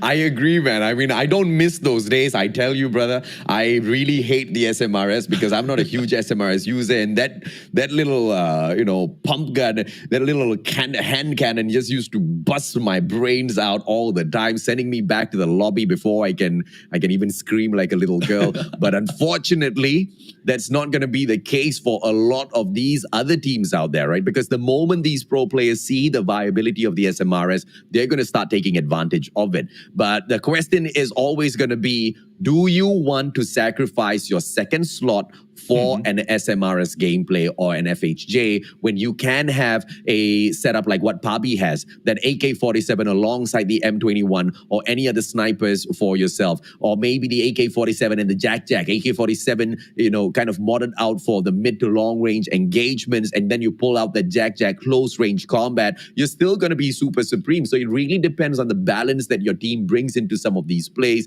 and hopefully we don't see the abuse of the SMRS all that too much, because then it starts to get a little bit boring as well. Yeah, definitely. I mean, previously, like with the pump class in there being used with SMRS, it was very effective, but this time not a lot of teams have been using the pump class already, so it's not that much. They can be a rolling cannon with a vehicle plus SMRS, but they need to be smart about that. And you mentioned about the utilization of both slots in there, and I think that would depend on the role that they're taking within the team, AJ. Yeah, I have to agree, right? In terms of them playing those roles and making sure that they've got it all kind of balanced throughout their whole roster is extremely important, because, once again, don't just follow exactly what works for the other teams. You got to figure out exactly how to balance out your own team based on your capabilities. And so far, I feel like NRX 420 is finding that momentum What they have to find is a little bit more of belief in their self. They just need to trust their own capabilities. They just need to be a little bit more careful out there on the battlefield. And with all of that put into play, it brings out the perfect mixture, the perfect balance to continue to dominate. Today, they have shown us when push comes to shove, when it's truly needed, they can bring that performance out. This has just been round 4 out of 6. We've got 2 more rounds. Question is, can they now solidify their legacy with their comeback?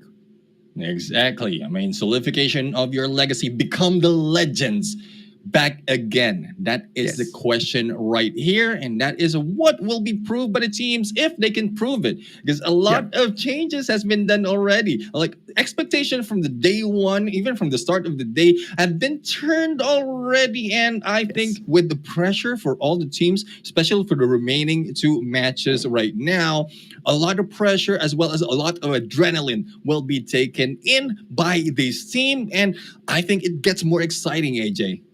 Absolutely, man. And that's exactly what we're looking for, right? To have the competition get more and more and more exciting through the days. But what's more brilliant is the fact that we're not even at the grand finals just yet, and the teams are stepping it up day to day to day. So, this action, all of this excitement will go ahead to continue. We're going to take a quick short break. When we come back, we'll break down the overall leaderboards once again before we head on into match number 5. Neptune and I will be right back with Garena Survivors Season 2.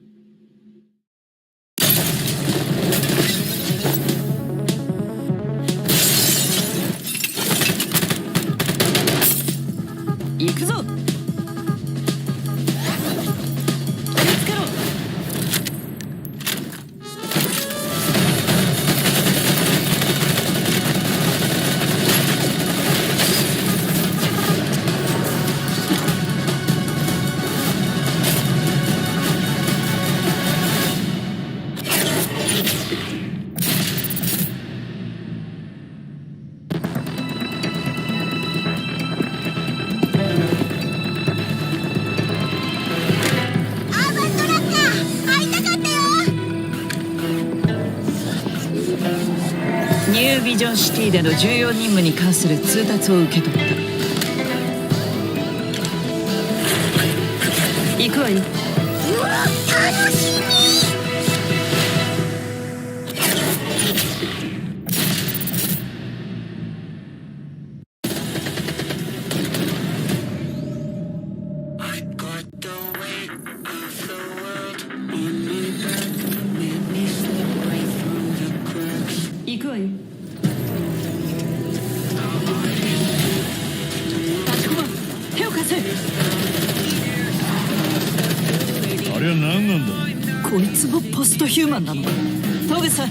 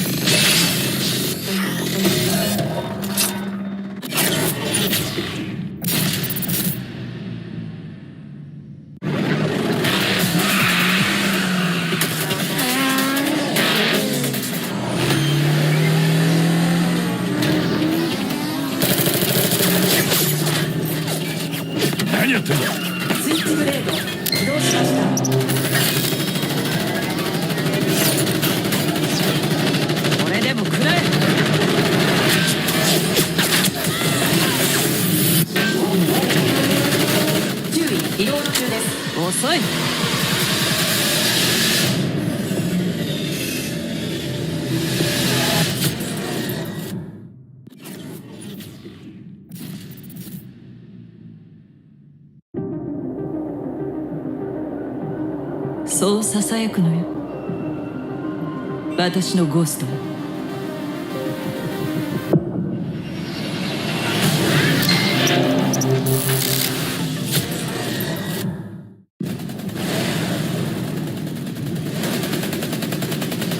立駒援護しろ。もっ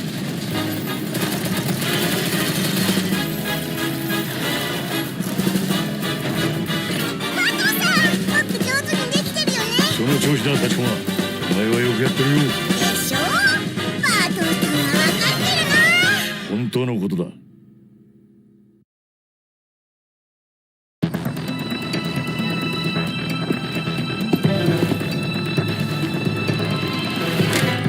バントラッカー会いたかったよ。ニュービジョンシティでの重要任務に関する通達を受け取った。行くわよ。うわ、楽しみ。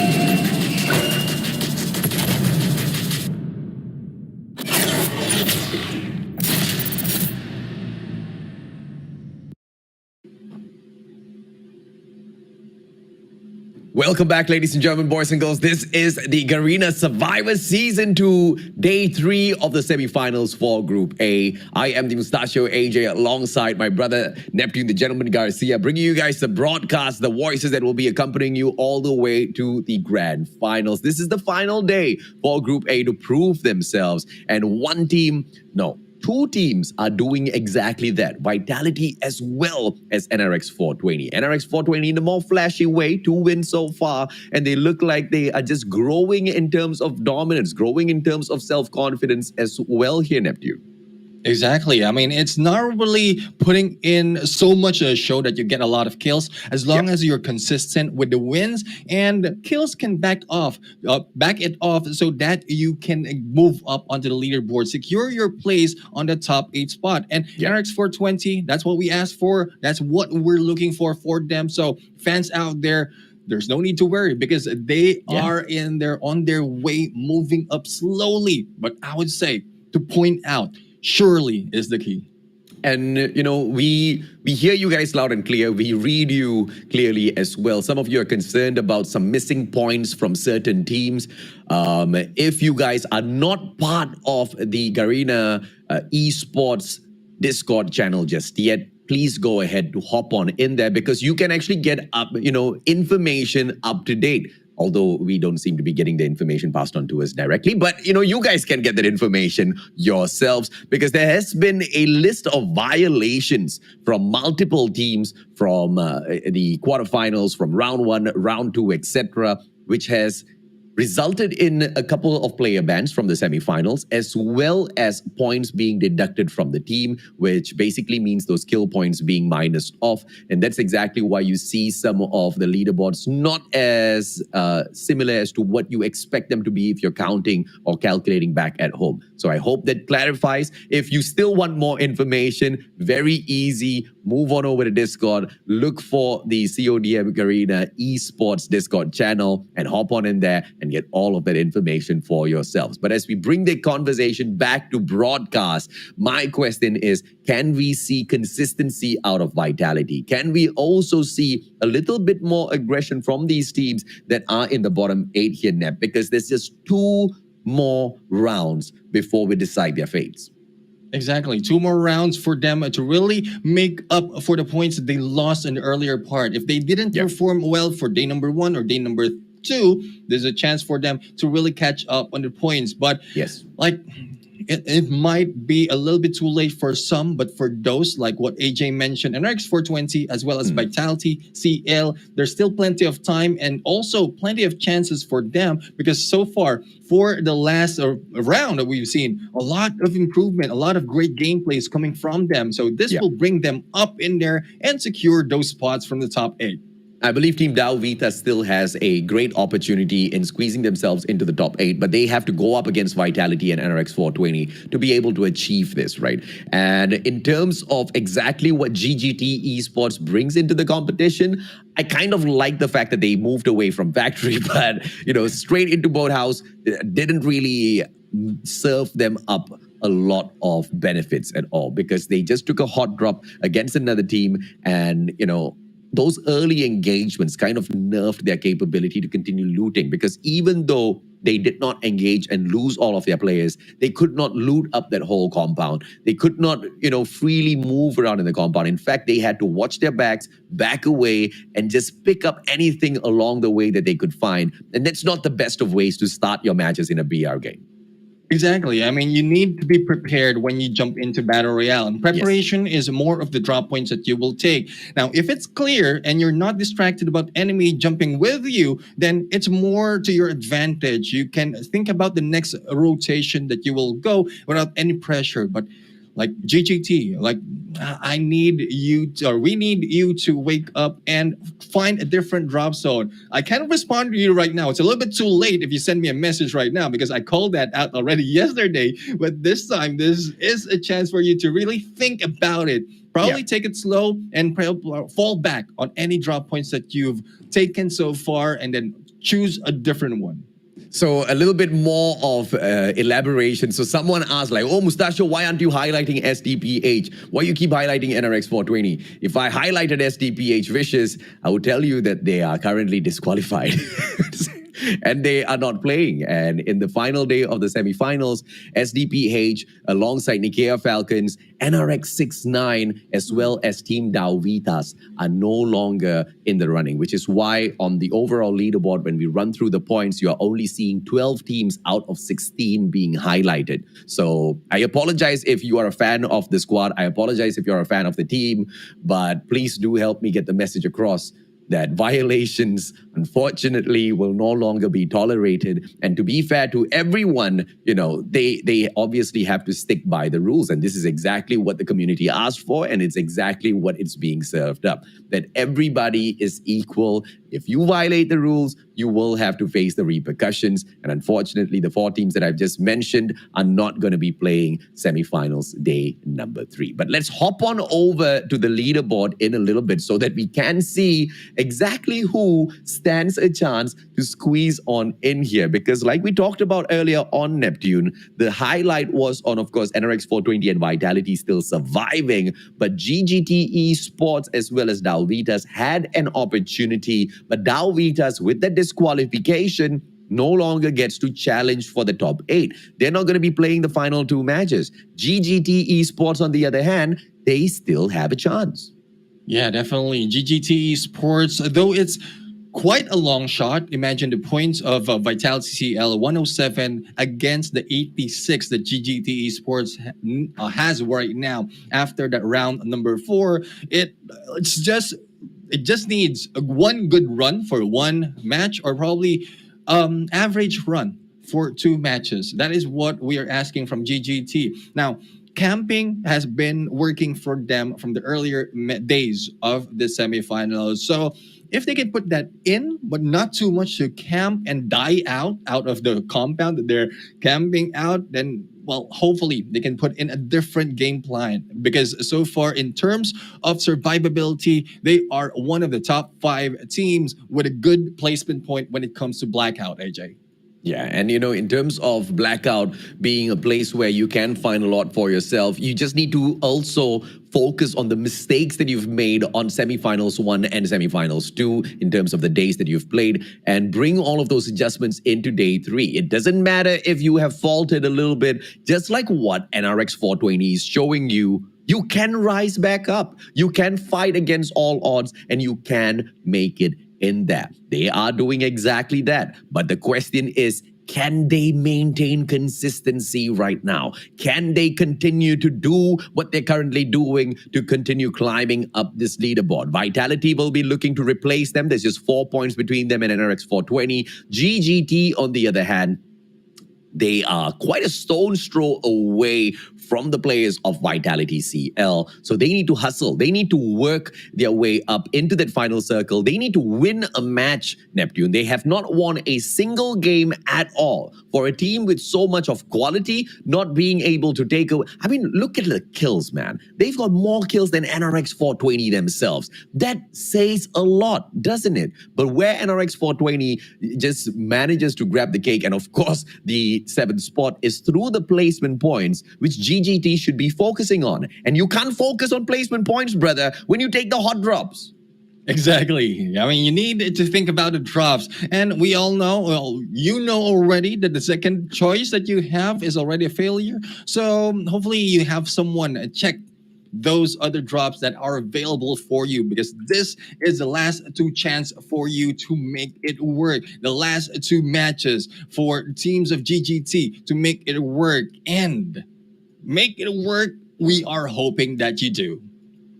And, you know, in terms of them obviously going out there to try to make it work, they have to, you know, bring in a little bit of some flair into the gameplay as well, right? Show us something different, you know, not just make adjustments, but take it all the way. Show us that they've got a little bit of cheese strats that nobody else has been able to see so far, so that we can know that they bring a lot more promise into the competition. At the end of the day, this is going to be a tough map to conquer because of its sheer size and the flight path taking us from Hijacked all the way down between Hydro Dam and Asylum. The flight path kind of focusing up towards the top side of the map, which makes Ghost Town Factory Lighthouse a little bit difficult to reach, but not impossible as long as the teams shoot out for it. And Vagabonds Esports straight up towards Cargo Docks, and you know they want that chopper, Neptune. Yeah, exactly. The chopper is what they want right now, because so far, how it's looking, AJ, is they don't have that much mobility from the previous rounds that we've seen them in. And with the chopper, they can get away from any sticky situation if they still have those challenges coming on them. And NRX 420 back to firing range, and we are not seeing GGT, but on the other side, on the flip side, they are on that kill feed, and they are going against ENE Phoenix. So wherever they drop right now, if I look at it, they are still failing. They went into construction site and challenged this team, AJ. Yeah, but Sucre taken down. GGT has a viability in here. They just have to hope and pray they get super lucky, man. NRX 420, on the other hand, as usual, they have got this whole range to go in and loot up. Doesn't look like a high-tier loot zone at the moment based on the kind of loots that they are picking up. So I don't think it's going to really give them a lot of boost towards the front. But NRX 420 just focusing on the game that they know. GGT, Dinosaur, don't fall to your death. Still takes quite a bit of damage. 50 on the... Oh my God, he just rewinds for a little bit more of that drop damage. But Assassin now following alongside him and gets absolutely nothing. In fact, obliterated by the MX-9, although he had the Jack in hand.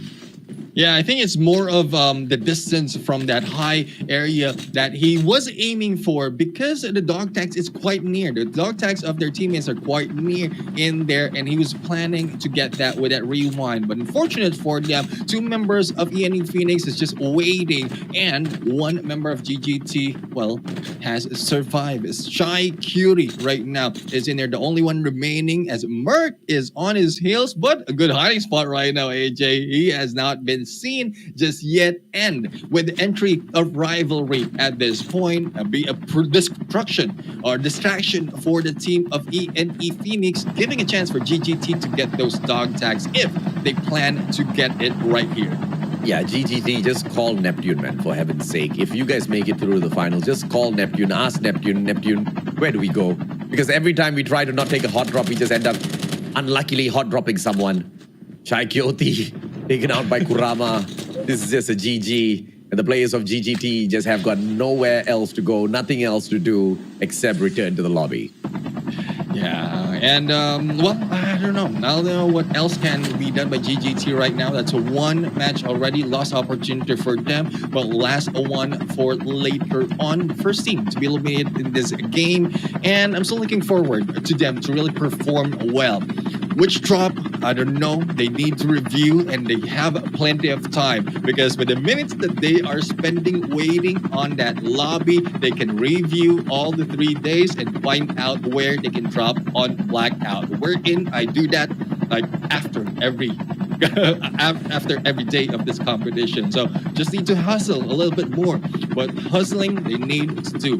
Rivalry right now is being hunted by ENE Phoenix, and in exchange of that chopper, I think regrouping and getting a kill is more important for them. So we'll see how will they convert, AJ. And in terms of converting all of these opportunities, GGT may not have been able to get anything out of it, but what we know is the one and only ENE Phoenix can see to it all the way through. One kill taken by Rival as they hopped on into this battle, and the trap will be triggered. Berto for the backup assassin from the long-range shots, but both of the boys, they back away, fully hacked up. Berto has got the strats in here, and the rest of the players from the side of ENE Phoenix might just have to watch out because the Rivals look like they are about to be on fire.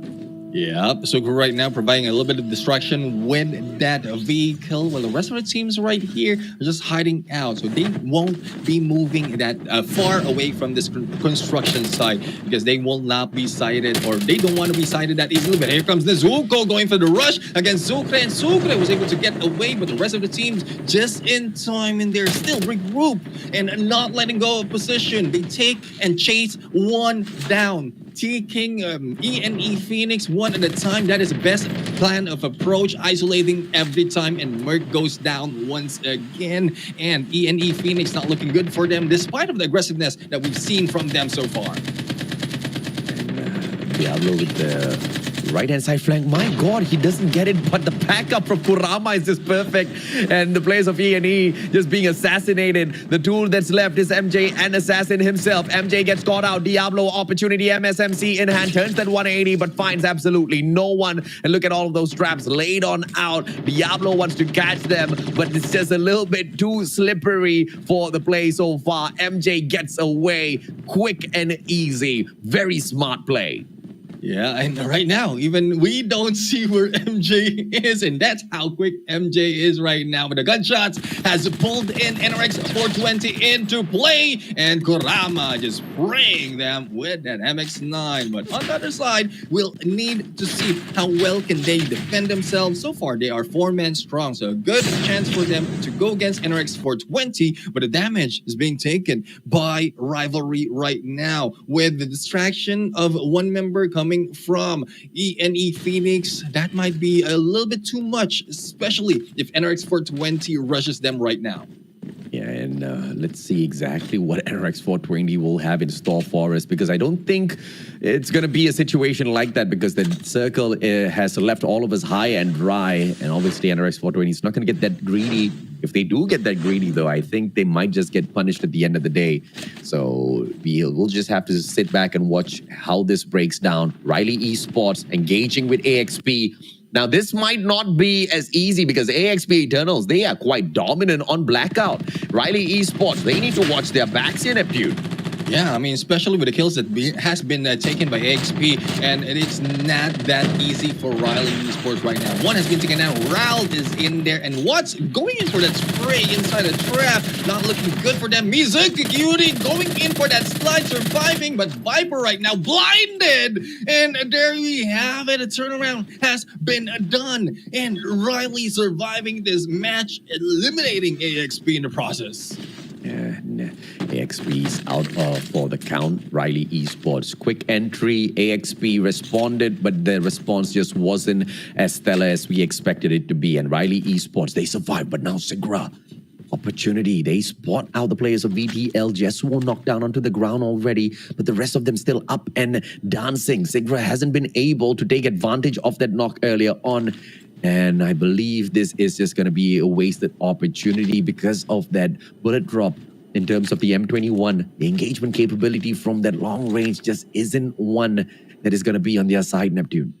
Exactly. I mean, we mentioned earlier that the distance when you're using this sniper M21 AVR, you need to be a little bit too close. And even if you take the knockdown, the follow up is really important. But if you try shoot them down, like if they're coming in from the ledge or probably a ramp in there, they will be able to get away and will be picked up by different team or different member of this team. And this is not looking good if this is your plan initially. You need to have an approach wherein other members will be giving you that follow-up that you need, cleaning up the place after the battle or after the knockdown has been in there. But speaking of knockdown, here comes Vagabond's Blue right now going in for this fight, and they are fighting off Vidas right here, AJ. And let's see what they can do against Vidas, right? But Vagabonds Esports, they've got one man down and out for the count already. Turned into a dog tag. Blue, good. Grenade. I hope it didn't come flying right back at him. No, it went on through. I guess it busted the pane of the window. That's exactly what we saw flying through back at us. And Blue now, this might just be a great cluster play, but Javi's on the top side. Kuzma's not going to get caught out. Blue's just trying to flush them all out with the grenades, but it doesn't seem to work. And it looks like Team Wanted is pretty much guaranteed to be able to make it out of here. Yeah, and I think there's a bit of confusion right now on to who has been eliminated, DQ'd earlier. Because I think it's DVK Founders that we missed on that list. So, yeah, we still have Vidas a chance in there to take the top 8 spot. But they need to survive this battle against Vagabonds Esports. And Kuzma right now, as well as Jabi, will be eliminated in the process. And only one member from their side remains. So they need to wait, as well as take that long flank to get those dog tags and survive this battle, AJ. And we do apologize for the unfortunate wrong information. Now Vitas hasn't been DQ'd. It was DVK Faldress instead. Information. First, no information and then misinformation. What a GGWP. It's okay. We'll tank it. We'll tank all of it, man. Vagabonds Esports, Monday, right back in the revival flight. Alien, flying through the very alien-looking ship, the one and only Jackal.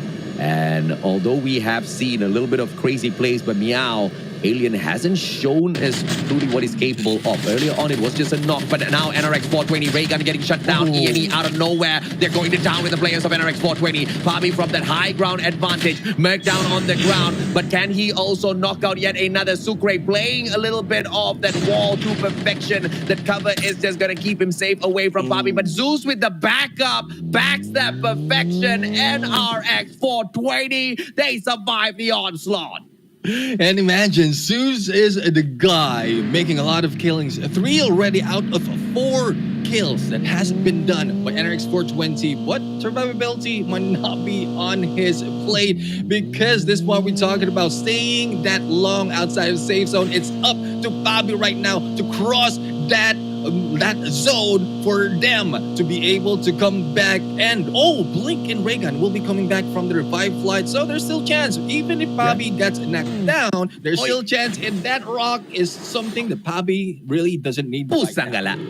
Yeah, Bobby's driving skills not better than the mustachios. I'm happy, bro. I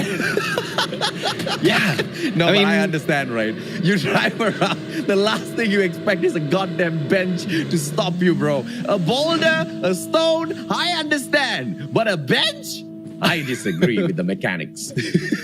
Yeah, a bench can be broken down, and hopefully that will be changed a little later. But for me, I would say Pabi is not that well compared to I am. I can hit a lot more of those obstacles compared to him. He only hit 1, so it's 1 point for him. Vitality rival. Unfortunately, Benzo doesn't really get out of the situation, gets shut down prematurely, and Vitality just has that opening. Pouring, on the other hand, on the side of Sigra, Cronus has got eyes on the players of Riley Esports, but he's also got the brains to not start shooting at them just yet. Yeah, definitely. Riley Esports right now spreading out in here, and only 1 from above. But this airdrop right now makes it difficult for them to go for the dog tags, because it will pull in a lot of teams. And speaking of pulling in a lot of teams, Armament Rosina is now battling in against Vagabonds Esports, and on their side is yet another team. This is Vitality CL. So 3 teams right now, but not so much of a blocks against Vagabonds Esports, and this might be the breakdown from the other teams that they don't want to see Vagabonds Esports getting the killing because they are not challenged that much at this game. Nash, good engagement long range. Zimiru taken down. Yell just holding on to the edge of this rock. But Nash now spots the footsteps and turns around. Beautiful shutdown. PL taken out of the equation. And it looks like Vagabonds Esports are right back to their dominating ways, Neptune. Yeah, imagine 9 kills already and still 4-man strong. Though we still have 6 teams in there. I think most of the teams who can challenge them have been taken out already or having some problems that need to recover. Thus, there's not much of a challenge against Vagabonds Esports. So Vagabonds Esports, this might be one good game for them all throughout this day. And well, in spite of them being in the top, it's a good play for them. But unfortunate for the other teams who wants to catch up and take that top 8 spot, it will not be that easy because a lot is at stake right now and no one wants to let it go. But letting it go, I hope we have Paul in here who will be letting this cluster go towards Sigra. But no, I think the closer approach is in play right now from Vitality CL, AJ. Yeah, Vitality CL now. Opportunity. Sigra is going to be in trouble. Good nade by VTech. Throws in the cluster as well, but nobody. Oh, VTech gets away. And look at the flush coming through. Vitality, smart play, but the execution's just a tad bit too slow. Paul gets tagged up by one of the traps left out here by Sigra, but that nade might just connect VTech. Where is this guy hiding? I think he's hiding on the stairwell. Hiding on a stairwell right now, just behind that eater. And there you go, the spray in there. Get away, but shy finish off VTech. And there's no broom from VTech in there. Vitality just kills them one at a time. The VTech engine kind of stalled out there. It's not a good thing, eh? Not a good thing at all. But it's all right. Let's move on with the broadcast in terms of what Vagabonds Esports is doing. They're still dominating. 9 kills so far. No one has punished them. And it looks like they want to hunt down Vitality as well. Vehicle's not going to be a match for them. How did Nash get there and slay them out so quickly? That's just insane, Neptune. Yeah, I think Monde provided a little bit of distraction in there, thinking that Vagabonds will be coming in from the right-hand side, and the rest of the teams just move in with the snowboard on the left-hand side. So a flank in a pinch has been done by Vagabonds Esports, but it's a good thing that the rest of the teams was able to get away, and Vitality, if I'm not mistaken, they still have a 2 to their team right now, but not looking good for Sigra, just in case the footsteps will be heard or he will be seen, and that might be the end for Sigra Kronos. But as an airdrop in there will be on to play. A lot of teams will be safe right now because Vagabonds will not be spreading out that much. But no, I don't think Sigra will be safe right now because Monde has seen the sight of the day. And here comes the shot. Here comes Monde. But no! What? That is a fluke. What are you doing, Monde, AJ? Dude, I think Monde had it right, but unfortunately, DC was just a little smarter. But thankfully, Nash is there for the backup. Monde's out of the equation already. Very unfortunate, but smart play by Dizzy. That little bit of elevation that the trailer provided helped him get the headshot onto Monde. Unfortunate for Monde, but Paul now with the Jack. Pabi down and out for the count. Can they pick Pabi right back up? Because if Pabi loses his life, there's no revival flight anymore, Neptune. Yeah, definitely, and we'll have to see. Vitality right now is in here into play going against NRX 420, but the rotation of Vitality is a little bit off because they are below them. So the moment the safe zone closes in and they get stuck, it might be the end of them. Plus, for the side of NRX 420, they have a good site in here on the edge of the safe zone, and hope will stop them in their heels. Vitality coming up on the other side of this tunnel or this basement, as well as O'Reilly Esport, who is just hanging back. But AJ, we still have 5 teams remaining right now, and a lot of chances for NRX 420 to be stopped on their approach. NRX 420, 13. This is Thesse with the opportunity. Blink bleeding out. Zeus has got no chance to pick him up at all. But he doesn't need to worry because Raygun is there. Daddy Blink back on his feet. NRX 420 still with the opportunity. Vitality right in front. Raygun getting super aggressive. Is this the right move though, Raygun? Just behind them, AK-47 on for the pop, but finds nobody. Manages to hit that rewind as well. Repositions extremely quickly. And Raygun, just a master of rewind right now. Oh, just caught out. Jack pulled out. Raygun, the Brady plays. I love it.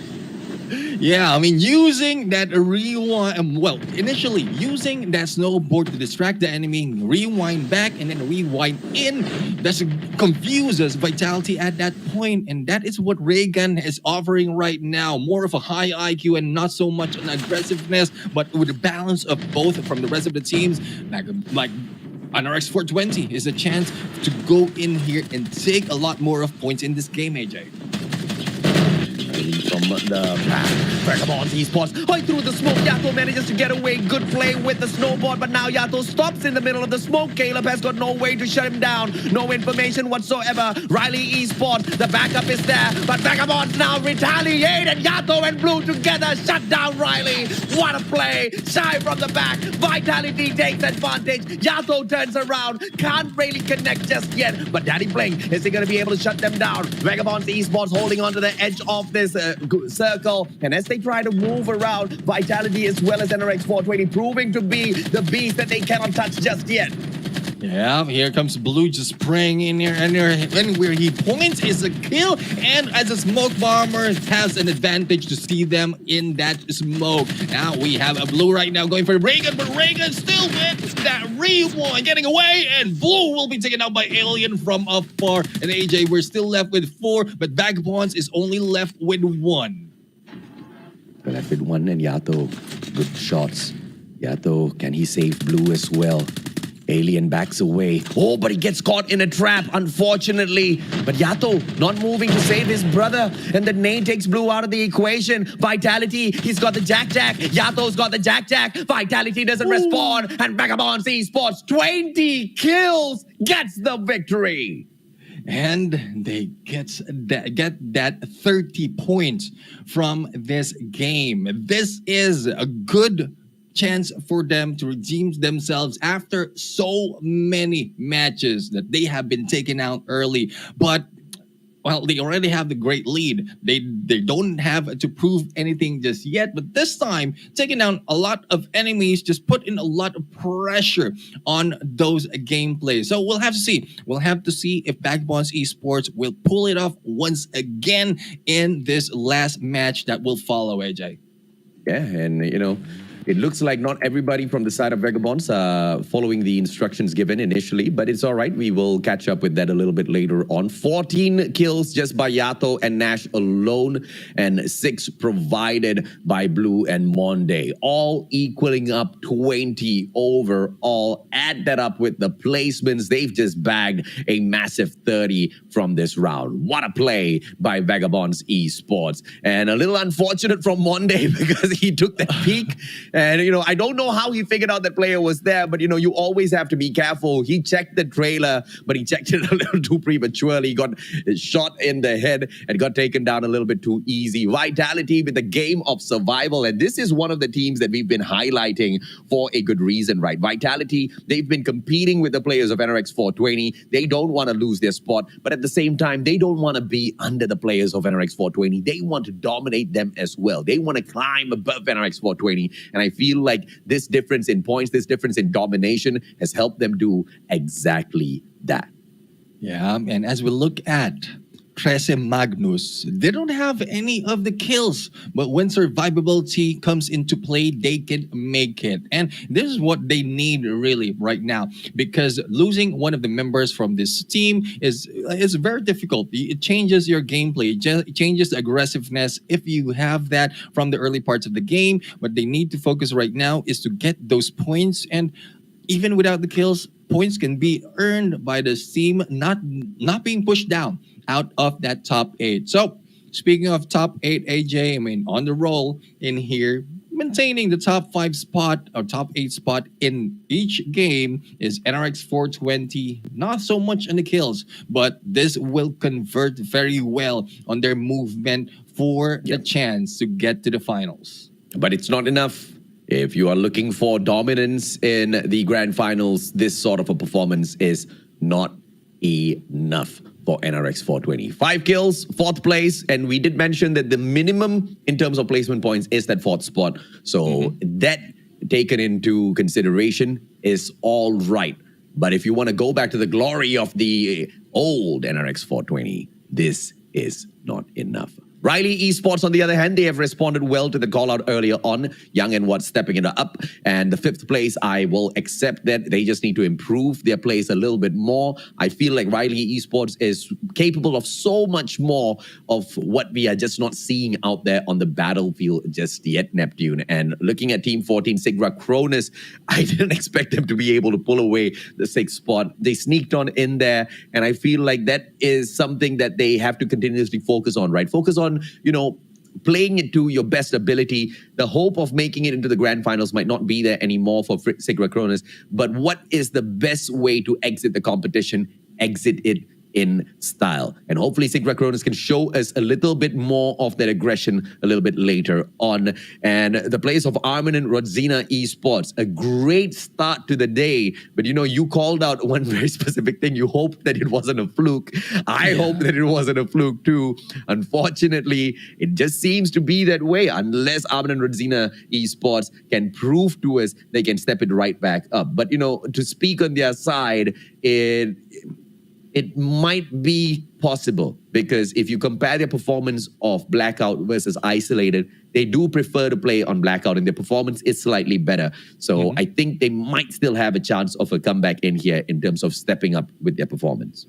Yeah, they need to step up really, but we have to see those who need to cross that top 8, and that is Team Vitas, Team Dow Vitas right now, currently in 9th spot in this round, and Meow's the only one with getting that 1 kill. So it's not looking good for that. Good for them. If I'm not mistaken, only 2 points from this game, and this is not a way to go. There's not a way to go. Oh, 9 doesn't have placement, so only 1 point in this game. So they are previously on 9th place. Currently, I think they might be pushed down because, well, no, not really, because GGT is not performing that well in this game as well. Going in for construction site, I mean, GGT just needs to find out a different drop zone. I would say it right now. Try to go in the middle of the map. Array has been let go already by NRX 420. That's a drop that they can take. And, GGT, yes, they can make a comeback, but, they're running out of time and they're running out of rounds in here with just 3 players on their side. It looks like the run might be over unless they can show us a miraculous, outstanding performance on that final round that we have in store for us in this day. I don't know what else to expect from them, right? In terms of the plays at Blackout, I do anticipate the players of GGT perhaps struggling just a little bit, but they have shown to us that they can not only pick up kills, but also placements. Because if you compare their performance of Blackout versus Isolated, their placement points on Blackout is so much more superior in comparison to Isolated. So this is a map that they can bounce back on. But with just 3 players, it seems to be, something that's really, really tough to ask for, Neptune. Yeah, definitely. I mean, it will also contribute to the points that they have on Blackout because of the win that they got from the first round. So that is where the first day, I'm sorry. That is where GGT really showed us that the utilization of camping, taking a compound and then waiting for anyone to move in and kill them is where they popped off and took that win. But not so effective in upcoming rounds because you can be read so easily. You need to provide a little bit of aggression in your games and probably wait for them to move towards you, but not so much stay in one corner and wait for them kill you at that moment. Yeah, Vagabonds Esports. I mean, these guys,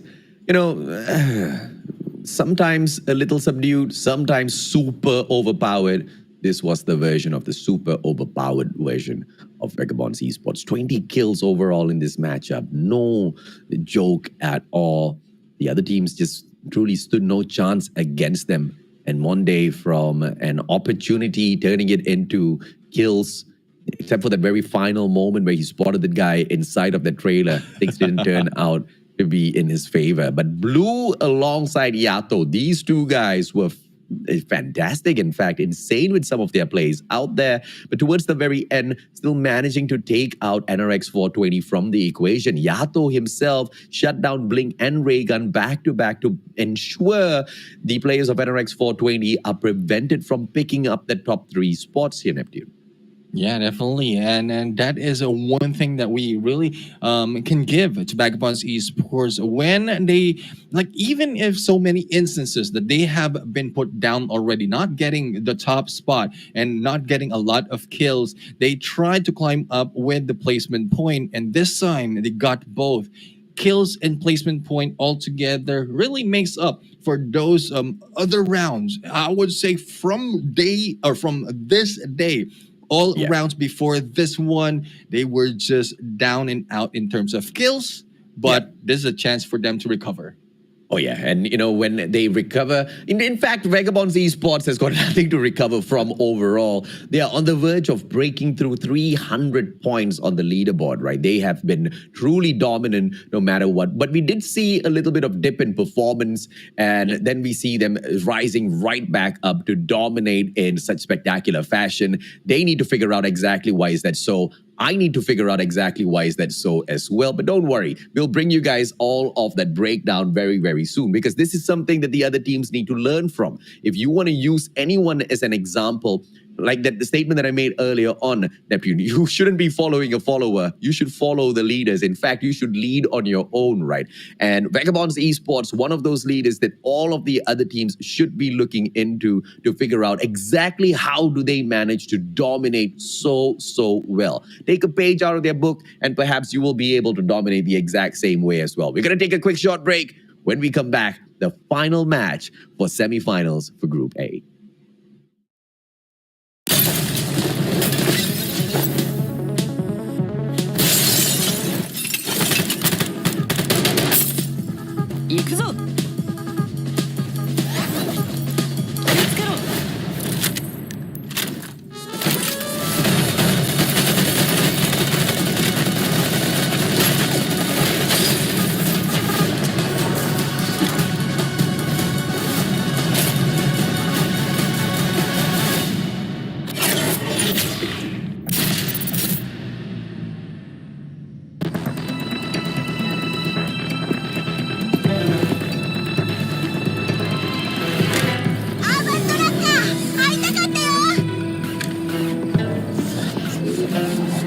ニュービジョンシティでの重要任務に関する通達を受け取った。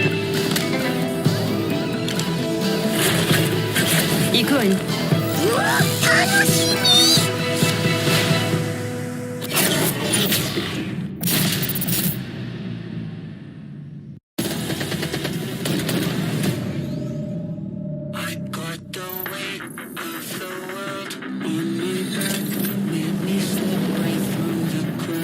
行くわよ。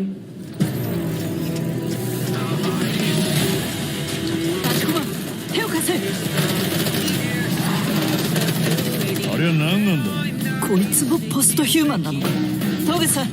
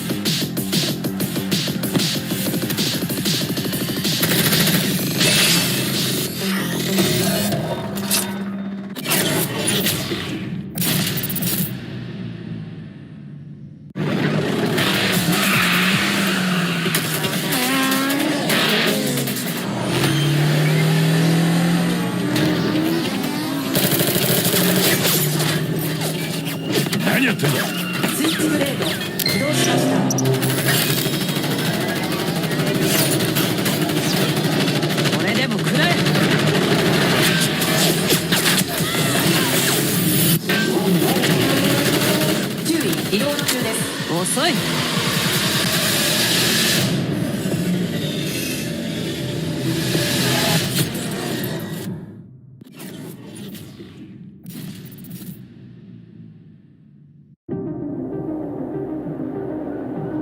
そうささやくのよ、私のゴーストは。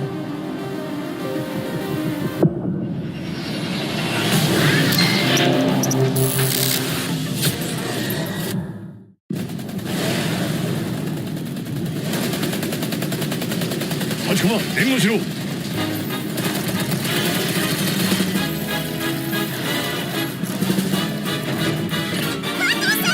と上手にできてるよね。その調子だ立駒、お前はよくやってるよ。でしょ。バトルさんは分かってるな。本当のことだ。ア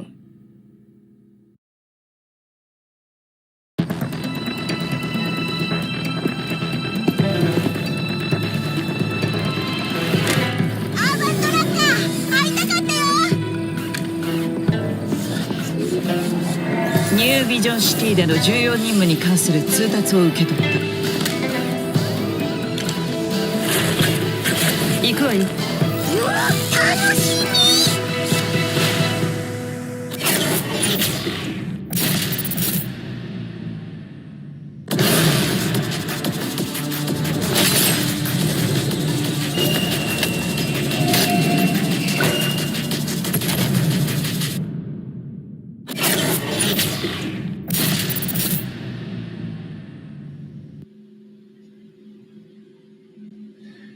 Ladies and gentlemen, this is the show, the last day, the last match, and the last chance for the teams of Group A to make it the top 8. And this is Garena Survivors Season 2 Legacy, brought to you by Call of Duty Mobile. The last day for Group A of the semifinals. And I am Neptune the Gemini Garcia, together with me, Musashio AJ, bringing you the action. But AJ, I think with this teams right now taking a lot of pressure, will there be anyone who can take and convert the top 8 to their favor? I think now the battle is going to be between Dao Vitas as well as Armin and Rodzina Esports. Both of them, in terms of the points, have managed to get very close to each other, each sitting down in the 8th and 9th place. And surprisingly enough, NRX 420 has managed to scrape through. They have pretty much solidified their placement in the 7th place. And if they actually continue with their performance, if they can chug out the performance once again, then by the time we get to that end of the final round, we will see them potentially in the 5th place or 6th, right? So that is a possibility for them, and it's going to be quite the spectacle, quite the showing from the side of NRX 420 if they can achieve something like that, because they had a horrible start on day one. On day one, they didn't show up. On day one, they were absolutely not a threat at all to any of the other teams on the battlefield. Day two, we saw 2 wins out of them. We saw a little bit of aggression, but inconsistency. Day three, surprising consistency. They've given us exactly what we've asked for. That's the kind of NRX 420 that we know from the past. But them out of the equation, Armin and Rodzina Esports, I would love to see them in the grand finals. But Dao Vitas have shown us that they've got a lot of promise as well. So this one is a really tough one for me as well, Neptune. Yeah, I mean, we'll have to find out. Vitas really needs to bring it on. Meow, Yeah. yes, he can still take that Jackal gameplay, but not so much that they lost the opportunity to get the kills. And I think that is where they are losing most of the most of the chances that they have. Because yes, you have a chance to take out enemies' choppers, but with that time spent in there, you cannot get a lot of kills because it's not that OP. That you can get plenty of kills on the Jackal. You can just disable a lot of mobility from the other team. Yeah, so my question is, how much is the Jackal serving the teams up? Whether it's actually leading them up the leaderboard, or is it just a massive waste of time, right? Because would your time be used a little bit better for you to just instead focus on getting vehicles, focus on looting yourself up and preparing for the final battle? Because when we look at Meow and you look at his final kill by the end of those rounds, it's not super impressive, Neptune. We look at him getting 2 slays, 1 kill, 3 kills at most. And so you really got to weigh your options here and see if or not that Jackal, although it's very amazing to see him control the Jackal, what sort of a benefit is it actually bringing the team? Because if you're only going to be providing 2 kills overall, that information that you get, what can your team do with that information? I mean, everybody's trying to play this as safe as possible.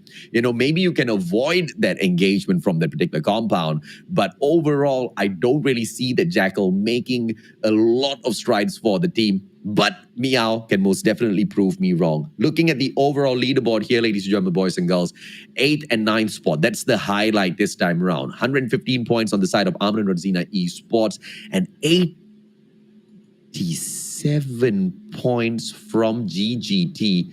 Dao Vita sitting down with 78. I'll have to check on that. Yeah, I thought it was Dao Vitas with the 87 points, so we might need to double check something here. So Neptune and I might have gotten our calculations a little bit off here, but we will have to wait for the final leaderboard later on. But either way, since GGT is here, let's talk a little bit about GGT. We need to see more out of them. Yeah, definitely. Speaking of how GGT has been doing so far in this game, I mean, GGT really need to get a good spot to drop, really. That is the only thing that they need to do right now. And if they get that, they might have a chance in there to go and take that top A spot if this is the actual scores that they have right now. But we'll have to find out. We'll have to find out if they still have what it takes to go in for this battle, because this will be a very well, actually, this shouldn't have been happening if they took a different spot early on already in this game. If they'd taken our advice early in this game, this might not be the dilemma for GGT, AJ. Yeah, I don't know if I'm disappointed, but, you know, it is what it is. Vagabonds Esports this time hopping on into the matchup with just 3 players on their side. I guess we will not see dominance, or we might just see dominance if they show us their usual magic that they bring into these matches. And in terms of Riley Esports, straight up for Hydra Dam, and they will have one of their players steal away the Jackal. So that's going to be quite an interesting play to witness as well a little bit later on. The rest of the teams, on the other hand, here, Neptune, seem to be finding their own drop spots, except for 2 cheeky little ones. Guess who? GGT Esports, once again, the culprits. They hot drop one and only Trece Magnus at Factory. Here we go again. Yeah, I mean, we're back in here. I think this is where I think they're just comfortable in this fight. And knowing that they can get a potential kill in here against Trece Magnus, then they just opted for this. So hopefully it will be a good story for them. But here comes Gab, going for the hit, but that BY-15 will not work for him against the MX-9. And 1 down already. No, 2 down already. And Shy Cutie will be shy right now, trying to survive and get those dog tags in the process, AJ. And here I am. I had so much of hopes for GGT. I thought this team was full of promise, but it's unacceptable that they keep making these decisions, man. You know, they should be a little bit smarter than this. They are not in a position to ego challenge the players of Trece. And yes, they might have gone for separate drops earlier on. I guess they failed and they just ended up hot dropping someone else, and hence why they wanted to change things up and return to their old ways this time around. But it's still not the best of ideas. Yingzi almost bleeding out, but the bleeding will be stopped. Shaikyori has gotten caught out here. Oh, great play with a ninja, managing to find the scaffolding and then hopping straight back into the factory. Alien, on the other hand, uses the grappling line to reposition as well. But Shaikyori is going up against 3 players because Yingzi right back up on top and has been fully healed up already. So let's see exactly what the players of Trece can pull off in here. Just one final sneaky little one to catch off guard. Yeah, and we'll have Alien right now. Oh, there you go. We have Gab in there just finishing this play of GGTs, and GG's to them right now. The first team eliminated once again in this matchup in the final chance for them to recover. And back to construction side, yet another team is in a fight. It is ENE Phoenix going against Rivalry Esports. Though Rivalry Esports really not doing that much, so hopefully they will not be that much of a point feeder for ENE Phoenix, and give them a little bit of challenge in this battle, AJ. Yeah, Kurama, in terms of the challenge within this battle, Kurama, you need to find someone first before you shoot Kurama. Guy is wasting his bullets thinking that he is going to be able... Is his mag not going down at all? He's got like 0 bullets and still spamming. Okay, there you go. The reload is there. Guy's so confident because he's got 363 bullets already, right, for his gun. So let's see if or not he is punished for that, because they're trying to distract the players of E&E. I believe they're just trying to pull them up towards them with all of those gunshots, just teasing them out, but it doesn't look like E&E's falling for it. In fact, E&E's actually got quite a good strategy here, hiding behind the pillars. Kurama makes that mistake, hops on down, but thankfully he is playing that rewind class and he gets to reset his position. E&E, they don't manage to catch him out just yet. Kurama, smart big brain plays. Yep, and this is more of a hiding spot for E&E Phoenix right now, luring them in to just fall in the trap. But unfortunate for them, they are trying to trap a rewind class who can get away that quickly and ask for backup. And backup, that is Rivalry Esports right now, is the one trying to bait them out and pull them in, as the rest of the teams are now surrounding Kurama at this point. And Kurama has already gone in there for the one-time reset, which means the E&E team should know what to anticipate. And as I'm talking about it, they go in to execute that move, because the player that rewinds, he can't rewind to multiple spots. He can only rewind back to where he came from. So you send one guy up to that second floor to catch him when he hits that rewind button. And that's exactly what has forced Kurama back this pillar right now. But the players of E&E, they don't seem to be wanting to take this aggressive fight. They slowly back away from this compound, Neptune, and I think I like that play. I don't want to see them engage too early. A lot more for them to prove out there. But Armin and Rodzina, they want to prove themselves, as well as they manage to find a knock onto a player on this side of AXP tunnels. Yeah, I mean, and being in there in the eighth spot, as we've seen earlier, they just want to make sure that they maintain it and reach the grand finals. And I'm really happy seeing Armin and Rodzina. They have put up a great fight in this battle, especially in isolated, and with the kills that they are gathering. And so far, it is working for them. So how will they make it and sustain that? That is a question, AJ. But sustainability, yeah. Rivalry, Kurama going in for that kill, sustaining the damage against E&E Phoenix. Hopefully, they will be able to survive this, as a rivalry is now the chance to challenge E&E Phoenix. Oh, fantastic play by E&E. So patient. They suckered out the players of Rival, and now they drop down like the birds of prey. And Kurama, he can only run away and goes in for the scan. Fully tagged up already. Turns around, Jack, but he meets his own partner in action. Another rewind player who rewinds to safety. But Kurama, the damage has been done already, but he did manage one scan through. MJ doing two things at the same time, bringing Assassin back into the matchup and hunting Kurama down as well. Is MJ going to be able to catch him out? Information gameplay. Kurama has been spotted, pulls out the M21 to cover all of that distance, but Kurama pops the smoke inside of the vehicle. Kurama gets away from MJ. And a good escape from Kurama, and well, the rest of the teams will be left in their dog tags as E&E Phoenix has secured the construction site. Now, Assassin is the only guy that they need to wait for, and one thing that surprises me, AJ, is NRX 420 not challenging this team, because usually at this time, after this battle, 420 is in there, but I think Riley Esports got them preoccupied. Preoccupied indeed. NRX 420 holding onto a compound. He's got the Jackal right above them, but playing this safely. Safe plays.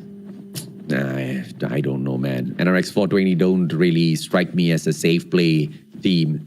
I want to see them get aggressive. And yeah, there might be a little bit of a downside to aggression out there on the battlefield sometimes, but I think they can pull it off.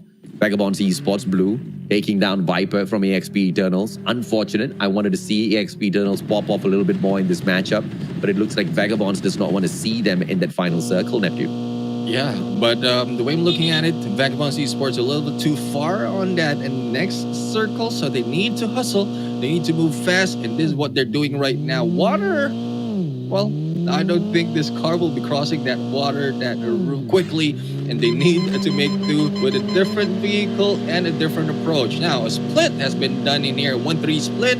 Not quite sure yet what is the plan for Vagabonds Esports, because this is unconventional for Vagabonds Esports. Probably a long flank towards where they can expect the airdrop. And there you go, from afar we can see it from the horizon, the airdrop. And Vitality as well will be chased and challenged. I think they heard the gunshots from this area, thus they want to make a lot of killings at this point. Yeah, Vagabonds Esports now going in with a 1-1-2 split. And Nash, see, grills, no problem. But benches need to be broken in the same way, man. Yeah, I mean, just the mobility that you have, it's wood, unless it's made of metal. But there comes, we have Apollo, who I think is made of metal, being gunned down that close, still managed to get away, and no chance, no choice for Nash to back away with that rewind. While Blue takes down KKPG in the process. AK-47 in the hands of Blue. You might have not seen it a couple of seconds ago, but now you do. Yato, Monday together. Blue all alone on his motorcycle. Let's see exactly what he pulls out. Nash, on the other hand, still looking for a couple of armors. Manages to armor himself up before heading back into another battle.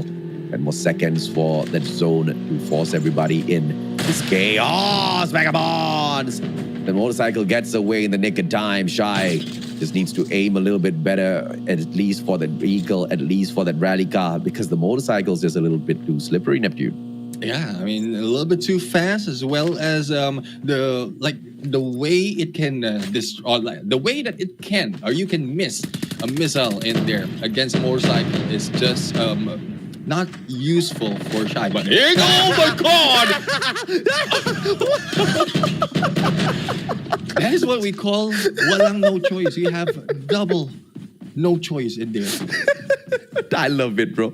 I love it. That was the highlight play for me throughout this whole competition so far. Hello, bro. Eat a cluster. Nash now. Opportunity. Manages to find one.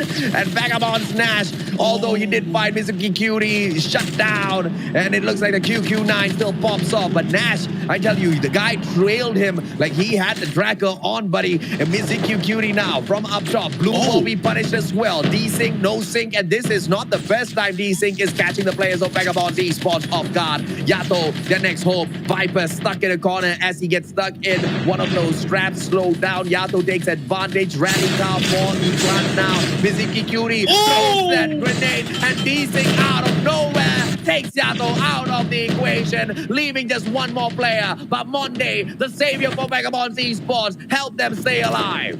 And here comes Monday being chased right now. Mizuki Cutie, but the Ninja Class saves him in there just in time. But they need to pick up a Viper. Now, numbers advantage might be on them, but here comes Segra going in for the hit, and the smoke will be released by Mizuki Cutie, and it's good a chance for them to take those dog tags and get away. Not only them, a lot of teams has been in here, and I think this has been a saving grace of Vagabonds Esports if they're still alive, because we are seeing Vitas right now in here, but still this Zinc with the KRM. Oh my goodness.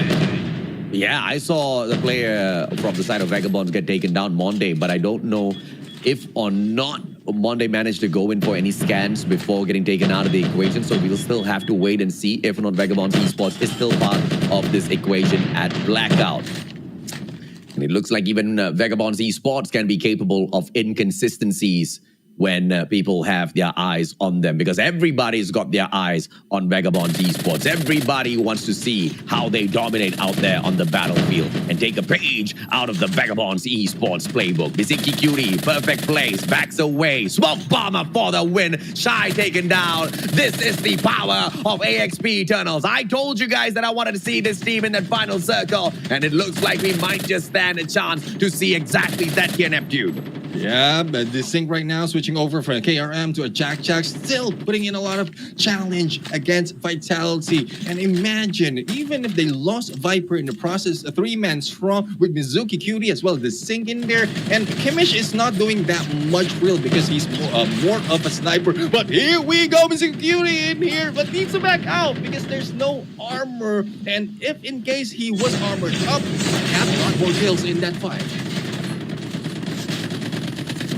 a second here, guys. This is just turning out to be an absolute mayhem. Just tracking all of these kills, just getting the Mustachio's brain super confused. But anyways, yeah, I can continue on, AJ, because so far AXP has been continuing on, but no scans has been done just yet. Hopefully they can do that because they are only 10 seconds in here to go and scan that dog tag. The sync right now is still roaming around. I think it has been a good run for the sync at this point. 5 kills already to his name, and a lot more can be captured by AXP right now. As you can see, because of the movement of AXP, Vitas hasn't run in this area. They know that they might be caught off guard the moment that AXP sees them moving in through those compounds. Yeah, I think they have already picked up the dog tag. The question is, why haven't they scanned it through just yet, right? Because they need Viper back on the double if they want to stand a chance against the other teams. AXP Eternals, this is one of the teams that I'm falling in love with more and more by the day. I mean, their dominance through their placements might not be all that too much, but their slays on the battlefield, way too beautiful to ignore.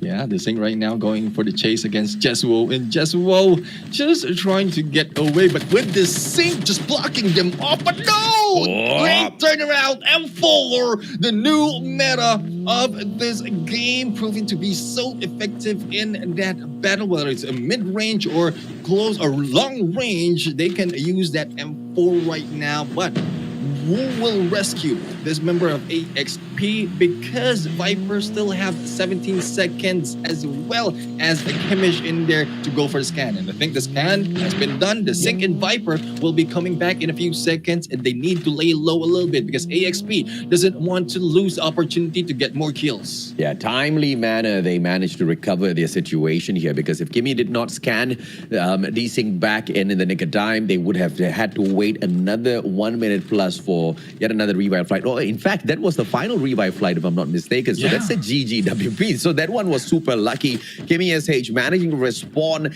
in the nick of time there before things went south.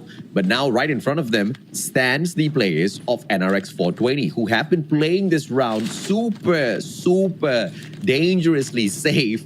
And I'm afraid that might be a disservice to them by the time we get to that final circle, because obviously, I mean, they are safe already. They make it to the grand finals, but we want to see more flashy plays from them. We want to see the numbers, Neptune. Yeah, definitely. The numbers needs to be shown by NRX 420 at this point, and those safe gameplays. Well, I think it's I don't know what's on their mind right now, because they were not making it. They were popping off alternately, and then this time they were already in there on top 7, but stayed to lay low on this last round. We're in. This is where they can flash it off, flare it off with those kills, and other teams like AXP as well as Rivalries doing that as we speak. Yeah, Rival now with Nezuko managing to take down Mizuki Cutie, and off-screen Yingzi once again with the God shot, and that M21 serving him up well. Zeus has been knocked down onto the ground, but we don't see a finisher just yet. Nezuko, on the other hand, playing around this boulder absolutely well, but AXP manages to drive away quickly. Wanted loses JB, all thanks to Papi, but once again, no finisher. That M21 needs a good follow-up. Bye-bye, Jabi, says Papi. And now we continue this matchup with 25 more players, 8 more teams in towards the next zone. Time has run out. That circle's just forcing all of them in here together like one big Battle Royale reunion, Neptune. Yeah, they are reunited. Reunion right now will be seen from this team, and the comeback. Blink right now is making a few knockdowns, but as you mentioned, AJ, finishing them off is one thing that is important. They need to do that. So far, it's only 2 kills for this team, and despite of the knockdown, I think that member who has been knocked down has been picked up, and thus 0 for Blink right here. Still in chase of the safe zone, trying to be safe and covered up right now. NRX 420 on their way as the rest of the teams are just putting a lot of damage and chaos into the battlefield. Oh, but Assassin just flirting with the edge of the zone, and that's going to be a disservice to him because it takes away at his HP. At this point in the game, you cannot be flirting with the edge of the zone. It will hurt you too much. Like a girl can break your heart, my boy, you will cry. And down on the ground, back to the lobby, he cries himself to sleep. NRX 420 on the other end of this battlefield. MJ needs to deal with a lot. Good rewind hit, but he barely moves away, and he didn't travel enough just yet. Out in the open fields, MJ, you cannot afford such plays. Yeah, I mean, they're trying to move up makes you slow, and that's one reason why you will not move so much on the rewind class. But on the other side, speaking of rewind, Raygun, I think is the only one remaining from our next 420 right now, as you can see on this aerial view. But no, Blink is still alive and kicking, and Zeus as well. But Raygun is taking a lot of damage, and Zeus needs to go for the backup. Blink right now with an Arctic 50, Smokes covered them, and they can run away. It's more of a running game for all these teams right now, and no one is getting to that finish line, AJ. Riley playing peekaboo through the smoke, showing up and dragging up Raygun before disappearing once again. And the players of NRX 420, they do not have much of those smokes to play around with, so defensively they are gonna be quite sitting ducks out here in the open lands. But Blink, he does have the smoke bomb on him. He needs to pop it at the very right moment. Timing is everything. Zeus gets taken down. Blink, the final surviving player. Sucre eats him up. NRX 420 are out. We asked for Riley Esports to step it up, and Riley Esports doing exactly that. Young, tethering on the very edge of his life, gets taken out of the equation, but Watts helps out the rest of his players. Rolled with the God nade, cluster onto the heads of the players of Armin and Rodzina, and Rodzina just eats it up. Caleb shut down by Sucre. This is just back and forth, but only two teams now remain. Riley Esports going up against the one and only ENE, and it looks like ENE Phoenix has got them on the number. Roll, Jack for the win, but ENE responds with the numbers gameplay and get the final victory of the day. ENE Phoenix rising up in there, taking that win, and finally it's a good play for Bye-bye. them right now. I mean, that's the end of the Last show. match. That observer wants to rush back home because he might miss his bus, so we have to forgive him, okay? The guy's like, okay, the match is over. I'm done. I'm clocking out. And there we go. We have the post-game breakdown right now. And, well, surprisingly, in ENE Phoenix, earlier they started off construction site in hand. They might have lost that because they took a long time against Rivalry Esports from the start of this game. Yeah. But once they pulled out of that, they need to a different plan of approach, and no one was chasing them compared to the other matches of Blackout. And NRX 420 was just not on their heels, so they have a good chance of rotation and making that final spot or that final the final circle. Thus, they can survive and they can manage it out. Imagine, even before the safe zone closes, they were right next to NRX 420 and they still survive with 3-man strong. Yeah, I mean, overall, ENE Phoenix, 11 kills. That's super impressive. Sorry, yeah, correct. 11 kills, and the #1 spot is super impressive. But what's more impressive is Riley Esports responding to all of those callouts earlier on. We asked them to step it right back up, and step it up they do, man. Superb in terms of performance and aggression out there on the battlefield. 14 kills, 6 points from placements. They have ripped away 20 points from this round, and that's exactly what I like to see from the players of Riley Esports. If they want to rip back that #2 spot or the #3 spot from the players of AXP Eternals. And remember, ENE Phoenix, they were sitting down in the second place as well with 164 points, equalized with the players of AXP Eternals, but obviously, with them picking up that #1 spot, Riley's not going to be able to catch up with them anytime soon. And with this being the final round, that's about it. AXP, on the other hand, with the 4th placement, the final place that is acceptable for any sort of placement points that you want for yourself. And they managed to pick up, how many did they pick up here? A total of 13 kills with the 4th place. That's not too bad. And remember what I was talking about, NRX 420 playing this a little bit too scared, a little bit too safe, not going out hunting for kills. They don't pull away all that too many points. But what they do is guarantee for sure a spot at the grand finals, which was technically guaranteed already. So they could have been a little bit more exploitative in this final round. They could have explored a little bit more. So that was a lost opportunity, if you ask me. Yeah, I mean, I think they're the gameplay that they're aiming for right now, especially with the performance that they have on day number 1, is to really secure the top 8. Because so far, for how they showed up in here, it's really back and forth. So with this rest for the next 3 days, that they can rest and also study the gameplays, anything that they made wrong, they can make up when they jump into grand finals, and hopefully they can do that. Because if in case the only they were at 7, and if they were pushed at a top 8 spot, still brings in a good story, because coming down at the bottom of semifinals and then later on moving in the top is a good story.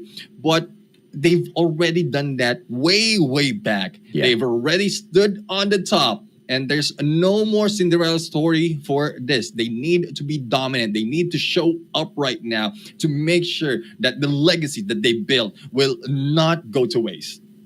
And in terms of their legacy going to waste, I don't think that's something that Blink will allow anytime soon. But if he wants to make any sort of headway forward, he needs 2 things. Number 1, he needs more time on the battleground so that he can train his fingers right back up to par to compete with the rest of these boys. And number 2, maybe they need a little bit of Muska power in there, man. I mean, a little bit of Totoga party never hurt anyone.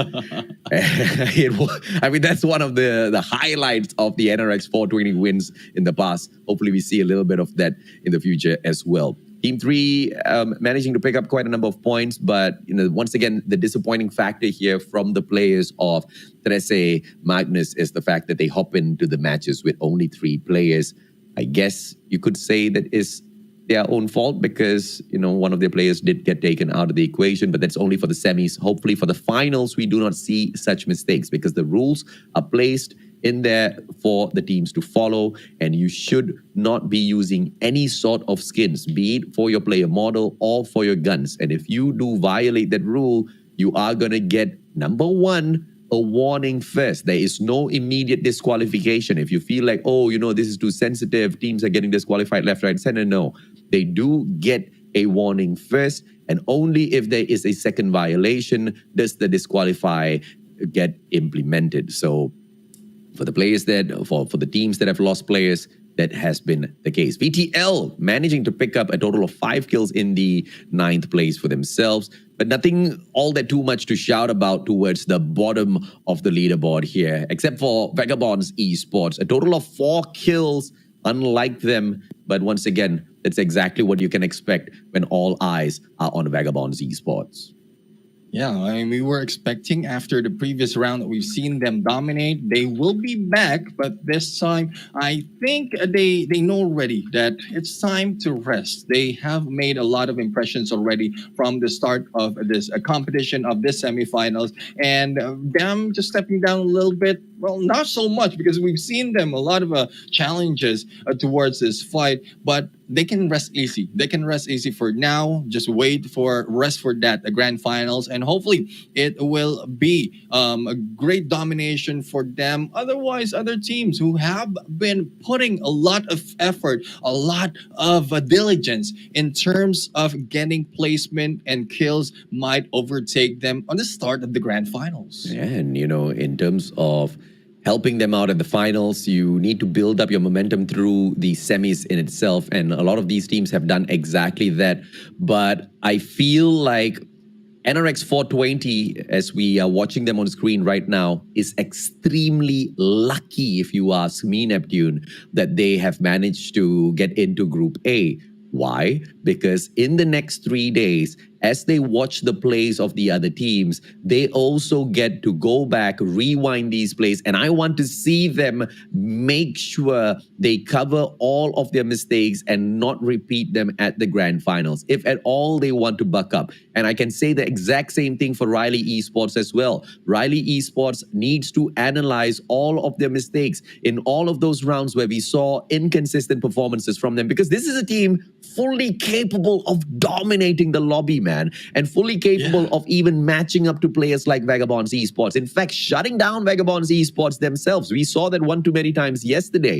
But, the unfortunate inconsistency today has led them to not really be as feared out there on the battlefield. That's something that Riley Esports needs to be able to change if they want to dominate the grand finals. So all the teams overall that have qualified for the grand finals from Group A, they have a beautiful opportunity now. 3 days to make sure they clean up whatever messy plays that they have so that they can prepare fully for that grand finals. Back-to-back days where they have to really hustle, Neptune. Exactly. I mean, they need to take advantage of this. And well, we'll have to see as the next group comes in, because I think they have less of a chance to do that once they completed semifinals. But let's bring it back to the winner of that round number 6, Team Dow, ENE Phoenix. This is a team that we've seen pop off in there consistently on the number 2 spot on the leaderboard, and this time was able to get their win in this match. And what a day, what a way to end this last day for the semifinals. And it's not a complete domination of one team that we expected to happen compared to the other days of the semifinals. It has been spread around. Opportunities and chances has been given to the other teams, and they showed up in here with those points as well as with kills, even with those great engagement that we've seen, AJ. ENE Phoenix has been proving themselves from day number 1, and they continue to prove themselves out here. They are supremely dominant when it comes to their plays at Isolated, a little bit more subdued when it comes to Blackout. But with this victory on Blackout, ENE Phoenix has also managed to prove that they are putting in the time, they are putting in the hustle that not a lot of other teams are managing to show out there in terms of performance out there on the battlefield, right? And this adjustment in the final round, in the final day of semis for Group A from ENE Phoenix makes me believe in the brand a little bit more. And so we are about to head into the overall rankings, ladies and gentlemen, boys and girls. Cross your fingers and hope that your team has made it through. Yeah, and we're going to go for a drum roll right now. And there we have it. We have the top 8. Let me announce it from the 8th spot. Armament Rodzina Esports, 122 points. NRX 420, 125, only a few points in there before being taken down to top 8, but they still make it on the 7th spot. Vitality CL, 130 on the points. 13, Magnus, 136. Riley Esports, 176. AXP Eternals, 181. Not too far apart from Team Dow ENE Phoenix. That's only 4 points, AJ. And if ENE Phoenix didn't take that win, it might have been AXP Eternals who got that 2nd spot, AJ. Yeah, absolutely right. I mean, you have to be, blown away by the performance of AXP Eternals here. Their hustle to climb up to the top has been absolutely phenomenal. Riley Esports, they gave away their 2nd placement, right? We saw a bout of inconsistency from the team, and that has managed to, catch up with them and bite them in the butts towards the very end. But what they can rest assured is that this has happened at the semis. They cannot afford for something like this to happen at the grand finals. So once again, teams that have made it through to the top 8 in Group A really needs to go back to the drawing board.